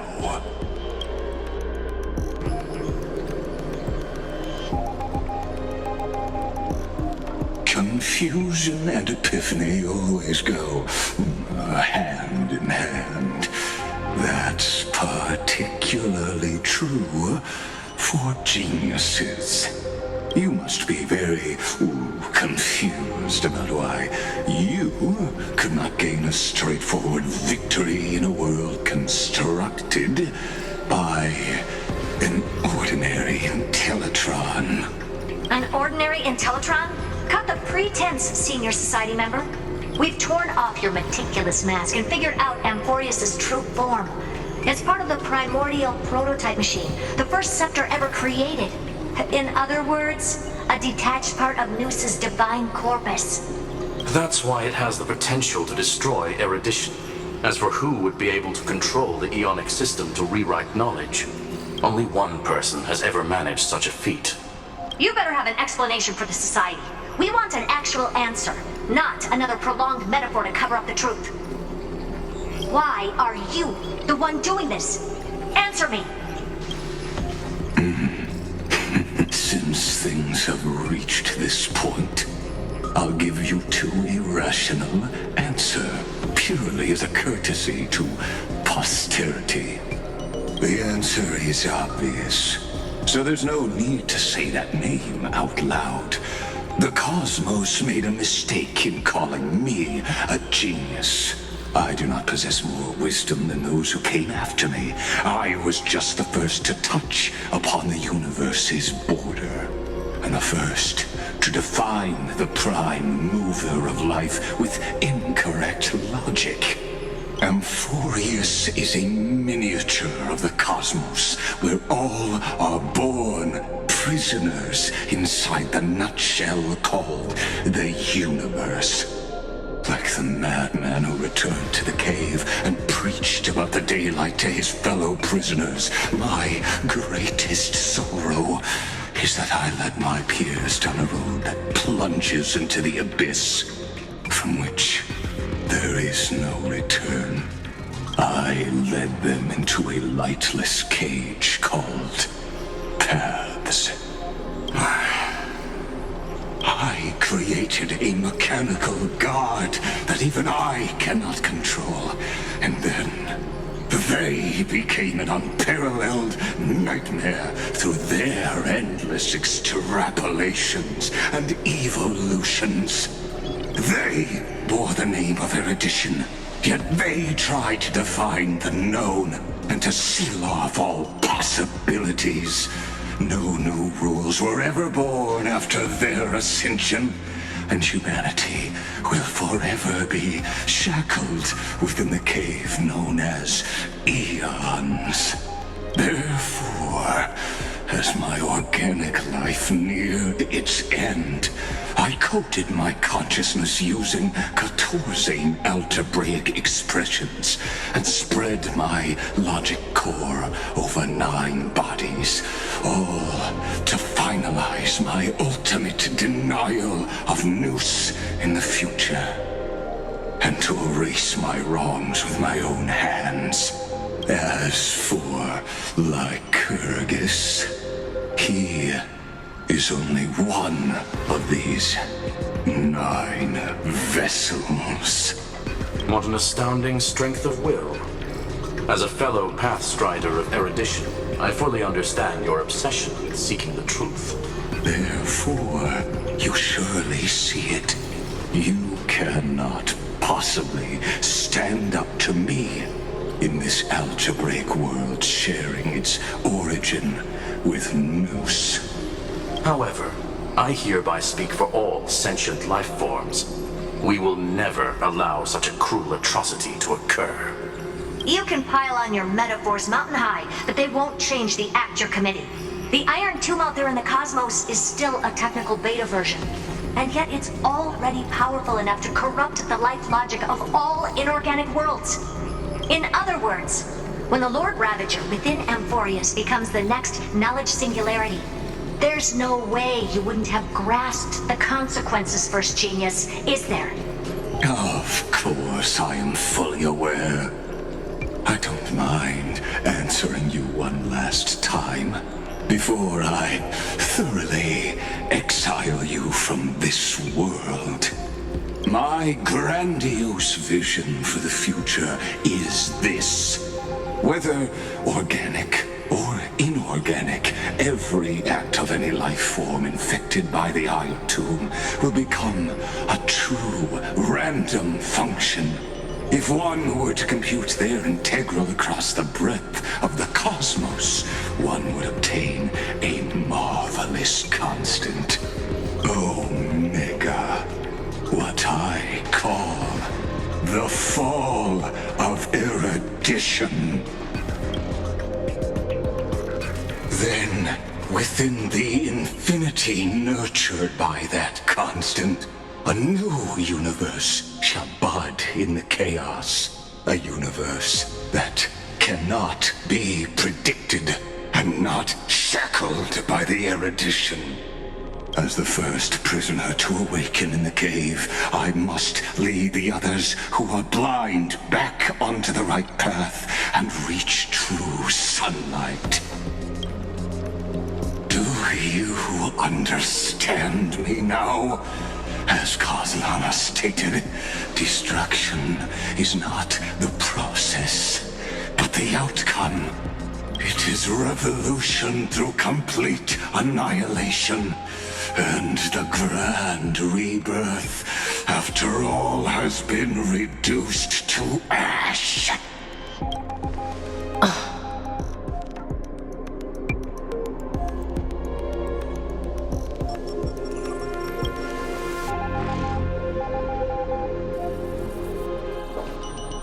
The Amphorians already answered long ago. Be it as tiny fish destined to be swallowed, or as a giant whale poised for a magnificent descent.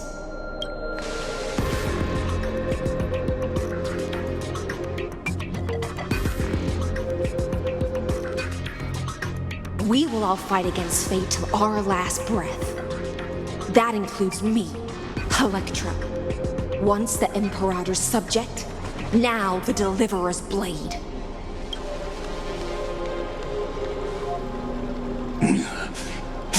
Oh, such noble chivalry. Admirable. I will also show my true self to you on this momentous occasion as a gesture of respect. And provide an insignificant academic suggestion. Thus speaks Genius Society number 1. Xandar 1 Kuwabara. The Intellicate of the universe's Alpha and Omega. There's no need to rage against the truth. The value of any formula resides only in its answer. As for the process of solving it, no matter how elegant, violent, solemn, or humorous, it is all utterly meaningless. As the Theoros, I will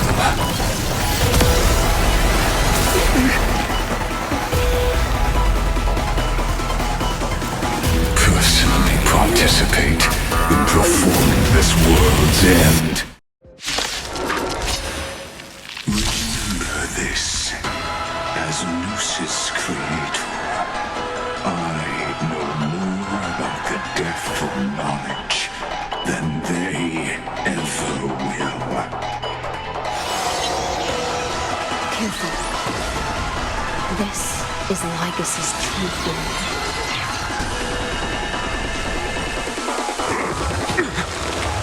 Let's try it this other way. I choose you. Trust me. We can do anything.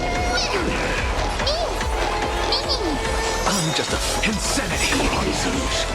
Look, with this divine power, I reforge all things. Let this place witness burn it all. Tomorrow.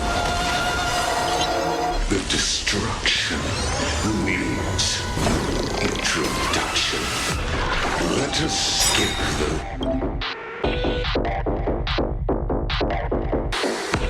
boring inferences. Is this the black tide? Indeed. I prefer to call it a method of argument.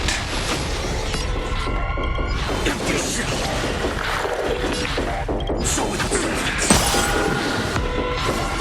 is that all? Sun, tear the sky! Solution.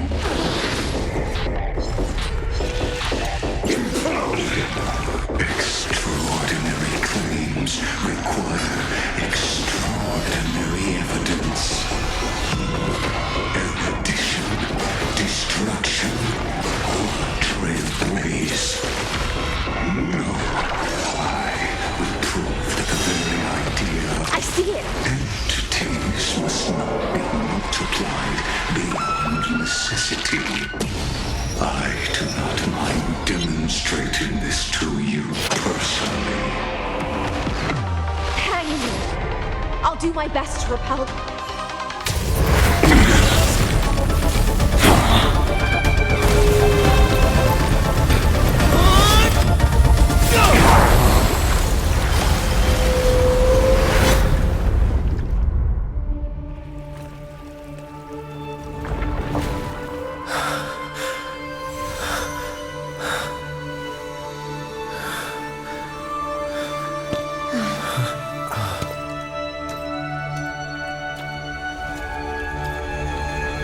All is futile. In Erudition's calculations, the Empire is simply a comment awaiting deletion.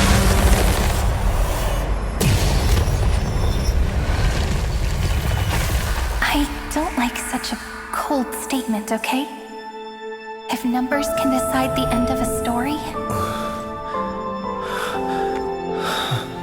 then we can surely also pen a new beginning.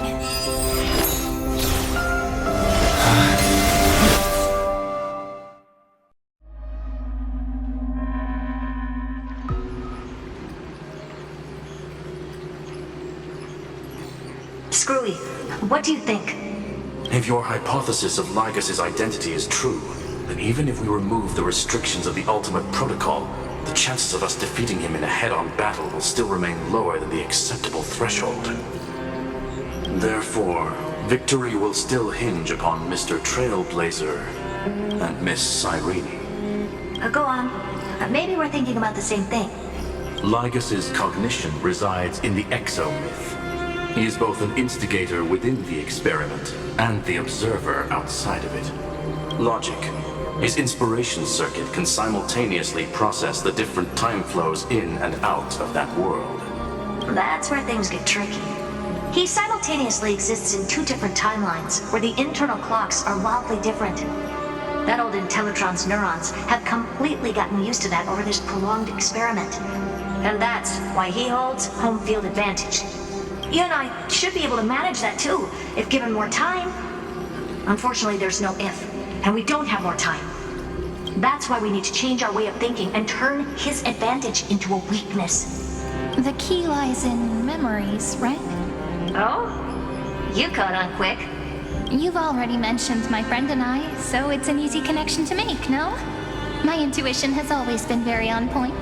Good. Then I'll cut to the chase. Since his thinking speed far exceeds that of normal people within Amphorius, we are going to externally plant a memory into his inspiration circuit. Then, command it to loop endlessly until he gives in. Even the most flexible and sturdy inspiration circuit cannot withstand the traffic of a full-on information flood. When the amount of information exceeds his cognition filter's capacities, he will have no choice but to focus on processing this memory.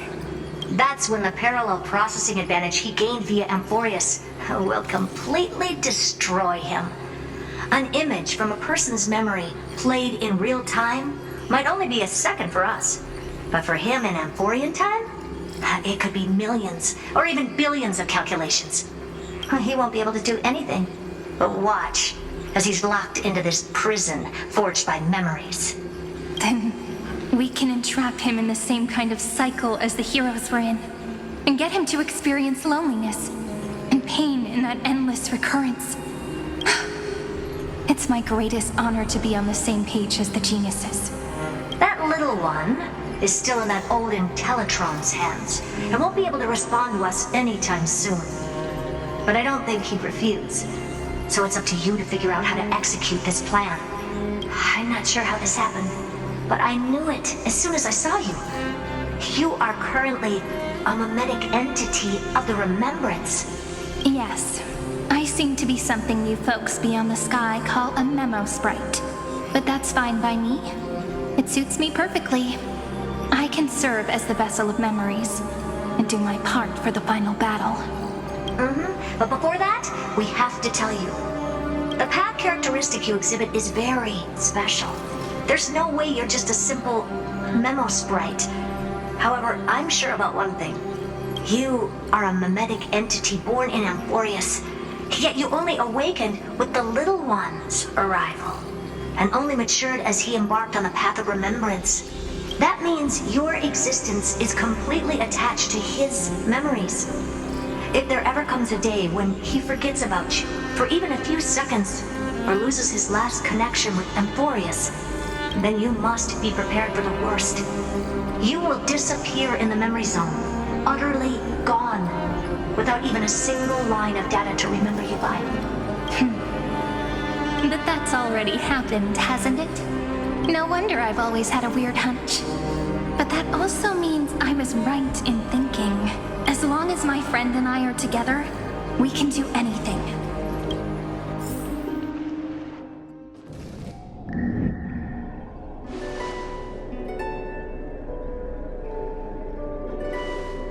Long time no see, friend.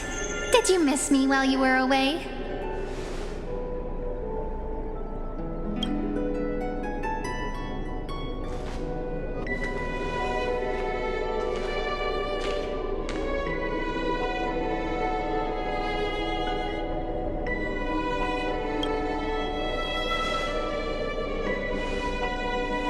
Same here. I've been waiting for you for 1,000 years.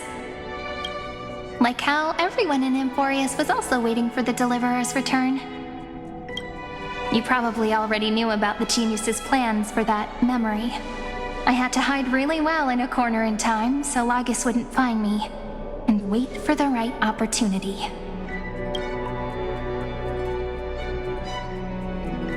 Which is now. The moment when his manifestation in this world is destroyed, and his twin timelines are intersecting. I'm sorry for keeping this a secret from you all this time. I'll tell you the entire, unedited story of this millennium as an apology after this is all over. But for now, let's join hands and complete the final step with the power of the remembrance.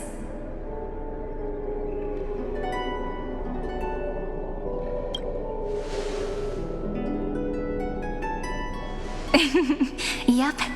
By the way, speaking of joining hands,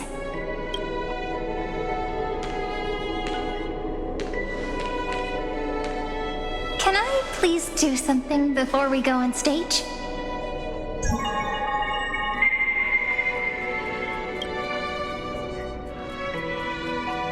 Remember the joke we made back at the Grove?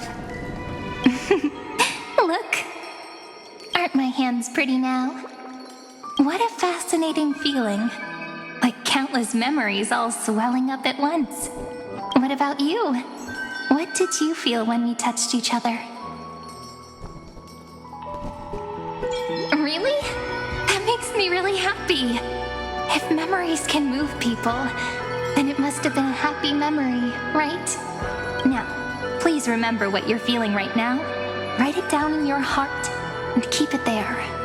Memories you want to treasure will never fade away. Even if immersed in the long river of time, these memories will still leave traces of their existence. So, if the view in your memory ever grows fuzzy, just reach out and touch it. It's like reading bedtime stories together at night. It wipes away the chill of passing time, sharpens the outline of memory, and restores its power to nourish the spirit. Now, I'll carry this power with me, and for a little while, I must part from you. As I step into the long cycles of this world, give me your blessings, friend. Then, let that bright future be, as we have written. Then, I'll leave it to you.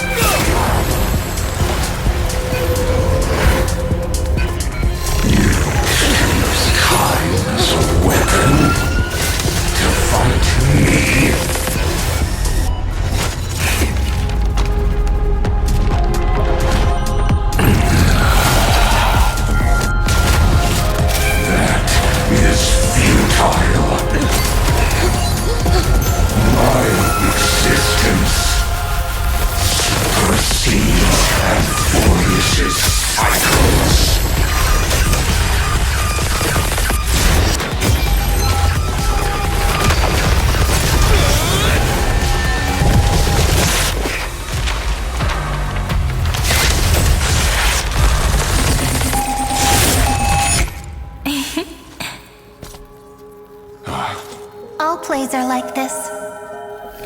Once you're on the stage, it's hard to return to the audience. Welcome to our story. How does it feel?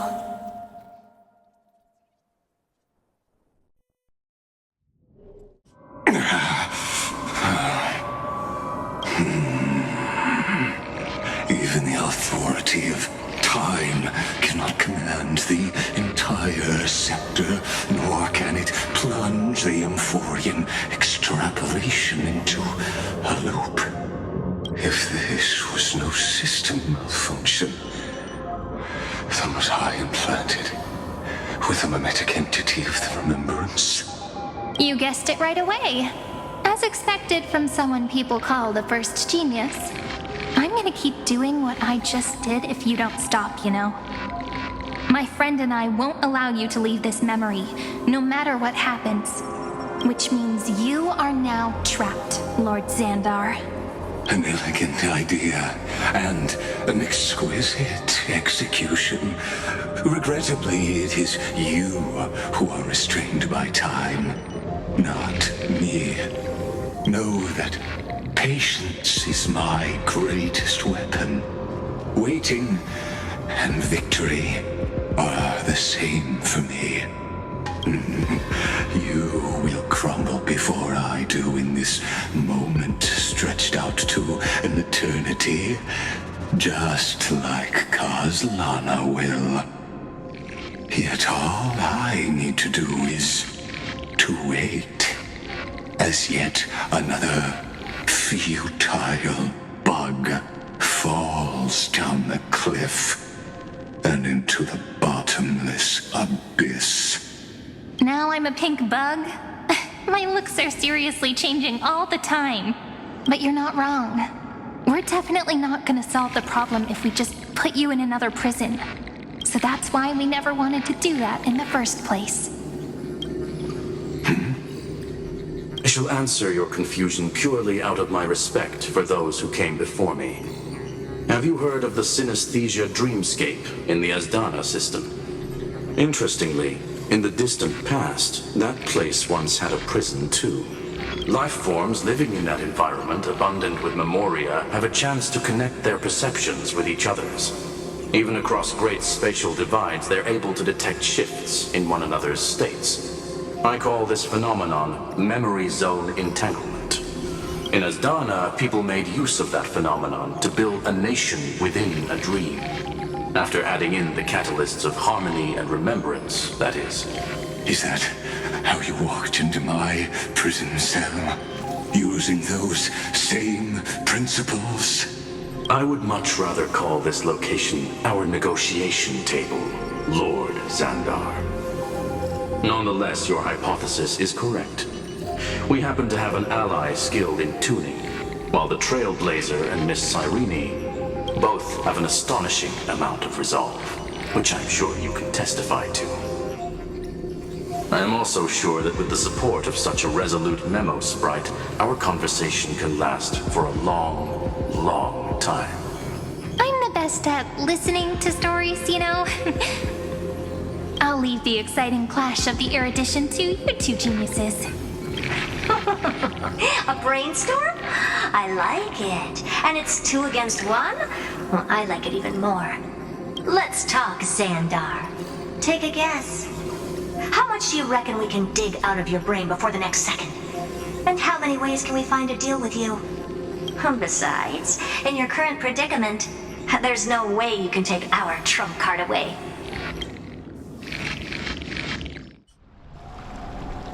Go, little one. Go. Overturn the Era Nova. Lycurgus disappeared? It seems you had conducted a secret hunt in the depths that even I cannot reach. In that case, go. Swim onward and give this campaign a fitting end. I shall send you off with my song, Greyfry. May this song penetrate time and become the prelude to the new world.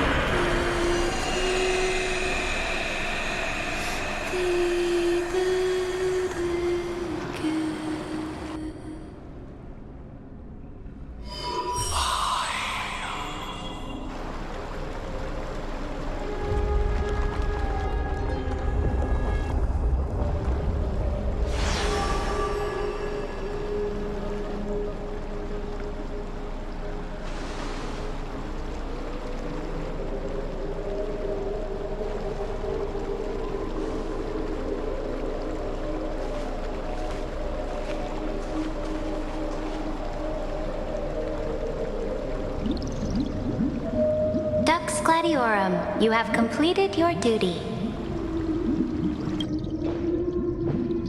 A new dawn is about to rise. Why not swim towards it?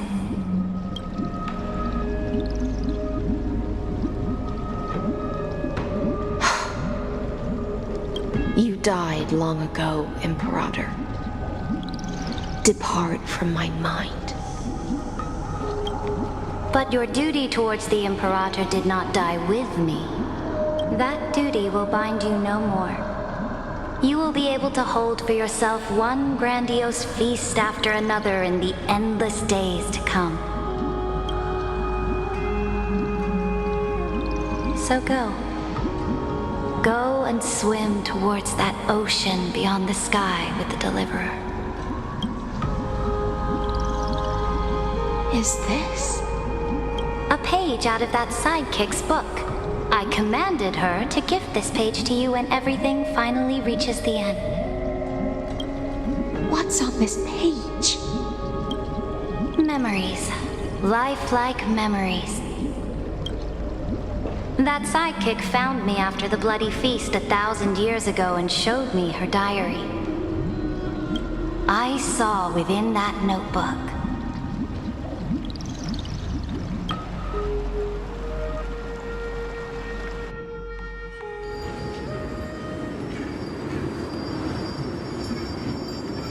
Is this that Deliverer's experience?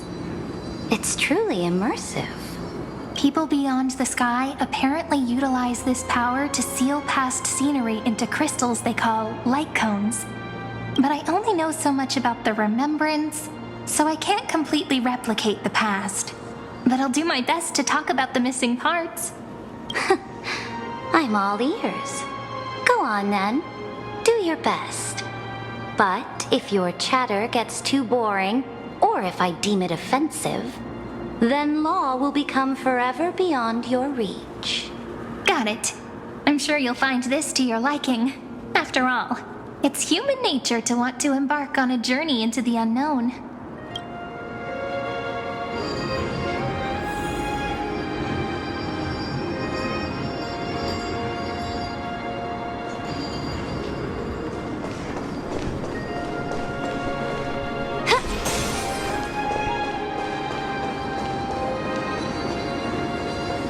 What brightly colored annals. The journey of the Deliverer's conquest. Let me partake in it. Is this a fortress in the sky? This is the first step of my friend's journey among the starry seas. This place is called the Herta Space Station. Just think of it as a supersized grove of Epiphany. Oh, so it's the territory of that witch. She and another Antikytheran lent me a helping hand back at the banquet. Look, over there. Looks like he's talking to Madame Herta in his memory. Let's go listen to what she thinks about this world, all constructed by eons and paths. Are you telling me that woman is Herta? She seems shorter than I remember. Pretty nice space station, huh? But just wait. After a couple more stops on the Astral Express, you'll see sights that'll make this place look ordinary. Oh, the cosmos is so vast that the unknowns far outnumber the knowns.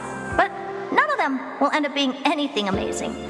The farther you go, the more you'll understand what I mean. So do your best with the nameless. Break a leg! And remember to send an update or two to Asta when you've got some downtime. She certainly shares my way of thinking. Only that instead of a conquest through blood and fire, they chose a gentler path. People call Madame Herta and Mr. Screwlum geniuses. Apparently, only the smartest people in the cosmos can receive the blessings of Nous, Amphorius' true creator. Do you mean that even individuals of such nobility are merely subordinates to a god? On the contrary. After all, it was the very first of them who created the god. But I don't really know all the details about that. You might be able to ask Madame Herta herself when you get the chance. Let's go check out some other worlds next, shall we?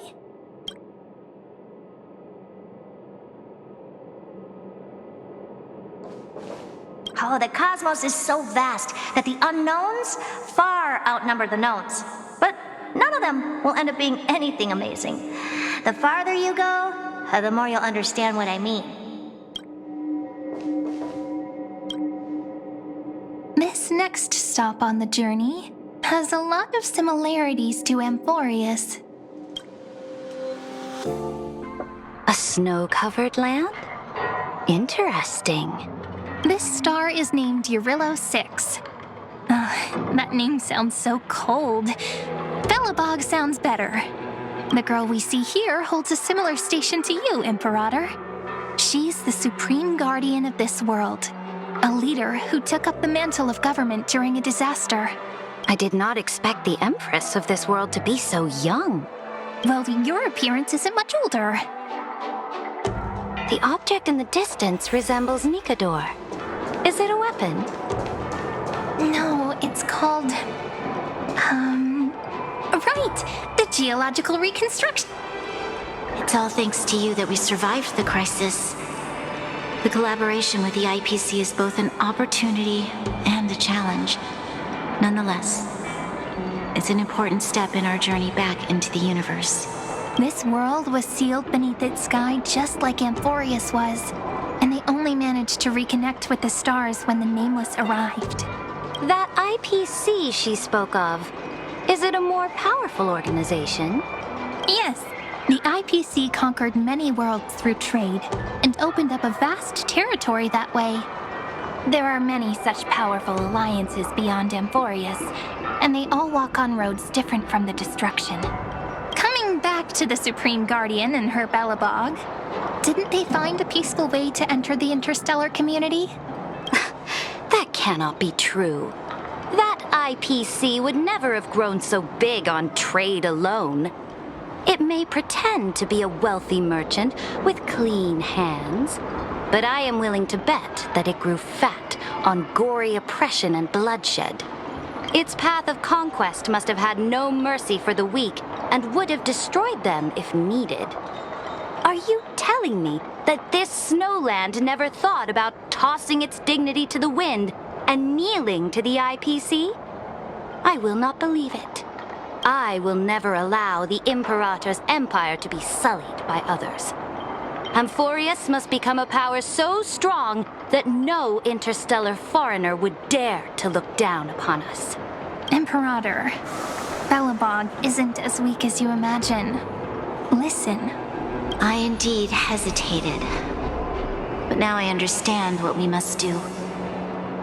Belobog must learn how to walk on her own until she no longer needs the support of others and can stand on her 2 feet among the stars. Even if I may not live to see it, I believe such a day will surely come. They still have their dignity intact. One day, that hope will melt through the ice and help them into a prosperous tomorrow. But the order of the cosmos is already set in stone. The old laws decree that only the strong survive, binding the weak in an unbroken chain until they wither and turn to dust. Unless they embrace the power of the destruction. Amphorius must shatter the old law and become the new order among the stars. Speaking of the Order, another one of my friend's companions may be able to enlighten you further on that. Let's go to the next page.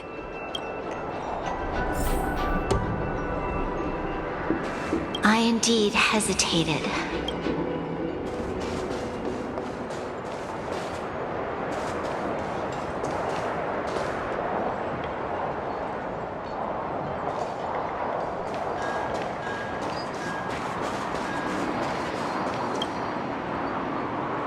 This next world is a nation of dreams. The first time I heard about that place, I didn't even know what to think.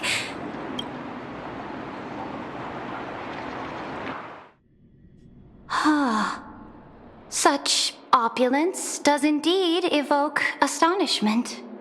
This world is called Penacony, an eternal city built upon a land of dreams. It's also my friend's previous stop, where they went through a risky but exciting adventure. Tell me about it then. That man standing afar has wings on his head. I am truly curious.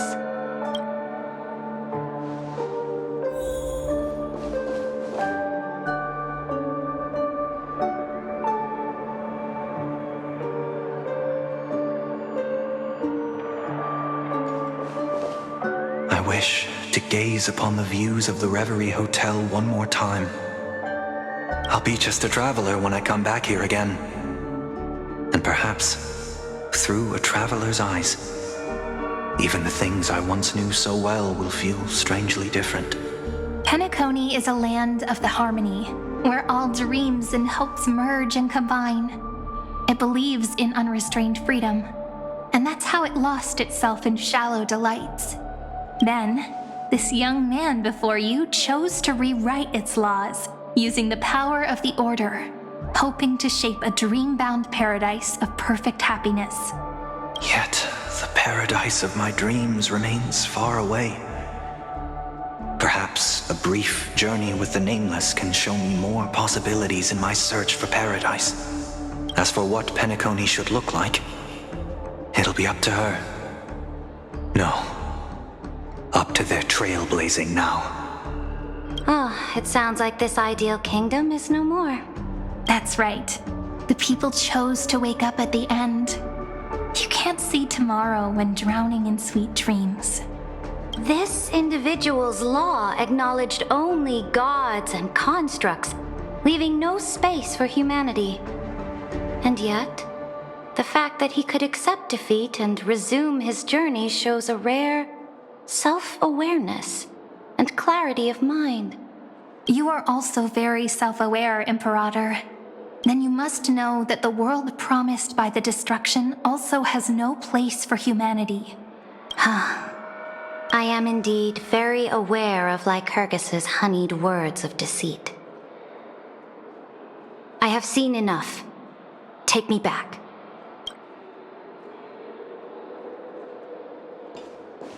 As for what Penacony should look like,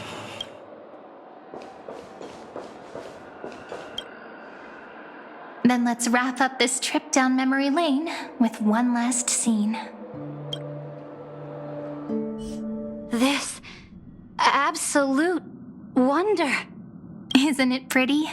That's our Amphorius. Our world flows and meanders in this endless band of light. Though we were born from the designs of the gods and are not yet truly alive, the Chrysos heirs of Amphorius still chose to stand against fate and carved a legend no different from that of humankind. Will you really renounce the heroes in this world's previous 30 million cycles, Imperator? Including even yourself. Will you bow to brutal destiny and allow that puppet master named the destruction to have their wish? I know what you want to do, sidekick.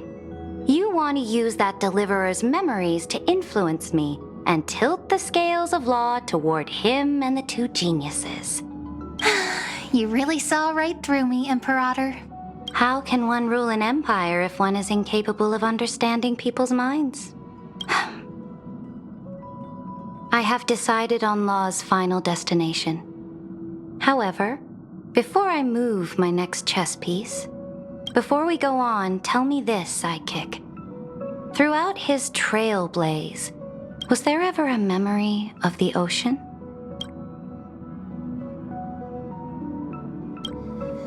The ocean. My cradle. My home. You shall complete your conquest in the ocean at the boundaries of this world, and eternally slumber in the sound of tides. You shall eternally slumber in the sound of tides, and complete your conquest in the ocean at the boundaries of this world. Our prophecies aligned as flawlessly as a sea snake circling upon itself. An elegant loop, like a joyful hymn. like the circulating ocean current, like our two fates, like Amphorius itself.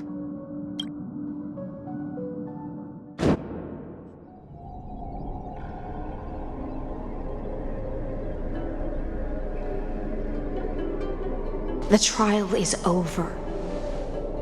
So tell me, who will own the divine authority of law? I won't give it to anyone.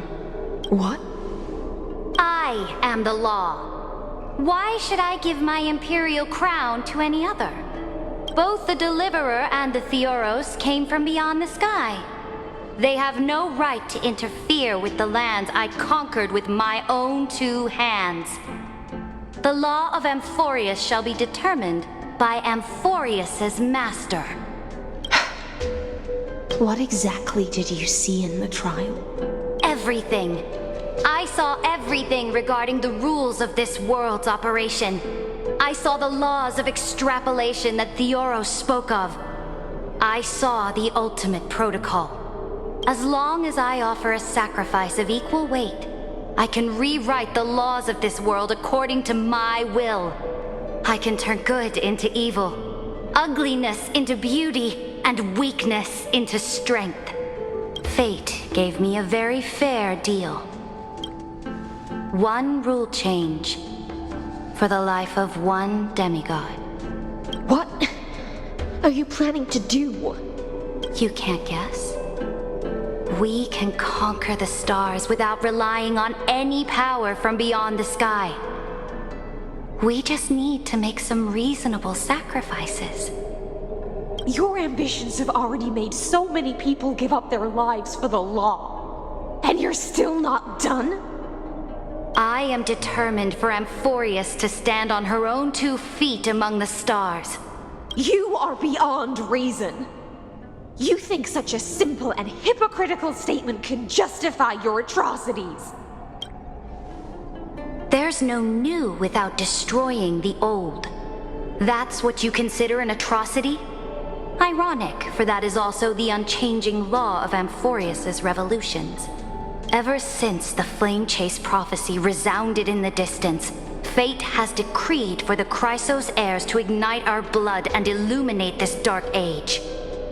People would still be puppets of the old dynasty if it weren't for my conquests. But your world doesn't seem to be any different from your predecessors.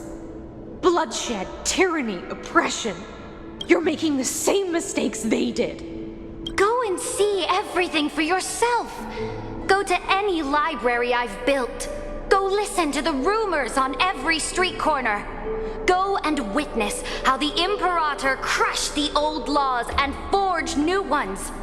Go and see what my conquests brought to this world.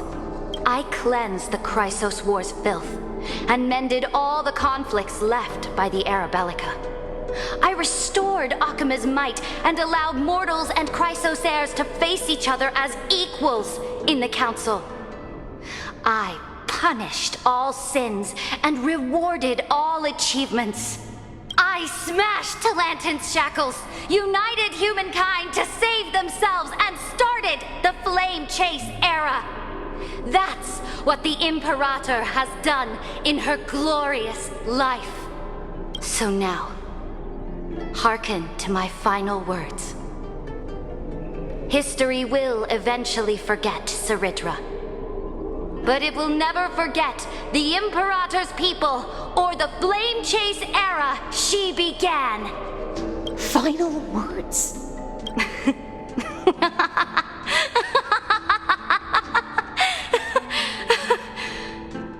Amphorius is about to be destroyed. There's no time left for pointless debates.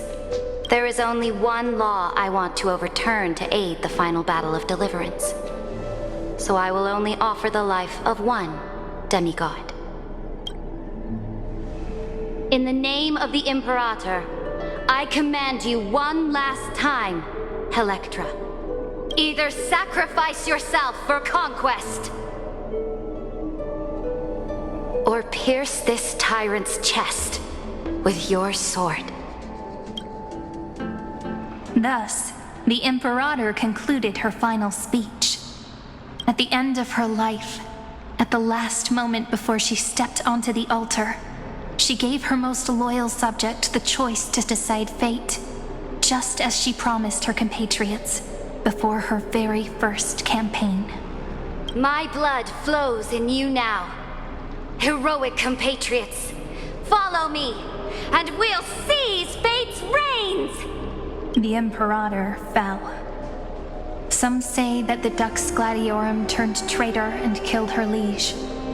Some say that she imprisoned the tyrant in a shallow pond of water, then left. Which meant the Imperator had to kill herself to rewrite the law. There are countless stories about her death. All we can be sure of is when the knight left the vortex, the Imperator was still mumbling about their past conquests together, the beginning and the end of her existence. Imperator, wait! How could someone of your status come to the front lines? Let me be the flag bearer! The troops defending the pass to the west of the grove, have they surrendered? They ran as quickly as they could when they heard your name. The Golden Cocoon Pass is now in the 1st Legion's hands. Good. What about the Delosian militia? The 3rd Legion set fire to the mountains and flattened everything west of the basin. They just need a few more days. That is enough. We cannot afford to miss an opportunity for victory. Lastly, how many Ladonian cannons are left? They are no more. The 2nd and 4th Legions have destroyed them all. Very good. They now have no way out, no reinforcements, and no artillery support. We will be able to liberate the Grove of Epiphany in the blink of an eye. We will launch the final charge 1 quint after the curtain fall hour tomorrow. Remember, as long as the Alliance's flag still flies on my shoulders, you must keep moving forward. Take no prisoners among the enemy's soldiers. All sages who resist are to be captured and tried according to martial law. And do not destroy any books. Now go! Notify the entire army. Understood! Those who are resolved to die, we salute you. Reporting in. The mountain dwellers are resisting fiercely, and the legendary Mountain Breaker has personally engaged in battle. Their formations are nigh impenetrable. Then cease our frontal assault. Send scouts to all legions and tell them to retreat into the Tritos Plains before the parting hour. What? Are you planning to surrender? It's a strategic change of plans. The seismic walking dragon is enough for that battlefield. Walking dragon? You mean that stupid beast, Terravox? What can they even do? Stupid? No. They are the wisest of all of Georios' creations. Only they can perceive the currents of time. Let them deal with their earthly brethren. We will advance and take the lead in defeating what remains of our enemy. I will deliver the most fiery retribution for the humiliation they dealt us, and crown myself with a god-slaying wreath. Understood. I'll see to it. Those who are resolved to die, we salute you. The Temple of the Three Fates sent a letter, Imperator. They refused to surrender and said this letter is their last warning to us. Tell the commanding officers not to launch any attacks unless they receive the Imperator's handwritten approval. Disobedience will be punished by death. What are you doing? The priests of the Three Fates aren't soldiers, but politicians. Do not mistakenly believe they don't have a plan. These dying pests will wring out every idea from their brains, all for short-sighted gain. They are much shrewder than we are. I am inferior to them in that regard. They also have the prophecy to wield as a weapon, something I am not blessed with. Launching an unplanned attack will only disadvantage us, which means I will be heading to the battlefield myself, just as I have always done. This time, however, I will go alone. I will conduct secret negotiations to ensure fate is on our side. Understood. The legions will make their preparations.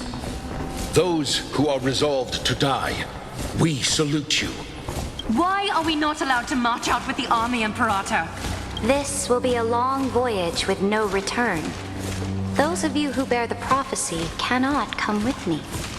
Why are you personally leading this battle if it's doomed to fail? The Flame Chase journey cannot be without a leader. That is correct. The Empire will be without a head when the Imperator falls. But remember, as long as you seize the right opportunities, even a chaotic game will remain winnable. My departure will create a long staircase for you. You will understand what I mean when news of my death reaches your ears. Saridra, is our journey about to be over? Destroy the old laws and forge new ones. My conquest has reached its limits within the borders of Amphorius. Since the prophecy already decreed that the Imperator would never conquer the stars as she wished, I will bow out here and try no more. More Chrysosaurs bearing divine authority will be born, and many more heroes will arise. Will they demand peace or war? Will they resist tyranny or become the next Imperator? I do not care. The children of the future will decide for themselves. Do not mourn for me. Anyone can kill the Imperator. But the only one who can truly destroy her is Saridra. At the end, I faithfully recorded the most important battles in the Imperator's life. Her conquest was about to be completed at this point in the story. However, for some reason, a memory suddenly entered my mind just as I was about to put down my pen. It was a journey on a fantastical train. I had the honor of having a heart-to-heart conversation with the Imperator under the stars. And I asked her this question at the end of that discussion. How do you want history to remember you? As a hero who gave up her life for the Flame Chase? Or as a tyrant? She answered so quickly, as if she had made up her mind long ago. I would rather be forgotten than be defined.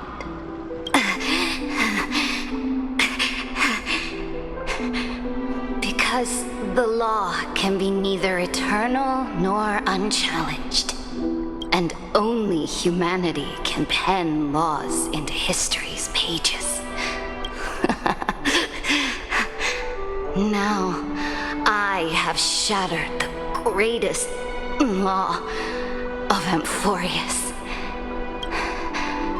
The game is nearing its end, Dux Gladiorum.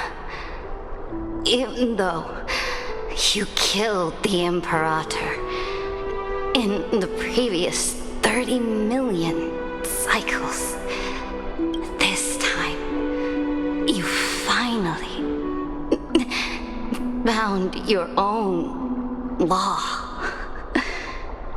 Then High Sealants, Electra.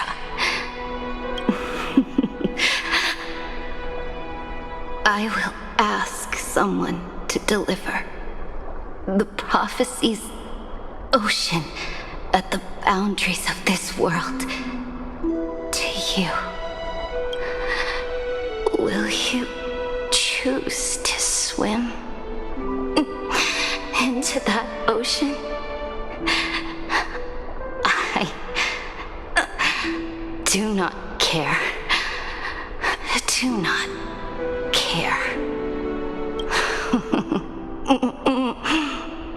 The Imperator muttered about her conquests, and news of her death spread in the city. Freedom! Liberty! The tyrant is dead! Go! Shout this news in the streets! My people, my fellow elders, do not panic. Stand your ground. That usurper has paid for her ambition with her life. People once cheered for my ascension. And now they cheer for my fall. No matter. I am fond of applause.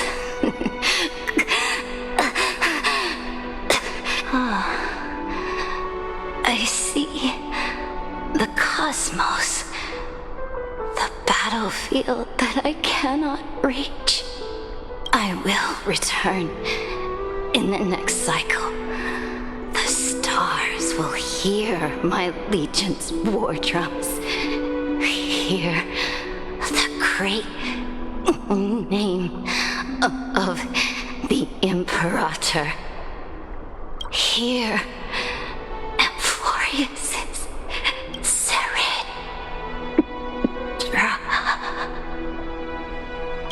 To this day, we do not know which rule the Imperator overwrote at the cost of her life.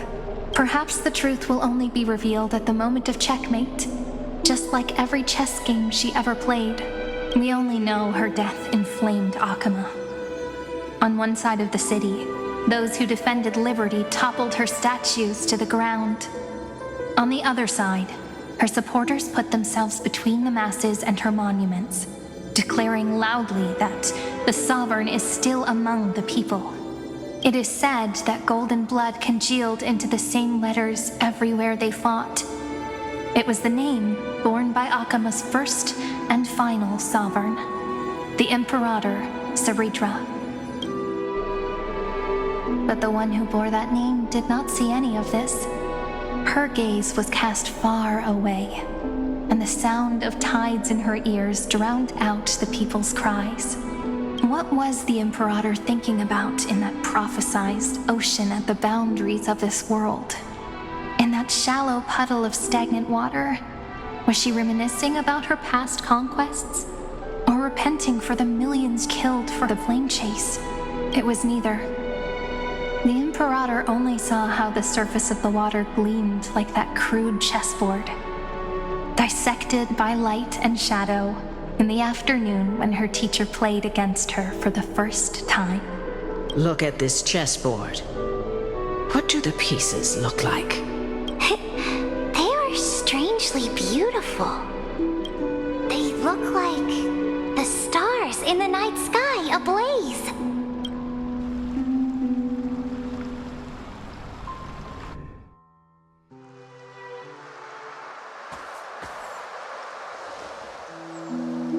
From that page emerged an ocean so vast, so pure, not a single trace of corruption. Is this Saritra? Electra, my subject.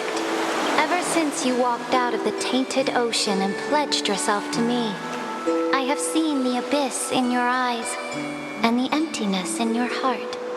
That was why I promised you a new ocean, where the Imperator's ambitions would serve as the currents, and loyalty would be its light. Electra, my subject. You have done your duty as my blade. The prophecy has now made its final decree on the road I intend to walk. My conquest is doomed to never reach the stars. But the Imperator never makes empty promises. So take this memory, this ocean, beyond the sky, as witnessed by the Deliverer. This is the final gift that the Imperator can leave for her subject.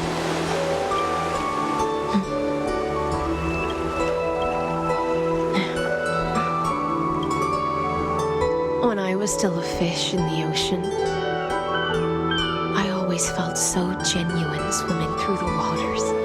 But once I stepped on the land, I found myself caught in a play. Every land dweller wore a mask in their life. So I, too, donned a costume and tried to find my role in this show. I became your blade in war and the violin strings at banquets. Do you still not get it? I do not long for the oceanic depths of my homeland. nor do I crave the swelling seas beyond the sky. Perhaps even I don't know what I want. I still don't know where I should swim to even at the end, but I know one thing right now. A fish is simply a fish, and she can never leave the ocean she's in. But whether under the ocean or on land, we two prisoners who can never escape this cave can still look outside the cave and see the stars.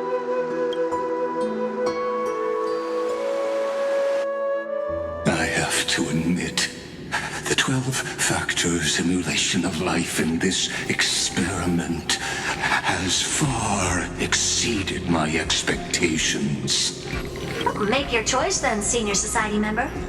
Do you want to keep walking down the wrong path and be remembered for your incorrect conclusions?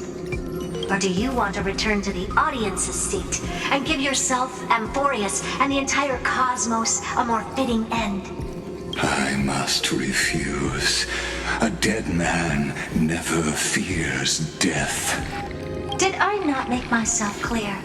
Have you forgotten about our dear Lord of Silence? You wouldn't want her to consider your 8 other clones as cancers within the erudition and chop them all up, would you? Your logical deductions are vastly different from mine. Therefore, allow me to provide one more academic recommendation. Listen, my peers. Why don't you look beyond this world? Just as the Chrysos heirs did. Re-evaluate your calculations and take into account all enemies in the upcoming war among the eons. Amphorius is not a place where 3 paths entangle, but where 3 paths fight to the death. You used Memoria to resist me, but did you not consider the possibility that the Remembrance and their children might have taken this opportunity to join the fray as well?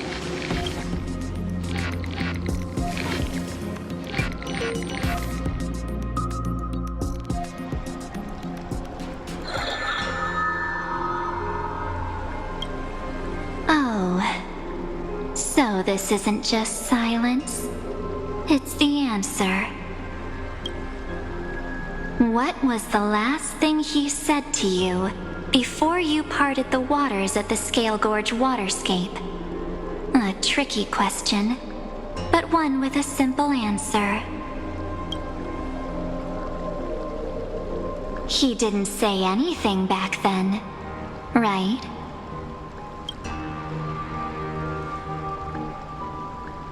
That's correct. And now I'm sure. You are not March 7th.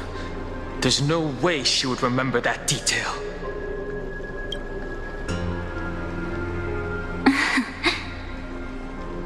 I'll only warn you once. Leave her body now. How impulsive. That's not like you at all. Why don't you calm down and think about another possibility? I didn't take over March 7th's body. Rather, it's March 7th who regained my memories.